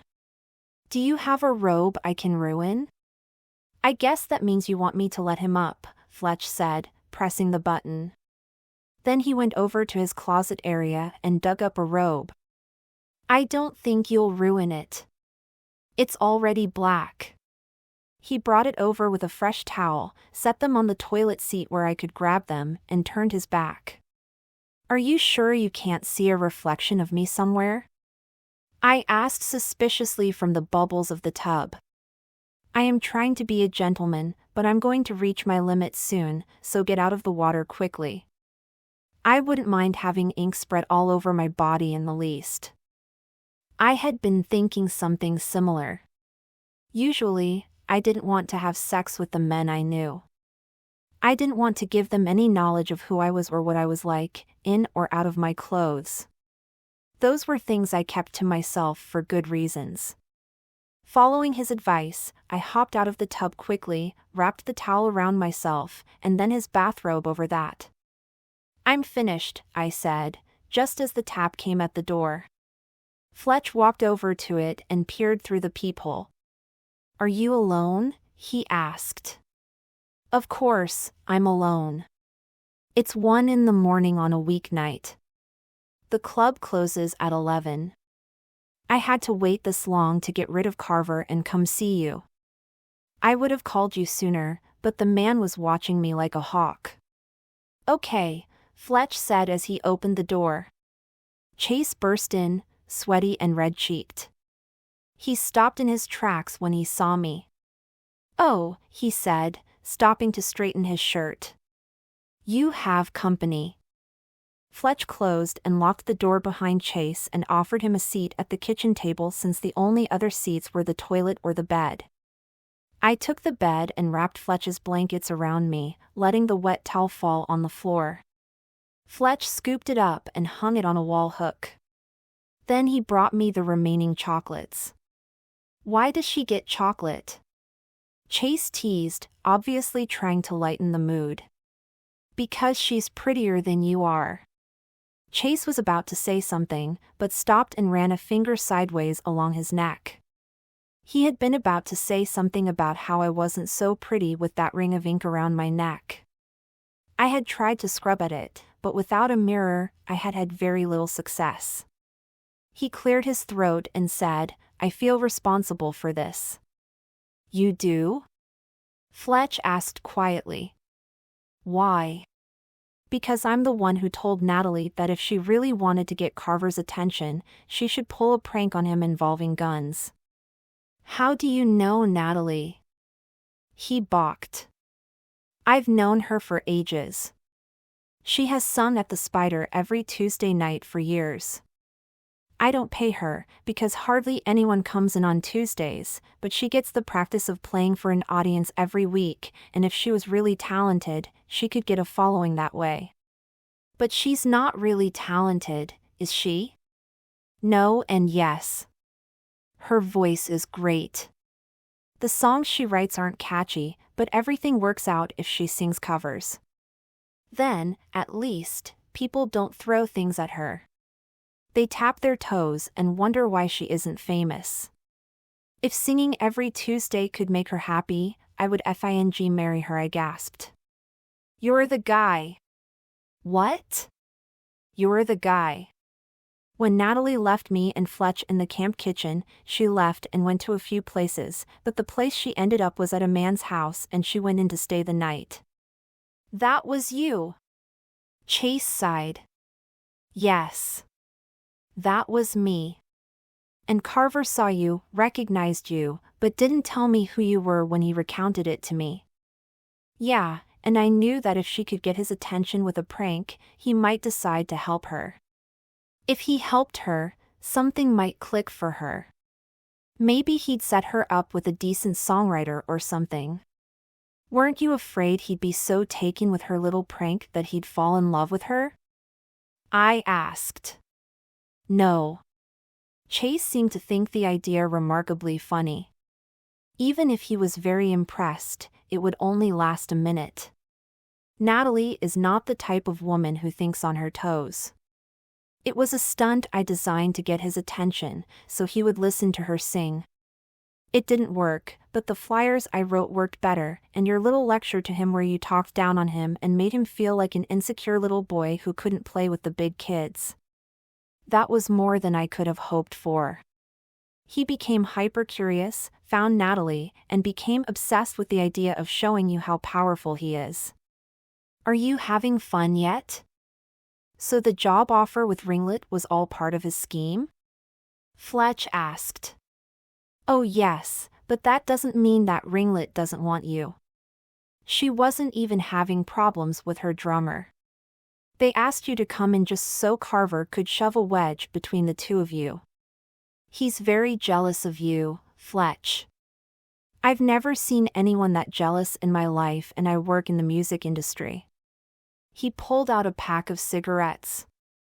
Can I smoke in here? No, Fletch replied stonily. Whatever. I'm not staying long. I came to tell you that I masterminded this, but I didn't take Shannon into account. Natalie bringing Shannon along with her that night was something she thought of herself because she's not gutsy, but Shannon is. Shannon did all the hard parts. From what Natalie told me, she handled the gun, your conversation, and everything. Natalie never could have done it alone. I thought as much. What's more, Chase continued, looking at me. You're stuck with him. I've been reporting him to the police, I replied. Good. Great.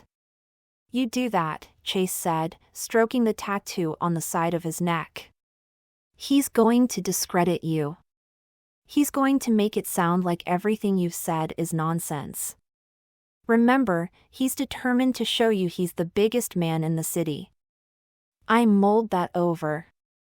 Is that all you have to give her after the trouble you've caused? Fletch asked. I didn't tell your girlfriend to be so damn sexy that Carver Creesh, who practically stamps panties for a living, can't control himself. If it had been up to me, she wouldn't have become involved. You think about him this way and you sent Natalie to prank him? Fletch asked. But Natalie is not interesting. Yet you'd marry her? I'd always know she wasn't cheating, Chase said, pointing an unlit cigarette at Fletch. I put my hand up. Stop it. I think you've given me more than enough advice. Thank you. See? She thinks I'm cool, Chase said, sticking a thumb out at me. Fletch rolled his eyes. Chase stood up to leave. One more thing. Ringlet is heartbroken you gave her the boot. She was in the VIP lounge crying until Carver sent her back to her hotel. She'll be back begging for sure. Please discourage her, Fletch said with disgust on the edge of his words. No problem. I know lots of drummers, he said, sticking his cigarette in his mouth. Shannon, he said, turning to me. I'm not certain you heard the important part of what I said. Did you get what I came here to give you? I nodded. More or less. He's not really after me. He wants to be the biggest man in the city? Or the country? Or the world? I said, giving Chase a kissy face. Chase hooted another laugh. Then I'll leave you two lovebirds to it. The man wants to be big. Chapter 27. The Talk. From Shannon's perspective. Fletch gave me a stack of warm clothes, complete with underwear and socks. I put them on and got back into his bed. Then I told him about what happened with Carver on Sunday night after he dropped me off. I got the landlord to change the locks that night, otherwise, I would not have felt comfortable staying there, I explained as I shook my head. But truthfully, the place feels gross. Tainted. I started looking for a new apartment. Did you have any success? Fletch asked sympathetically. We already live in one of the sketchiest parts of the city. I like how much I pay in rent and I think my building is one of the best ones in the area. Except that guy broke in twice. The first time, he didn't get inside my apartment. He only got into the hallway, but the second time he did. I still don't know how he got in. Have you thought about moving somewhere bigger and getting a roommate? I'm not sure that wouldn't ruin my life more than Carver. If I had a roommate, she'd eventually find out about my little hobbies and then I wouldn't know if I could trust her. She'd have blackmail on me whenever she wanted. Unless she was up to something pretty shady herself, I'd always be at a disadvantage. I don't know. I feel really weird about my women friends since Natalie hit me with a brick. I've known her for years and I didn't even know she was seeing Chase. Fletch suppressed a smile. What about living with a man? He'd be trying to get down my pants constantly. Fletch nodded. That sounds legit, but you're not getting what I'm suggesting. Why don't you move in with me? Huh? I gasped, awestruck. I already know about your little hobbies and I don't condemn you for them. I would never blackmail you, although, you're very right about the pants thing. He grinned. I would want down your pants constantly. I bit my lip. I had never had the conversation I was about to have with Fletch with anyone, and I hadn't prepared myself. For some reason, I thought I had more time with Fletch before we had to talk. I swallowed hard. I have a problem. What's that? I'm not what I seem. He squinted and looked at me sideways. Elaborate. I swallowed again. Look, I know what men think when they look at me. I know they see all my curves, beauty everywhere, and the devil-may-care look in my eyes. Those things should mean something. But they don't. Fletch leaned on his elbow. What should they mean? They should mean that I'm a really good lay. That a woman who looks like me should be great in bed. She should be awesome, a sexual fantasy, the best, but that's not true? Fletch interrupted. I shook my head slowly, no air left in my lungs. I had one hideous moment where I regretted having said that to Fletch. I should never have told him. I should have moved to Kansas and let a tornado take me away rather than explain to the one man I liked what was wrong. I turned to leave when his hand slid across mine. I looked back at him, but he didn't look horrified. He looked calm and like the news didn't scare him. It's okay, he said. What if you went back to the beginning and told me what happened? Slowly, I moved back to my original position and opened my mouth to talk, but nothing came out. I cleared my throat and tried again. I couldn't bear to be specific, so I decided to be general. It was a surprise to me too. What happened? He asked softly. I haven't tried it that many times because it goes so badly. The first time was with my high school boyfriend after graduation. We'd been dating for over a year. I thought we'd get married. He'd waited because my family doesn't believe that kids should be having sex, so we'd waited until we were 18 and graduated from high school. I thought he loved me. I thought he loved me more than anything. From the first moment, I screamed. I was not prepared for it to hurt like that. He didn't try for very long before he jumped up, put his clothes back on, said some incredibly hurtful things that he never took back, and left.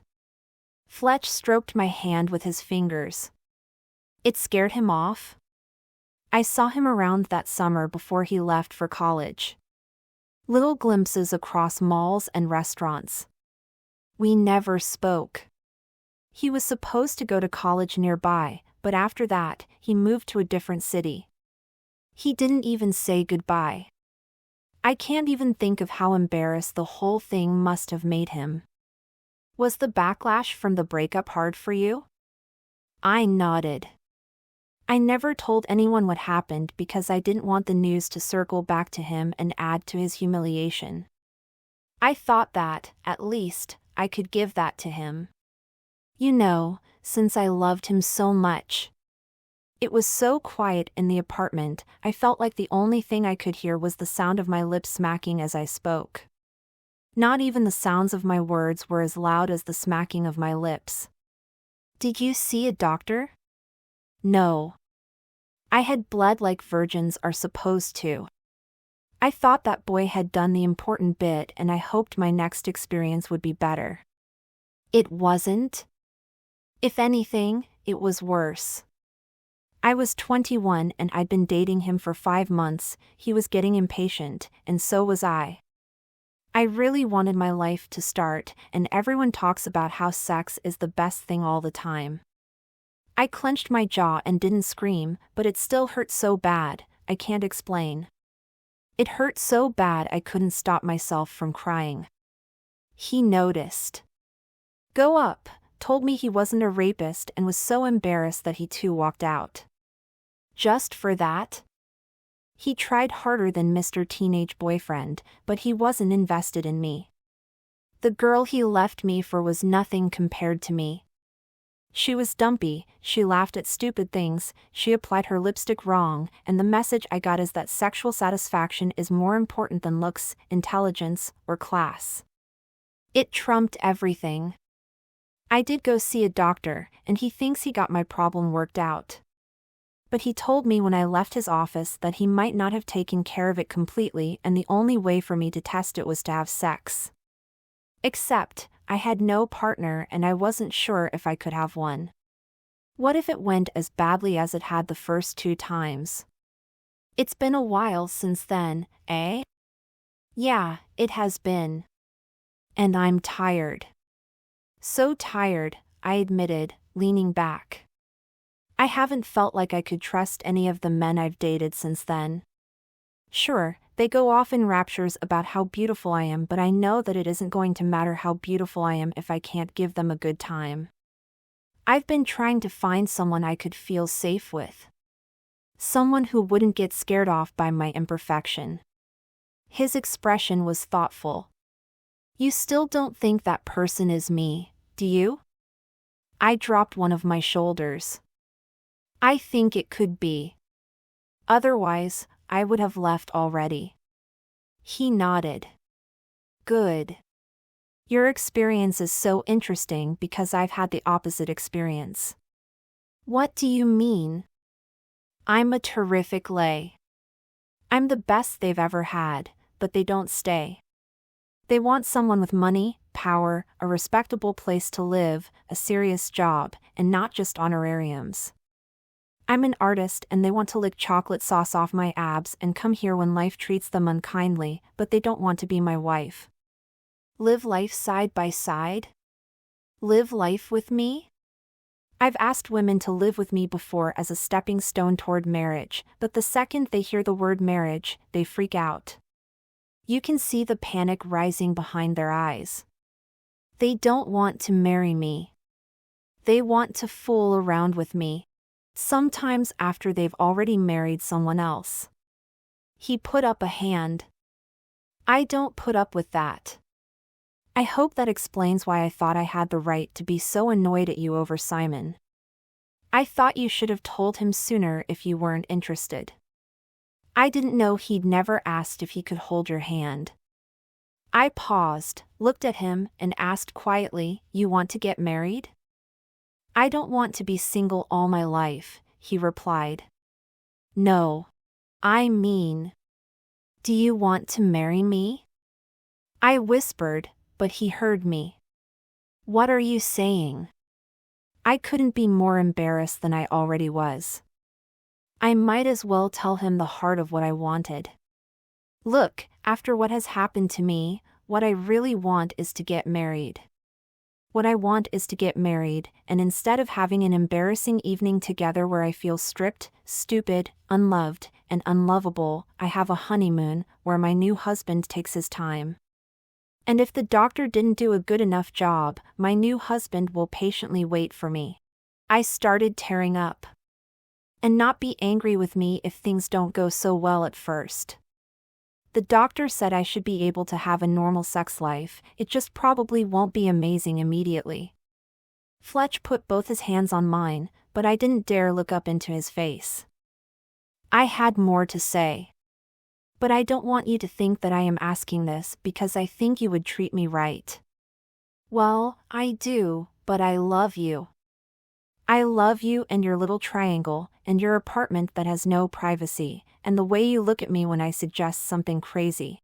And the sound of your voice, and the sight of your neck, and you have the most amazing. He kissed me. Of course, I'll marry you, he said when the kiss was over. I nodded, clutching his hands. Let's get married soon. He put his forehead to mine. Really soon. Chapter 28. The Wedding Invitation. From Shannon's perspective. Fletcher Littman and Shannon Bilks are pleased to announce their upcoming marriage on April the 14th, 20XX, at 4 p.m. at the Norcross Chapel on 97th and 104th Street. You are invited to attend, provided you can make it to the church on time. Instructions and registration details are included on the back. Dear friends, in planning our wedding, we decided to do what would make us the happiest. Planning a wedding for a year and spending $30,000 on our wedding would not make us happy. Instead, we have decided to get married in 3 weeks, and we have decided to spend $3,000 on it. Some of you will be unhappy to learn that we have already spent most of that budget on Shannon's gown. When you see her on her wedding day, you will become happy again. We require no wedding gifts as we are adults. We have ordered food, but it is only sandwiches and veggie platters. If you have any concerns about what might be in those sandwiches, we invite you to bring your own food. We welcome vegans, paleo, keto, and any other dietary restriction you might be on. Please don't be shy. This will be a child-friendly event and no alcohol will be served since the dinner will also be held in the church. To answer some of the questions you may have, we have been dating for 2.5 months. We are wildly, stupidly in love and appreciate that some of you will not approve of this whirlwind marriage. We are not interested in your words of caution. Please keep them to yourself. Or at least, voice them where we can't hear you. If you would like to merely pop in for the ceremony and leave during the dinner, we are fine with that. We plan to move into Fletch's apartment. Shannon's going to take his last name. Everyone needs to know she's not single anymore. We are going on a honeymoon to Niagara Falls. We did commission a wedding cake. And we are wildly in love. You may throw flower petals at us. Chase has volunteered to sweep them up after the ceremony. Love, Shannon and Fletch. Chapter 29. Pre-wedding weather. From Shannon's perspective. When I told Levi I needed 2 weeks off work, he said no. You don't have to pay me. I'm not taking vacation days or sick days. I'm taking 2 weeks off to get married, I said, trying to keep my temper from flaring. And I said I can't spare you, he replied hoarsely. Okay.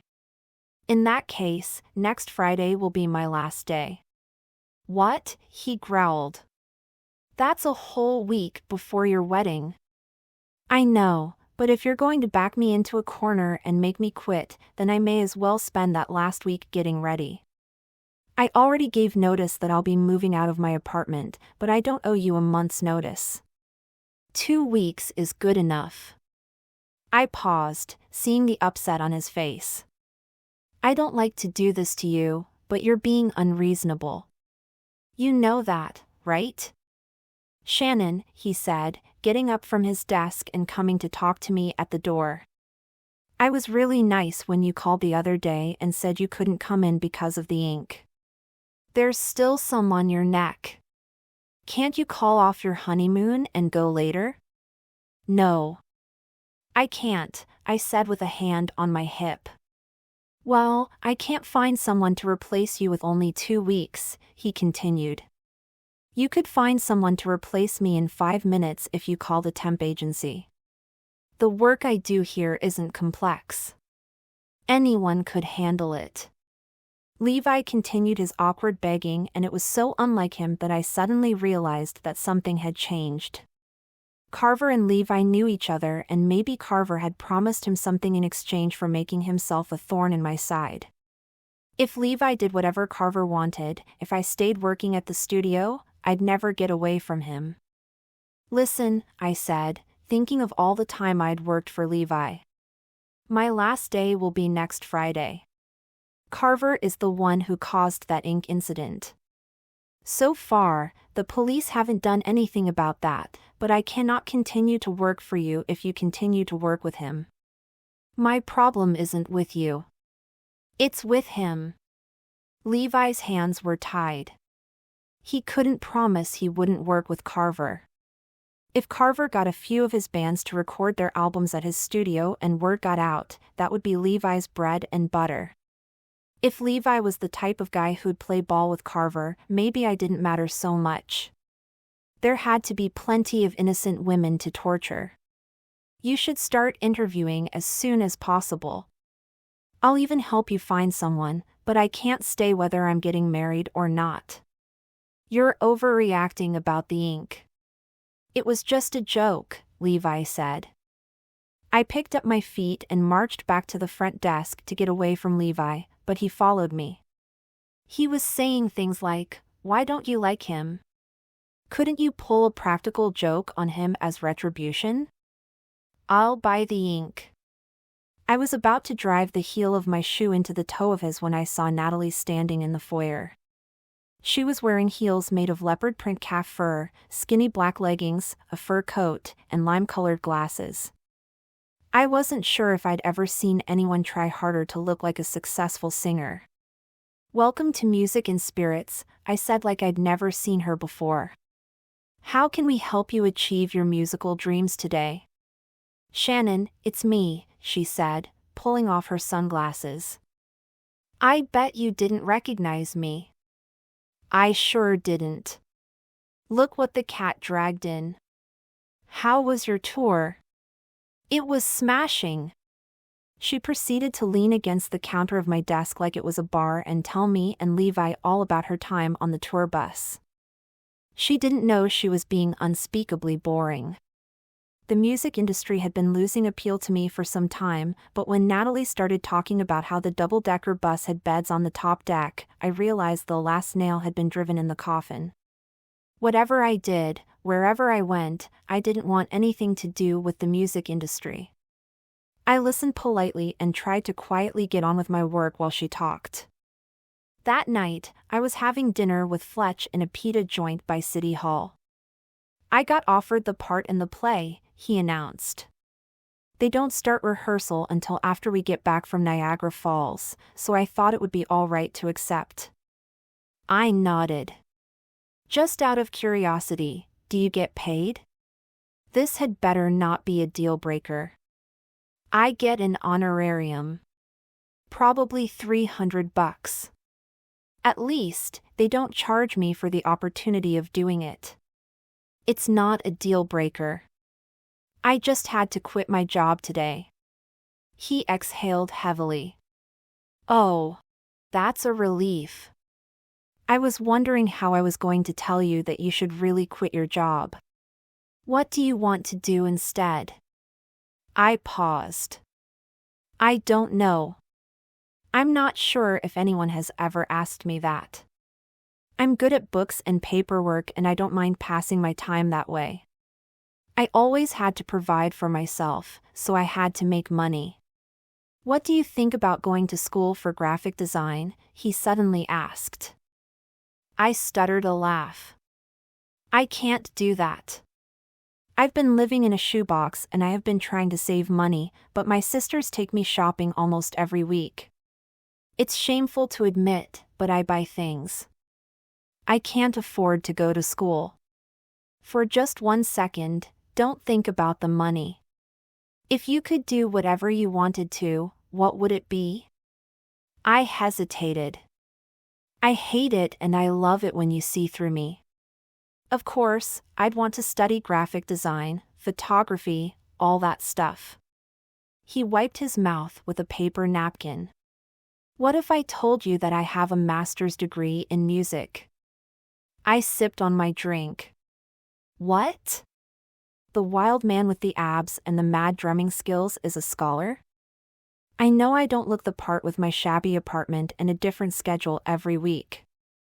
I had scholarships, and what I couldn't pay for out of pocket, my parents paid. I live in the apartment I have not because I'm broke, but because it's extremely convenient to be that close to the theater. Why do you think I gave Natalie $700 for a mere chance to talk to you? Because you're crazy? Money comes fast and goes even faster? I balked, a little red-faced. No. Because $700 isn't a big deal to me. Even if I put that money in my account, I wouldn't have spent it. Everything I do makes money, instead of swallowing it. I can't even think what I could spend $700 on except you. If you want to go to school, I'll pay for it. Wait, I said, sending words to sneak up on him. Didn't you say earlier that you don't have money, or power, or any of those things the other women want? I'm not that man, and I didn't offer you any of the things those women want. I didn't offer to get you your dream job. I didn't offer to buy you a huge house in the suburbs or a fancy car. I don't want to move. Where I live is exactly where I want to be, close to the theaters and where I want to work. I'm doing exactly what I want to do with my life, and I want to offer you the same thing. The woman I know wants everyone to see her art and know she was here. And alive. My heart was racing, and a moment later I was crying. He came across to my side of the booth and slid in next to me. We kissed, and kissed, and kissed. Had I never been seen by anyone before? Had no one in my whole life known me? Known who I was? Had I gone through this much of my life without being seen? I held him tightly and wished that the moment would never end. Chapter 30. Sisters of the Beast. From Fletch's perspective. Shannon eyed me, looking me up and down. She bit her lip and shook her head. Finally, she said, "You can't wear that. A white shirt and black pants? Please? My sisters will eat you." I was going to wear a jacket over the shirt, I said, defending myself. "You'll like it better once I get the suit coat over top." "No, I won't," she retorted. "You look hot. The coat probably makes you look even hotter. I bet the tailoring in the back makes your hips and back look smoldering, but I really don't know how my family will react to you. And those colors are fated to murder us. I feel like ink pranks are in the air. They'll ruin your shirt in one way and your pants in a completely different way." She was wearing a turtleneck because she didn't want anyone to see the remaining smudges of ink that we hadn't been able to get off her neck yet. She'd paired it with blue jeans and boots. "I'll just go through your closet," she offered. "It will be faster." "I don't have a closet," I said as I chased her up the stairs and back into my apartment. I spotted her going through my boxes. "Blue jeans. That will work best for the bottoms. And as for the top, why do I want to find you something printed? Do you have a shirt with a print? The clothes you're recommending for me sound like they'll get ruined by an ink prank just as easily as what you're saying I can't wear." I reminded her as I reached for the top button on my pants. She backed off, and her face went very red. "Sorry. You look fine just the way you are. Where's your coat?" "In my car," I replied as I refolded the clothes she'd pulled out of my dresser. I smiled at her. Her mother was making dinner for us at her family home out in the suburbs. I didn't know what to expect, but I imagined something like my parents' home. I hadn't been brought home to meet the family very often.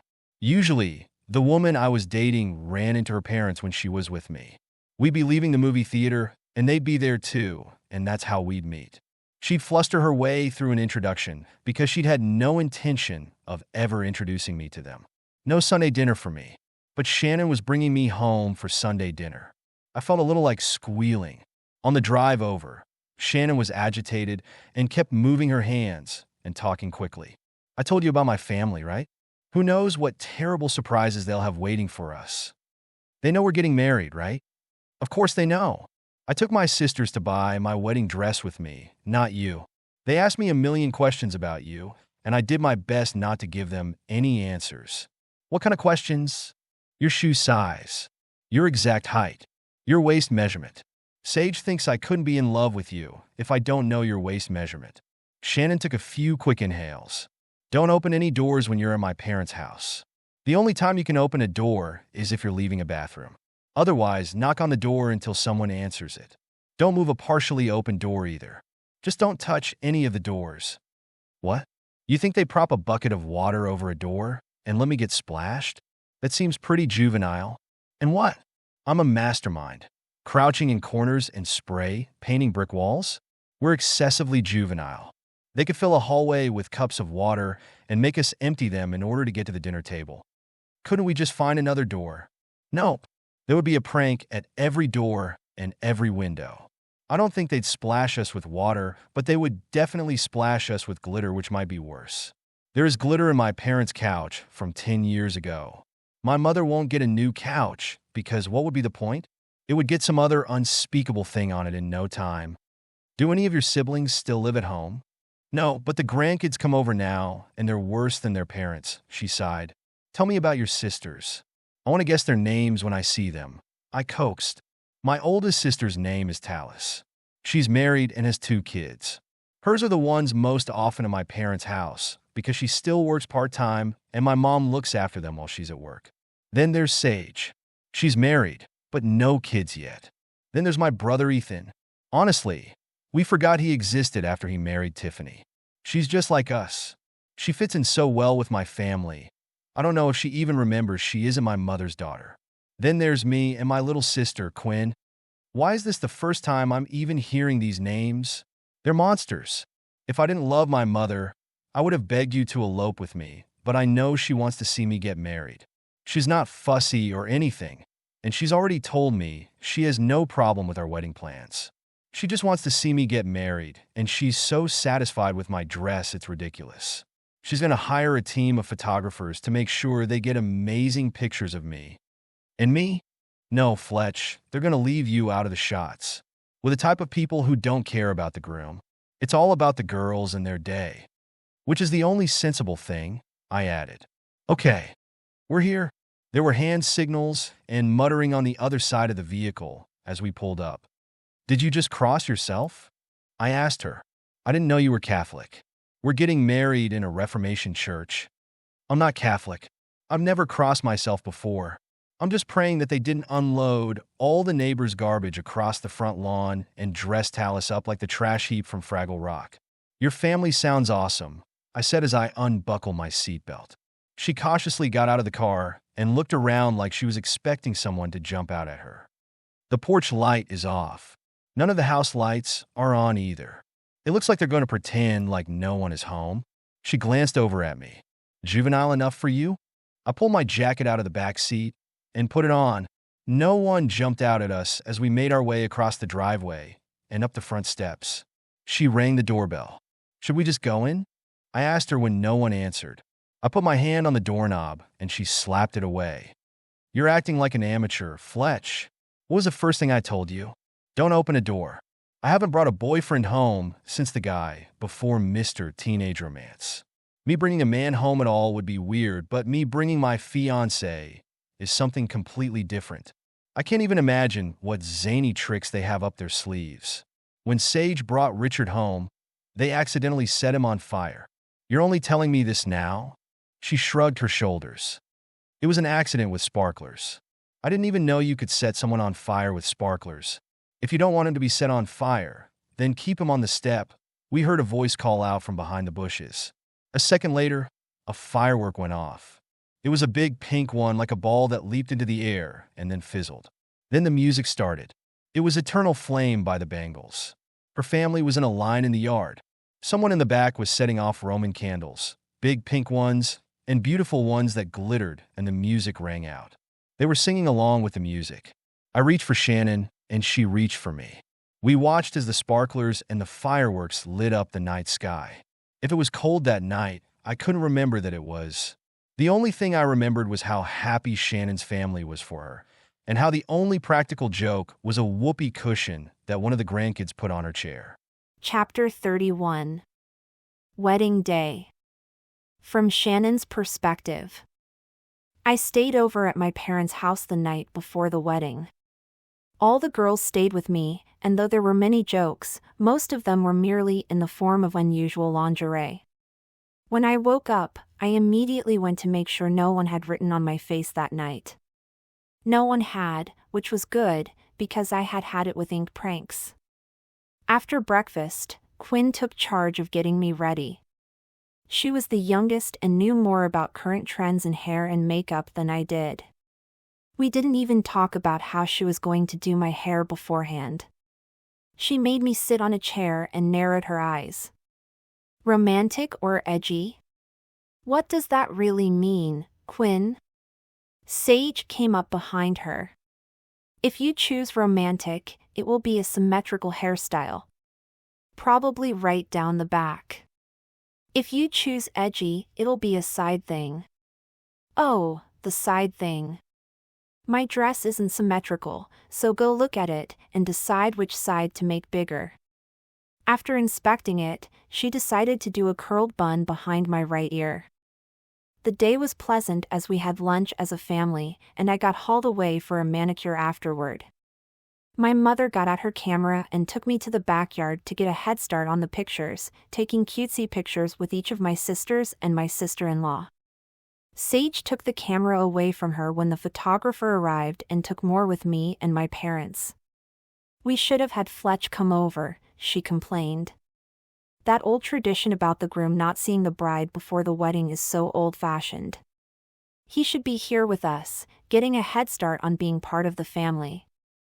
My breath caught. I think it was at that moment that I knew he wasn't going to make it to the ceremony.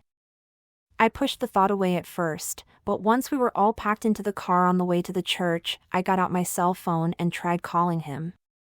No answer. Frustrated and cross, I dialed Simon's number. Hi, Simon, is Fletch around? You mean, he's not with you? Simon said on the other end of the line. No. He was here at his parents' house until last night. He wasn't in bed when we got up this morning and we thought he'd snuck off to spend the night with you. He didn't do that. I haven't seen him. He hasn't called me either. I felt a chill crawl up my spine under my satin dress and suddenly the chill went hot. Do you have any idea where he might have gone? Simon sounded worried on the other end. He might have gone home. Simon, I said sternly. I need you and anyone else who's free to find him. Go to his apartment. Call Chase if you know him, or go to the Eloquent Spider. Go to the music shop, the theater, and anywhere prominent where he's played. I'll go to the church and see if he's there, but I feel sick like something terrible has happened. Him not answering his phone on our wedding day is a prank he wouldn't pull. It's okay, Shannon. I'm sure he's doing an errand that makes perfect sense, like buying you a ring. It's so weird that you two didn't get an engagement ring or wedding rings. He probably realized it's nuts not to have one and went ring shopping. He would have picked up his phone if he were doing something like that. Maybe not. Maybe he wanted it to be a surprise. I hope so, I said, gazing out the window. We're at the church. I'll check it out and call you back if he's here. Great, Simon said as he hung up. That was the story of how I got jilted on my wedding day. It was a masterful prank. I gave up waiting in the back of the church and stood at the doors where the guests were coming in. I was there because I wanted to see Fletch as soon as he came in. Everyone was in such high spirits when they arrived, only to see me and have their faces fall. The groom seeing the bride before the wedding was one thing, but the guests seeing her before the wedding was something else entirely. All of them knew something was wrong as soon as they saw me. It was an event intended to humiliate me. Eventually, Simon came through the doors panting and out of breath with the other boys. We couldn't find him. I guess he's not here either. I shook my head. At the very least, I had neither started crying nor allowed my face to show the rage that was seething behind my mask of perfect calm. Half an hour had passed since the wedding should have begun. I turned to Tallis, who was at my elbow. "Wanna do something you've never done before?" I said to her. "Yup," she replied. "Go in there and tell them that the groom has gone missing, but everyone is welcome to the food in the hall of the church. Reassure everyone that we're still expecting him to show, and when he gets here, we'll still have a wedding." Wait. If we've got to that point, do you really have no idea where he is? My guess as to what has happened is pretty terrifying. What do you mean? I mean that I don't think there's the tiniest chance that Fletch jilted me on our wedding day on purpose. I think he was kidnapped. Tallis dropped a shoulder. That sounds crazy. Does it? I hissed. Some pretty crazy things have been going on lately. You know what I need? What? I need a gun, a set of handcuffs, and a car. She laughed. You've lost your mind. What kind of stuff have you been up to that you're even talking like that? Look, I didn't want to scare anyone with the crazy scenarios that have been playing out lately, and now isn't the time to talk about them. Get in there and make that announcement, I said, giving her a push. She held back. If you had that stuff, do you think you could get him? I don't know if all that is necessary. I think the point of all this is to ruin my wedding, make a fool of me, and, if possible, make it so that I can't marry Fletch. If it's any consolation, you don't look humiliated, even though getting jilted on your wedding day is pretty much the pinnacle of humiliation. I'm more sad than anything. All those people feel sorry for me. Anything you've ever wanted to do in front of a crowd? Tallis suddenly asked, turning the question I'd asked her around on me.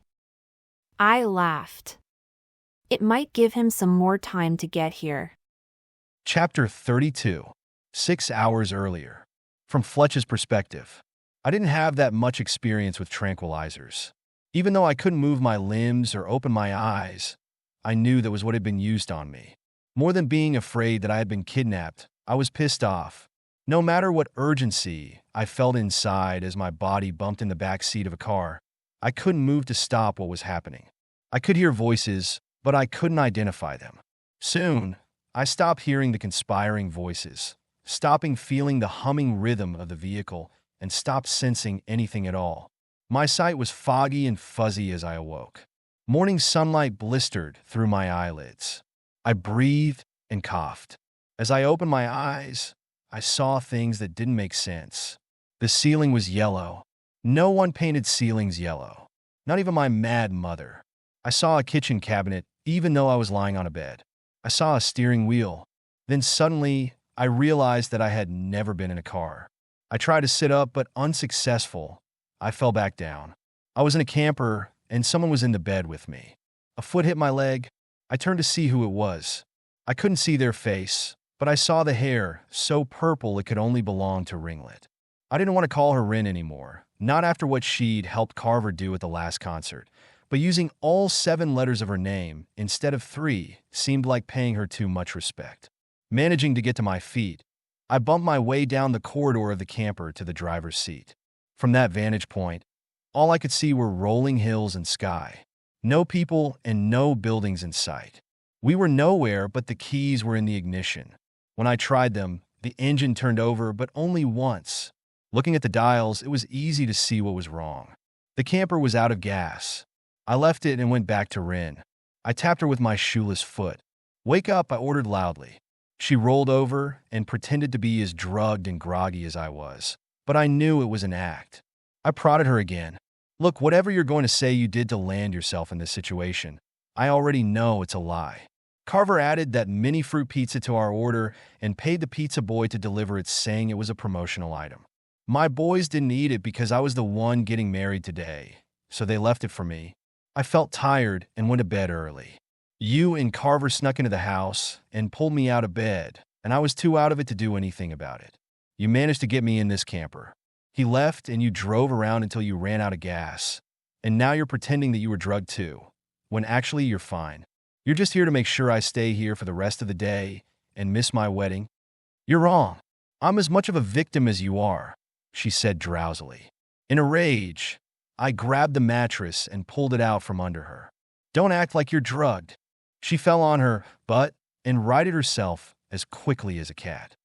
Okay, fine, she panted from the corner of the camper. I'm not drugged, but that doesn't mean I'm not cornered. Carver said he'd cancel Blades and Blaster's contract if I didn't help him. I can't lose that contract, and we're just supposed to stay here for the day, I asked, tossing the foam mattress next to her. Yeah, she affirmed, putting the mattress back in place. You don't have a phone? Carver will get us at midnight, she replied, still rattled. I looked down at my feet. I wasn't even wearing shoes. They were trying to make it, so I couldn't even walk out. She got up and opened the mini fridge. He's not trying to torture you. There's enough food here to last until he comes to get us. I'm here to keep you company and entertain you. The sound that came out of my mouth was almost the same as the one a drunk makes when they're vomiting in the bathroom. Entertain me? Like you could? She huffed. I'm sure I can entertain you. After all, I'm an entertainer. I ground my teeth together. If you try to sing to me, I swear I'll break something. Maybe everything. Well, you don't have to take it out on me. I am here, but I didn't do this to you. It wasn't my idea, she justified as she covered her tank top with a plaid shirt. I can't think of a single reason not to take it out on you, I said frostily. Have you ever wanted to marry someone? She looked at me like she couldn't believe that anyone was that stupid. That anyone was stupid enough to believe in marriage. You haven't, huh? With those words, she was reduced to a little girl who hadn't properly plunged the depths of human emotion. That wouldn't bother most people, but Rin was a songwriter, and even hinting at her being immature made her insane. She opened her mouth, but I cut her off. If you start singing, I'll rip the fridge out of the wall. You're here to be my punching bag. What did you think was going to happen? I was going to think this was a sweet little waiting room. You'd feed me grapes, sing to me, and I'd be so blown away by your talent that I wouldn't mind missing my wedding. Rin averted her eyes. Ark! I balled my fists together, and instead of punching anything, I merely held them at my temples while I screamed. Then I dropped my hands. You know what, Rin? Do you know what I wanted for my life? I wanted music, just like you, but not as much as you. I wanted to have someone in the audience who was just for me. Fans? It's nice when people appreciate your music. That leaves a good feeling, but it wasn't the same as having her in my audience. I have never wanted another person's approval so much in my life. That first night, I was playing the triangle, but she told me it sounded like a baby star being born. I have been hooked, addicted, and completely hers since I met her. And you and Carver put all those gross, inky words all over her. I never want to see you again. How could this be friendly? How could I think anything good about you again? How will I sit through a car ride back to the city without killing Carver? My wedding wasn't supposed to be a big event. I wasn't doing it for attention. I just wanted to tie her to me in a way so that everyone understands how much I adore her, that I would do anything for her, even let myself be tied down. I kicked the fridge and sat back on the bed in a huff. Fletch, she said quietly, you should forget all about Shannon. Even if you marry her, you'll never shake Carver. For whatever reason, he's just as obsessed with her as you are, except he's not normal. He doesn't understand boundaries, and I don't know if he'll ever leave her alone. I shook my head. I don't care what he wants. What size are your shoes? There's no way you can wear my shoes. They're size 7. What's that in men's? It's a 5.5, she answered coldly. I gnawed on the side of my cheek. That's not going to work. Thinking, I opened the door to the camper and felt the wind in the spring air. If I didn't get a lot more clothes, a walk anywhere was going to be out of the question. I closed the door and went back to the driver's seat. I couldn't see any road signs. Where are we? I yelled to Rin. I'm not supposed to tell you. How is Carver going to find us? He told me where to drive. He'll drive the way he told me and pick us up at midnight. I already told you. I looked out at the pavement. We were on a side road. Someone might drive by. I turned on the emergency lights. If someone drove by, I'd flag them down. Ringlet pouted in the back while I kept my eyes on the road and the side view mirror. I'm cold, I called back to her. I saw you put on another shirt. Is there anything else for me to wear? She threw me the blanket that had been on the bed. I put it over my knees and kept watching. Chapter 33. Fast forward to the wedding. From Shannon's perspective. I looked at Tallis. Was there anything I ever wanted to do in front of a crowd? I suddenly realized that there was. I stepped past her and walked down the aisle even though there was no groom to greet me. Once there, I turned and spoke to our guests. "Hello, everyone," I said brightly. "I'd like to welcome all of you to my wedding. Naturally, Fletch is supposed to be here to marry me, and many of you have noticed that he's not. The thing is, I don't think he's standing me up on our wedding day. I think he's been genuinely held up. His phone is not working. So, instead of having the wedding first, I thought it would be okay if we gave him a little more time to get here and just reorganized our events. The food has already been set out, so if you'd all like to head into the hall, we'll have dinner." As soon as people started standing up, Fletch's mother rushed me. "What do you mean, he's not here?" I met her gaze steadily. "I'm not hiding him. I don't know where he is. The only thing I know is that he would not have deserted me if he could help it. We have to hang on." She straightened herself. "What can I do to help? You can get that look off your face. Until they kick us out of the church at midnight, this is still my wedding day, and if you can smile and have a good time, that would really help out. Don't even look tense. Everything is going to work out just fine. Have faith in your son." A strange look crossed my soon-to-be mother-in-law's face. "And you're sure he hasn't walked out on you?" I stood firm. Fletch would not do that. If he wanted to dump me, he would have told me to my face. He would have told you. He would not allow his family and friends to be inconvenienced at a non-existent wedding all night. If he wanted to dump me, he would have no interest in humiliating me. My faith in him moved her. Her face changed. "I suppose all that is true," she said softly. "I made a mistake just now when I asked you that.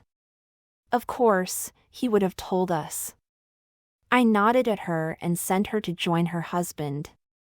My family was waiting in the wings, flocking toward me as soon as Fletch's mother had gone. "What can we do?" I grabbed my brother Ethan by the arm. "Make sure the microphone system in the hall works. I'm going to make an announcement later." "No problem," he said as he left. "What about the rest of us?" I cracked my neck. "Go pretend to have a good time, and if anyone asks anything, just say I said it all when I spoke up. Don't cut the cake yet." Most of them left, but my mom hung back. "Do you think he'll make it?" "I don't know if he will," I replied. "There is someone really nasty out there who wants to get my attention this way. I can't believe they would stoop this low. My instinct is to chase after him and find out what he has done with Fletch, but tonight, I have the frustrating job of staying still. He'll come here and I have to be here when he gets here." "Who is trying to ruin your wedding?" "Carver Creesh." "He's here," my mother said. "He signed the guest book." Chapter 34. Gang it all. From Fletch's perspective. I saw a pack of motorcycles coming down the road. I palmed the horn, rolled down the window, and waved at them. Rin came running. "What are you calling them for?" "I need a ride to my wedding," I explained tersely. "Yeah, but you don't need help from them. Don't you know who they are?" She screamed as she pulled my hand off the horn. "They're Hell's Dragons. It's one of the biggest gangs around these parts. We do not want them messing with us. I just want to ride. Maybe they can help me get back to town, or better still, away from you and away from Carver. I would, dead serious, rather ride with them than with him." Her lower lip quivered in anger. "No, you don't know them. You don't know what they're like. You can't go with them. You won't be safe." I continued waving and honked the horn again. "You think I'm safe with you?" Her eyes widened. The bikers pulled up and Rin disappeared into the back of the camper. One of them stopped next to me and raised his visor. "What's up?" "We're out of gas, and I'm going to miss my wedding if I don't get back to the city. Could I get a ride?" The biker moved his tongue around his teeth like that was the way decisions were made. "I need to talk to the guys." I inclined my hand politely. "Please do." Rin returned from the back with a red gas can. She hopped out of the trailer and circled to the tank. "That won't be necessary," she said in an overly cheery tone. "I was just tricking him. We aren't really stranded." The biker looked at her with drooping eyelids. "Are you the bride?" "No," she said as she opened the gas cap. "Is she the stripper from your bachelor party?" "No, she's a kidnapper. Would you believe it?" I said, feeling the tension escape from my shoulders. He stroked his beard and peered at her, his disgust evident. "If that isn't the worst trick to play on someone, keeping a man from his wedding?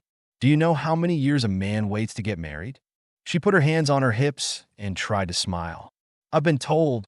Do you want us to take her with us so you can drive straight there?" The biker offered. My eyebrows went up. I was sorely tempted. "You wouldn't," she cried as she lifted the can to fill the tank. The biker waved a dismissing hand at her and turned back to me. "How far do you have to go?" "That's not a lot of gas." "Edmonton."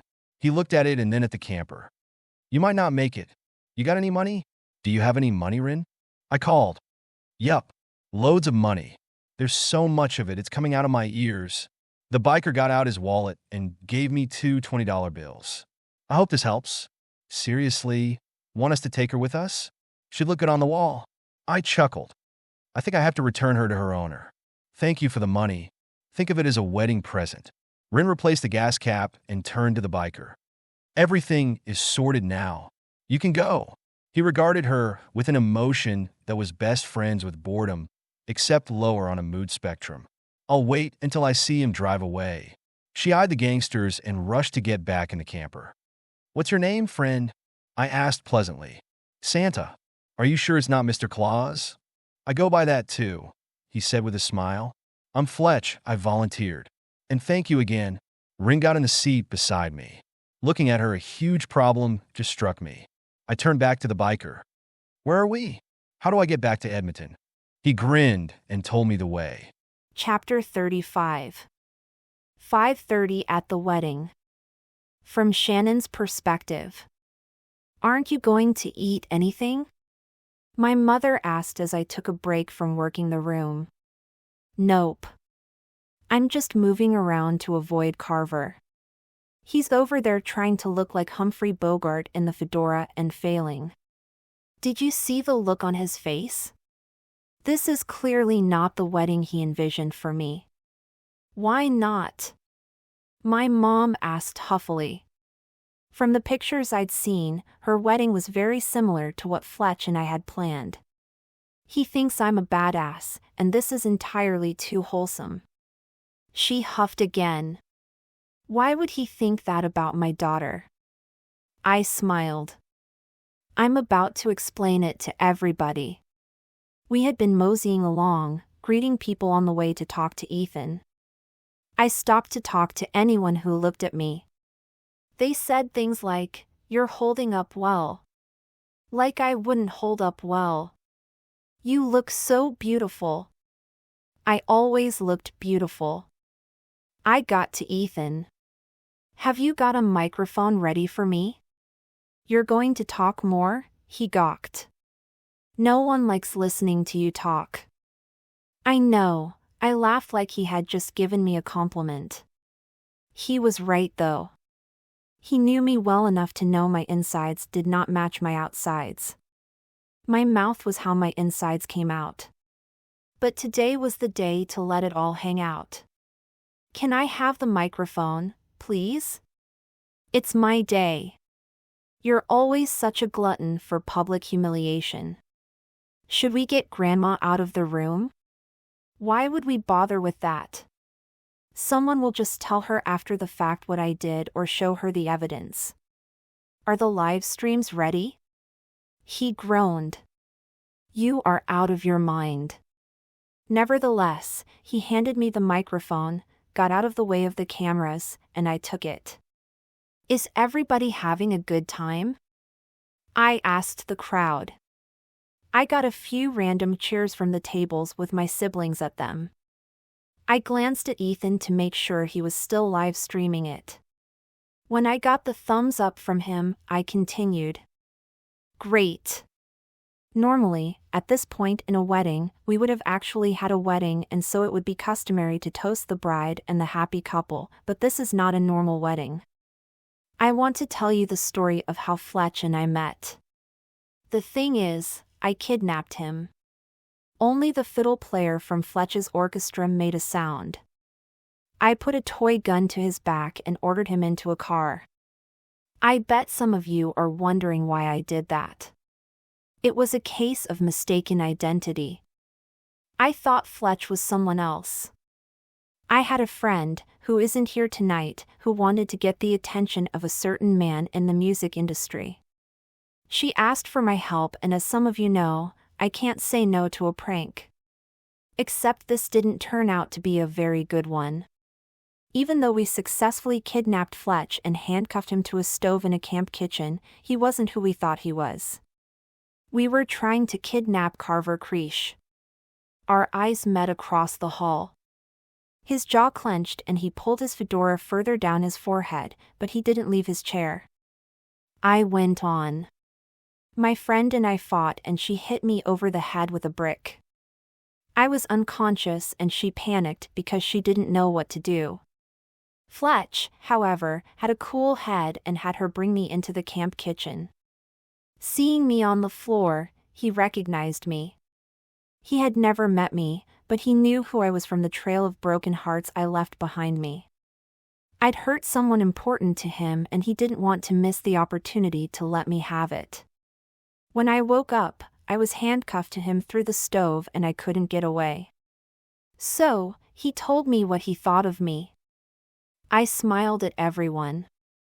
I know, the romance is almost too much. I got a couple of laughs at that, aside from the all-like attention I got from every adult in the room. So, we fought about what I had done, who was wrong, and what a rat I was. At the end of the night, he said he wanted one more thing before he unlocked the cuffs. He told me he wanted to go on a date with me, just to see what I looked like when I ruined a man's life. I thought that sounded like great fun and agreed to go. Our first date was magical. I didn't have to pretend to be someone I wasn't. I could say what I really felt and thought. I hadn't meant to cry, but I felt myself tearing up.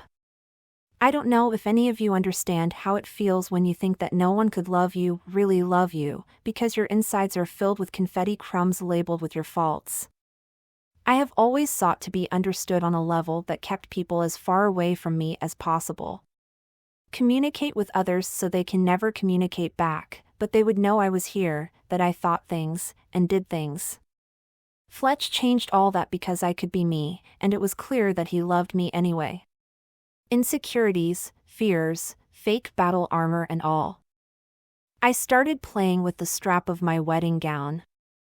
Except, there was a problem. I was supposed to kidnap Carver Creesh that night and he knew it. He was upset that I didn't kidnap him.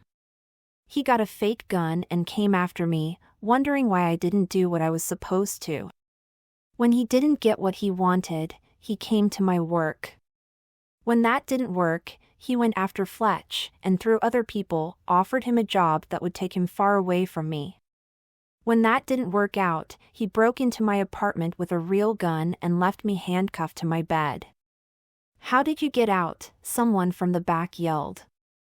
It might have been Carver himself who asked. "Bolt cutters under the bed." I'm not 12. Is that why you have bolt cutters under the bed? In case you get handcuffed to your bed, someone else called. I waved my hand airily at the accusation. Actually, it isn't. The bolt cutters are for my art. I am an artist and I need proper cutters for thick wire and other hardware. You see, I'm so shy that my family doesn't even know about my art projects. I have felt the need to keep myself so hidden that no one even knows what food I like. I smiled. That was some championship PR spinning. After the handcuffing thing, I received a dress in the mail that I thought was from Fletch, but wasn't. I turned around to see the picture Ethan had projected on the wall. The projector was meant for a slideshow of the pictures I had taken of Fletch and me when we were on dates, but instead, it was one of the pictures Officer Todd had taken of me in the bathroom of the Eloquent Spider. It was the most pitiful one, where I had been crying and there were mascara smears down my face. The words "I want Carver" were plainly seen across my chest, as well as the ink smear around my neck. "This is a picture the police took of me that night," I said, looking straight at the spot Carver had been a moment ago. He was gone. I peered over the crowd. Had he left the building completely? I brought the microphone to my lips. "I don't think Fletch is missing out on our wedding because he wants to stand me up. I think he's been kidnapped to keep him from getting here.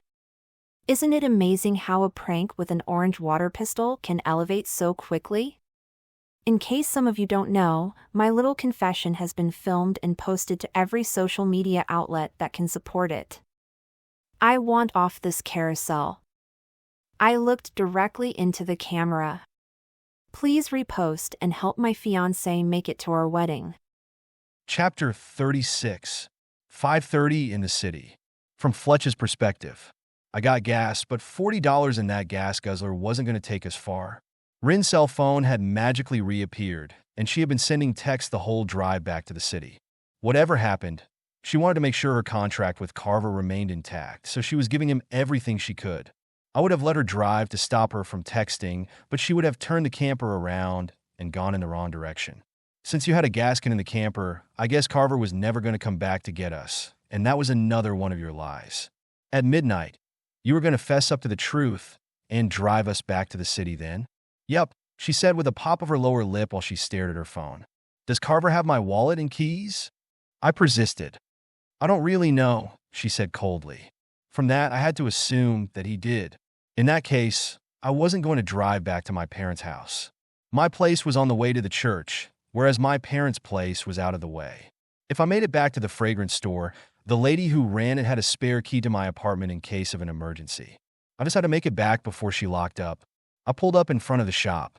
Sunlight glistened off the storefront's glass panels, and I wasn't sure if she was still in. I hopped out onto the sidewalk. The door was locked. I cupped my hands around my eyes and peered inside. No one was there. Rin got behind the wheel and skidded away. I didn't care. If I had been worried about her leaving me in the lurch, I would have taken the camper keys with me the same way I had when I got gas. I was thrilled to be rid of her, but now I was on the sidewalk with no shoes, no coat, no phone, and no idea how to get into my apartment on the second floor.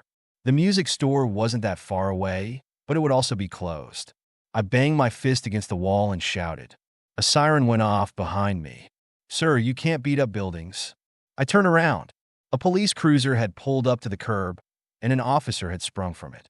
The siren had stopped, but the lights kept flashing. It was Officer Todd.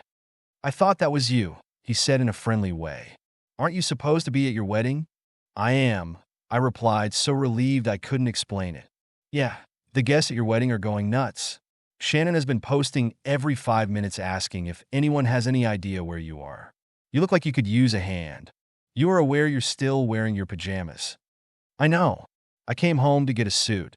I have 10 of them, but I haven't got my house keys, and as much as I want to marry Shannon, I don't want to go to my wedding in an undershirt and pajama pants." Todd nodded. "Yeah, I can't get you into your apartment, but if you're not picky, I can get you something to wear." "I'm not," I declared. "I can give you a ride to the church, too." He winked, and I happily went with him. Chapter 37. 6 o'clock. From Shannon's perspective. "Let's take down the tables and move the chairs to the edges of the room," I said, still stalling. "We can still have music and dancing, and people can talk on the outskirts if they want." "Shannon," my cousin Francine interrupted. "I know I said I wanted to dance at your wedding, but this isn't what I had in mind." "No one had this in mind, Frankie. But I refuse to fall apart. I plan to keep this party going until midnight if I must." You should at least cut the cake, she complained. Despite my best efforts, my shoulders fell a little as I sighed. It may come to that. I may even send someone to do a chip run. I have no idea. People don't have to stay if they don't want to, though. This is my fight.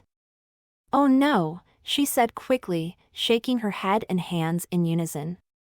I'll stay. Really? Whose wedding is like this? It's chaos. I smiled and patted her arm.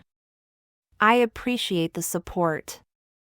Fletch's boys were doing what I said and had begun taking down tables in the most leisurely manner. Just the way I liked it. Ethan had turned on the speaker and was playing music both wholesome and nostalgic, which I also appreciated. It wasn't even loud, which was why I was so surprised when 2 police officers entered the hall. They wore their hats pulled down over their eyes. Was the one in the back Officer Todd? I couldn't tell at that distance. We've had a noise complaint, the one in the front said loudly. You'll have to turn the music down. I had never heard such a crisp, authoritative voice in my life. My spine went rigid and every single one of my wedding guests stopped what they were doing. The only sound that was made was the tinny music coming from Ethan's speaker. Eyes were wide. Mouths hung open. People whispered panicked words into the ear of the person next to them. Probably most of them had never been to a party the police broke up before. Some of them looked worried. All this time, I'd only been dealing with Officer Todd and guys like him on the force. I'd never once come head-to-head with a real hardliner. Well, I could do it. I rolled my shoulders and approached him. Sorry about the noise, I said sweetly. No, seriously, he said, his jaw clenching and unclenching with his words. He pointed at me and the people around me. You're going to have to turn that music off, round up all these wedding guests, and get them back into the chapel. I stared at him. Something was off. He continued, because the groom has arrived for the wedding. He swept his hat off and there was Fletch. I leaped into his arms. The crowd thawed. Wait, do you have the wedding license? I asked in sudden fear. It would be terrible if I had kept all the guests here and we couldn't do the wedding after all because of a technicality. Simon leaped forward. I have it. I also have your vows. As people hurried into the chapel, I held him back. Isn't it illegal to wear a police officer's uniform because you aren't supposed to impersonate a cop? Maybe, Fletch shrugged. It was either this or my jams. I'll go to jail if I have to. You look terrific, I said as my sisters pulled me away. I kept my eyes on him for as long as possible, until I was swept around a corner. You look a complete mess, Quinn complained as she corrected my makeup. I'm not even going to bother recurling your hair. We'll just pin it up. It doesn't even matter, I sang. He made it. You know, Tallis said thoughtfully as she leaned against the counter in the bathroom. Was what you said true, Shannon? What? That you didn't think anyone could love you? Was that true? I nodded. Before Fletch, the only time I ever really felt loved, it didn't work. He didn't really love me. When things didn't go his way, he bailed. I was a bit traumatized by the whole thing. But you know that we love you, right? I smiled for my sisters who did not pull a prank on Fletch when I brought him home that first night. They had been happy for me. Of course, I know that, I smiled. She put her hands on her hips. As long as you know that much. Thank you, for being there for me, I said, and I meant it. She knew it. Quinn finished touching me up and my sisters hurried out of the bathroom. I didn't have any bridesmaids or flower girls, so my father met me outside the bathroom and led me down the aisle to Fletch, who for all the world looked like a stripper who hadn't gotten started yet. Simon and Officer Todd stood up with him. My father raised my veil, kissed my cheek, and handed me off to Fletch with all the happiness of a proud father. The minister spoke. I was so ruffled I didn't hear what he said until he got to the part where we were supposed to talk. Fletcher and Shannon have asked to read their own vows and then to make the traditional vows on top of them. Fletcher? He pulled a paper out of his pocket. It was a photocopy of the inside of a book. I recognized it. Wait, I said, showing him that I had done the exact same thing. It was the thing that changed my life. It was the thing someone had written in the back of the book about the girl who fell down the well. I showed it to him on our second date. Fletch smiled. We'll read it together. Each a line until the end, he offered. I'll start. Then he raised his voice, I'm not important. I'm a few scratches of ink on a page, I said. I shouldn't even be here. But I am. He read on, as unlikely as it is. You're here reading me. My eyes got glassy. And I adore you for it. You've only been reading me for a few blinks of your eyes. His jaw clenched for a second before he spoke the next words. And if that's all we have, I'm grateful. Wouldn't it be something? If our connection could be something more? I said wistfully. If I could see you, Fletch said. And you could see me, I said. If I could catch you when you fall. I could be your heart, I said, struggling to make my words clear. And you could be my soul, he said with conviction. Each day. Forever. I'd be yours, we said together. We held hands across the space between us and put our foreheads together. No two people ever stood so close together as their minister finished their wedding ceremony. We kissed, and I could feel how our love hit everyone. Everyone in the chapel could feel it because when I turned to see our friends and family, there wasn't a dry eye in the house. We returned to the hall, had cake, and accepted the good wishes of our guests. I am sorry about one thing, I whispered to Fletch between well-wishers. That you didn't see me in my wedding gown coming down the aisle the way you're supposed to. Yeah, it was pretty unfair of me to steal the show. No one is ever excited about the groom's entrance. I smacked his arm playfully. It's not about that. You can be the star of the show. I don't mind. I just wanted to see your face look all joyful with anticipation when I came into view. As it happened, when you saw me in my dress for the first time, I was quelling wedding guests, and your hat was covering your eyes. He said, pausing to shake someone's hand and accept their congratulations. When he finally turned back to me, he said, Want me to buy you a different dress? We could have another ceremony and renew our vows? 5 seconds after our wedding? I gasped. We could do this every year if you'd like. Have a bigger party each year to celebrate our anniversary. Imagine how many dresses you'd have by the end. No need to be bridezilla because there'd always be next year, like Christmas. Every year, you could make a grand entrance, and every year you could see the anticipation on my face for the moment when you come into view. I looked skeptical. But it won't be the first time, like tonight. He returned my expression. You might not know this, but the first time is not usually the best. Trust me, I'll be excited each and every time. Officer Todd approached and said pleasantly to Fletch, You can drop those clothes off at the station tomorrow. I surely can do that. Our honeymoon doesn't officially start until the day after tomorrow. Thank you so much for the ride and for coming to get me. Think nothing of it. I'm happy to have helped. It's good that you didn't miss flights or something by booking them immediately after the wedding. You must have seen the future, he said to Fletch before smiling and turning to me. He whispered, now that you're married, Shannon, I do hope you'll stop spraying painting the brick buildings downtown. If I catch you after today, I won't be able to let it slide. I went crimson. He knew. Chapter 38. Prince of Tricksters. From Fletch's perspective. I owed Shannon 1,000 apologies.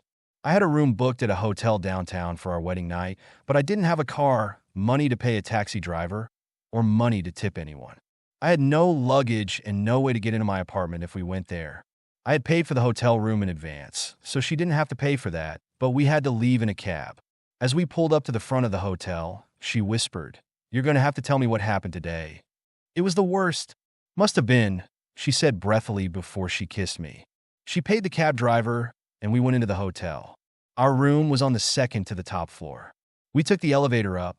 Since we were alone, I slammed her into the wall and kissed her like I'd die if I stopped. When we got to our floor, I whispered huskily to her, "Want me to carry you over the threshold?" "No. I want you to give me the key, and give me a few minutes before you come in. It's a suite. Can't you just use the bathroom or the bedroom without shutting me out?" She thought for a moment. I knew she wanted to orchestrate that moment perfectly. Whatever outfit she had planned for our wedding night was going to be phenomenal, so I needed to give her space, but did I really need to wait in the hall? She grabbed me by my police officer collar and pulled me along to the room. At the door, she unlocked it and dragged me in behind her. She let me go, and I smiled. Maybe that was better than carrying her over the threshold. Except, she'd stopped in the hallway inside our suite and was staring into the bedroom with a look of pure horror across her face. Without waiting to ask her what happened, I rushed to her and saw what was causing her distress. Carver was lying on our bed, propped up on one elbow. He smiled at the two of us, before elegantly raising himself off the bed and approaching us.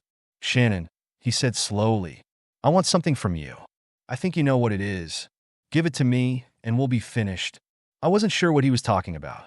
She took a deep breath. "You are the Prince of Tricksters. If you wanted to completely spoil my wedding, you could have. The only reason I'm standing here now, married, instead of a pile of pathetic white satin, is because you allowed it." I could not believe that crap came out of her mouth. It was hard on my ears to hear it, but that was exactly what Chase told her to tell him. He said Carver wanted to be the biggest man in the city. Shannon had called him the Prince of Tricksters. Doubtless, she'd been working on that title in order to satisfy him more completely. If he got what he wanted, they'd be finished. I let her say what she had to without comment. "May I say what I thought of your wedding?" he asked, with a cruel smirk in the corner of his mouth. "I know what you thought of it. It wasn't your wedding with black decorations and gems like drops of blood hanging from the rafters. Your family is very homey," he continued. "I'm satisfied. Or as satisfied as a bumpkin, like you could make me. Here's your wedding gift." He pulled my wallet, keys, and phone from his pockets and dropped them on the floor. I did not bend to pick them up. He had one more thing to say before he left. "When I first saw you, Shannon, I thought I saw the mirror image of who I was inside, but was afraid to show. When you told your guests what it was about Fletch that got you, I saw the truth. If he and I had been switched, you and I wouldn't have had the night of my dreams. Nothing would have happened. I would have just been angry with you for not being who I wanted after you started out in such a tantalizing way. It's best that things end now." He put his hands in his pockets and strolled out. Shannon and I stared at the spot he had occupied for a full minute before she turned to me and said, "Do you want to see if the hotel has a different room we could use?" "Yup," I chirped without hesitation. Chapter 39. The honey part of the moon. From Shannon's perspective.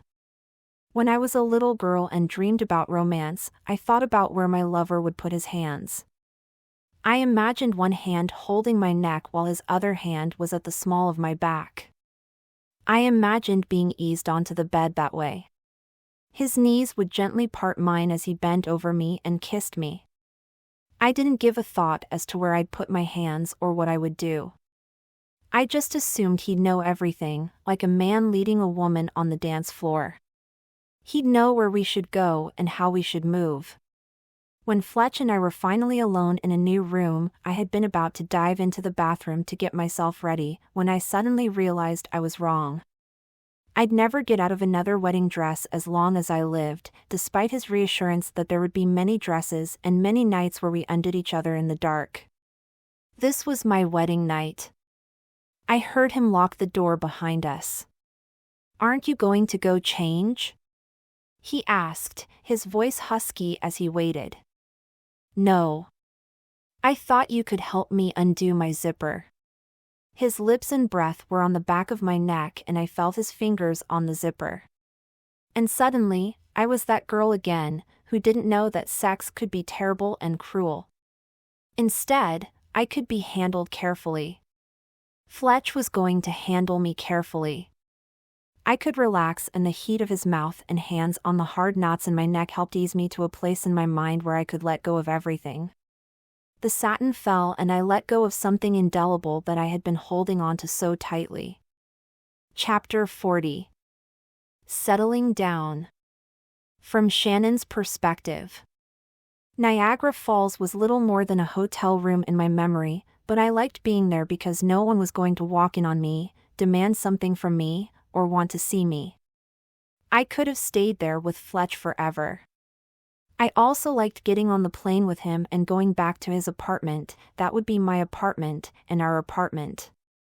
I went down and made friends with Evelyn, who ran the fragrance shop. When she heard I'd quit working at the recording studio, she offered me a job, which I accepted. I hadn't decided exactly which design program I wanted to take, and I could certainly work at her delicious-smelling shop until I figured out what I wanted. I got my stuff from my apartment and was surprised at how little room it took up in Fletch's place. Pieces that took up a whole wall in my jewelry box apartment were little more than accents. "I'm throwing out all your dishes," I informed him. "I got you some boxes to do just that. They're in the corner. I'll drop them off at the thrift store on my way to work tomorrow if you've filled them up by then. You're cool with it?" I asked doubtfully. "Of course, I'm cool with it. I told you I would be when you had me over for dinner. Change anything you like, but if you get an opaque shower curtain, we'll have words." I laughed. "But there's no privacy in that bathroom. We can't have anyone visit. Can't we put up some room dividers around the toilet?" He rolled his eyes. "It's a slippery slope. Why do you think I want to live in an apartment with the toilet out in the open? So no one ever comes over?" "Yup. What if I want a little privacy?" He sighed. "Fine. Do what you've got to do around the toilet, but I meant what I said about the shower curtain." He said that, but if I said I needed an opaque shower curtain, he would give it to me. I was fast learning, he'd give me anything. And I loved him. I loved him much more than I ever dreamed I would. He brought me into the part of his apartment where he made his wooden xylophones and showed me how he made them and introduced me to a Dremel tool, which I enjoyed immediately. I had wanted to leave my mark somewhere, and carving designs into the sides of his xylophones was a delight. He burned F and S Littman onto the sides of each of them before they were sold and shipped. I left my mark everywhere. The end.